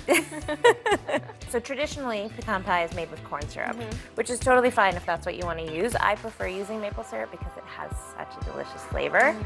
And why not add more flavor? And then now my filling is done, I'm just gonna add my nuts. Sama, for this tart, I am using 3 different kinds of nuts because that's what my dad would like. I'm using pecans, walnuts, and hazelnuts. You could use any mix of nuts that you want. I'm also keeping them whole. I'm not chopping them because number 1, I'm lazy. And number 2, I really like the big pieces of nut. I think it looks really beautiful and just crunchy and nice. And you know, with hazelnuts, they usually come with these little brown papery skins. So you want to make sure you remove that before you bake it. You can do that by just putting them in the oven, 375 for about 8 to 10 minutes until you'll see the flaky skin sort of starts to come off the nut. And then you throw it in a dish towel and rub all those skins off. You can also buy them like that if you wanted to. So why would we be removing the skins? The skins actually are a little bit bitter. So you really don't want, I mean, a little bit is kind of okay, but you don't want a lot of that in your final tart. Yeah, we don't want anything bitter. All right, so that all goes. Woo! And you're not chopping your nuts. No, I'm not. I just think it looks really cute when they're all big and luscious. Texture, baby. Texture. We love it. Okay, so that just gets tossed together. This is super simple. It's so easy. I mean, pecan pie is the easiest pie there is. But you know why I do it in this tart shell? I want the nut filling and the crust to sort of be equal players. You want like an even ratio. I think crust is really important, so. Oh, I'm there for the crust. And, of course, we can't forget to add a little bit of salt. You have to season all your sweets just like you season your savory food. It really brings out all the flavor. In the chocolate goes. Yum. Could you use a different kind of chocolate if you wanted? Absolutely. Okay. So this is bittersweet chocolate, which is my fave. But you could certainly use milk if you prefer. Okay, this looks nice and well mixed. There's no little bits of egg that haven't been incorporated. It's perfect. So now I'm gonna go on to my crust. Now, I think I know the answer to this question. I think I know what you're gonna say, but could you potentially use a store-bought pie crust? No. Is it time? It's time. All right, so I'm adding this beautiful filling. Look at that. I mean, come on. It already looks pretty delicious. Caramelly, those big chunks of chocolate, nuts. I love the plot twist chunks of nuts. Chunks of nuts? Yes. It's like the name of a band. You gotta make sure to sort of spread out your nuts a little bit. And be really careful not to let any of the filling go over the sides because that will make it stick to your tart pan, which is a real bummer. It belongs in a museum for sure. Like, I mean, artiste. Well, thanks. Well, as you know, I'm also a food stylist. So you want to make sure to spread everything out so that you don't have chunks of nuts on one side. You know, you want it all to bake really evenly. And you want every person to get every kind of nut in every slice. Okay, I think she's ready for the oven. So I'm gonna ask you to do the honors. I would be honored to do the honors. 375 degrees for 20 to 25 minutes. You'll see, it's like puffed all the way through and golden brown. I'm on it. I'm on it, Sam.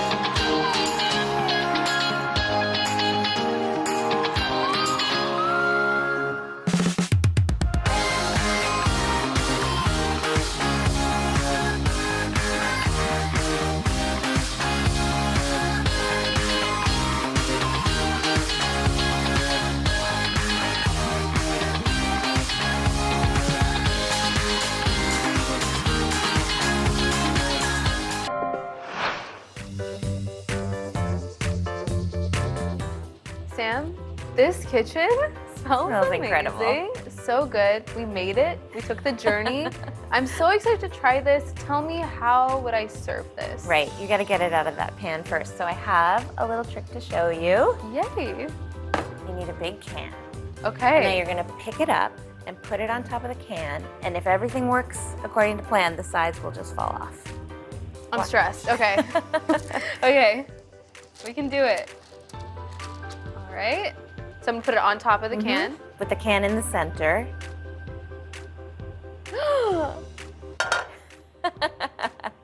Magic. I love it. Magic. Magic. Okay. Now you can put it in your plate. Beautiful. Look at that, though. Looks good. Looks so good. All right. Going on my little plate.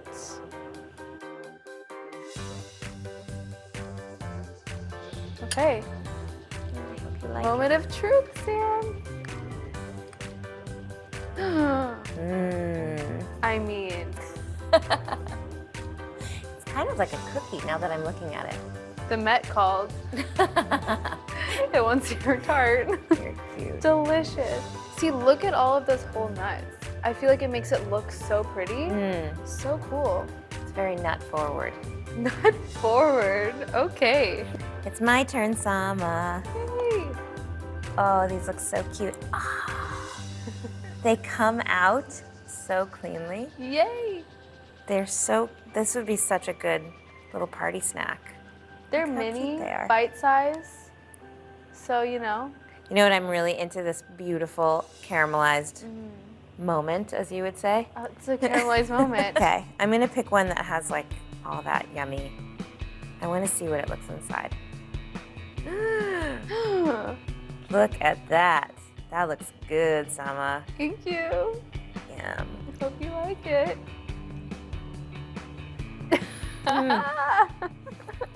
Good? Mm-hmm. I'm so happy. The coconut sugar is so yum. Right? Mmm. That's delicious, Sama. Thank you, Sam. It's like rich and chewy and crunchy and coconutty. How do you feel about the cookie crust? I'm into it. Okay. I'm good. really, I love how thick it is because it's like, It's luscious. luscious. That's what it is. Luckily, there's a huge piece of that delicious chocolate right here. This is what I'm going for. I mean, Tim, you shouldn't have, but you did. For you. I mean, the chunky nuts are like the perfect complement to the melted chocolate. And the crust? Butter. Butter is good. I mean, oh my God. This makes me really happy that we're baking buddies. Now we can be eating buddies. I have a request. Tell me. Can we bake together more often? All the time. Amazing. Great. Sam, I think we have to document this moment so we can remember to do it more often. Of course. And take a picture, or a few. You can never have too many. All right, ready? Yes. Okay, we need to get the tarts in there. Easy. Yeah, oh, perfect. Yeah, that's good. Good. Yay! Sam, thank you so much for coming today. Thank you are you. my OG baking buddy, and I'm just gonna continue to enjoy this. Yeah, me too, for girl. myself. Let's do it. I love us. Ditto. I mean, we're so good. We're so talented. So talented. Super modest, super humble. But this is really good. It's good. It's good. Thanks, Sama. Thank you.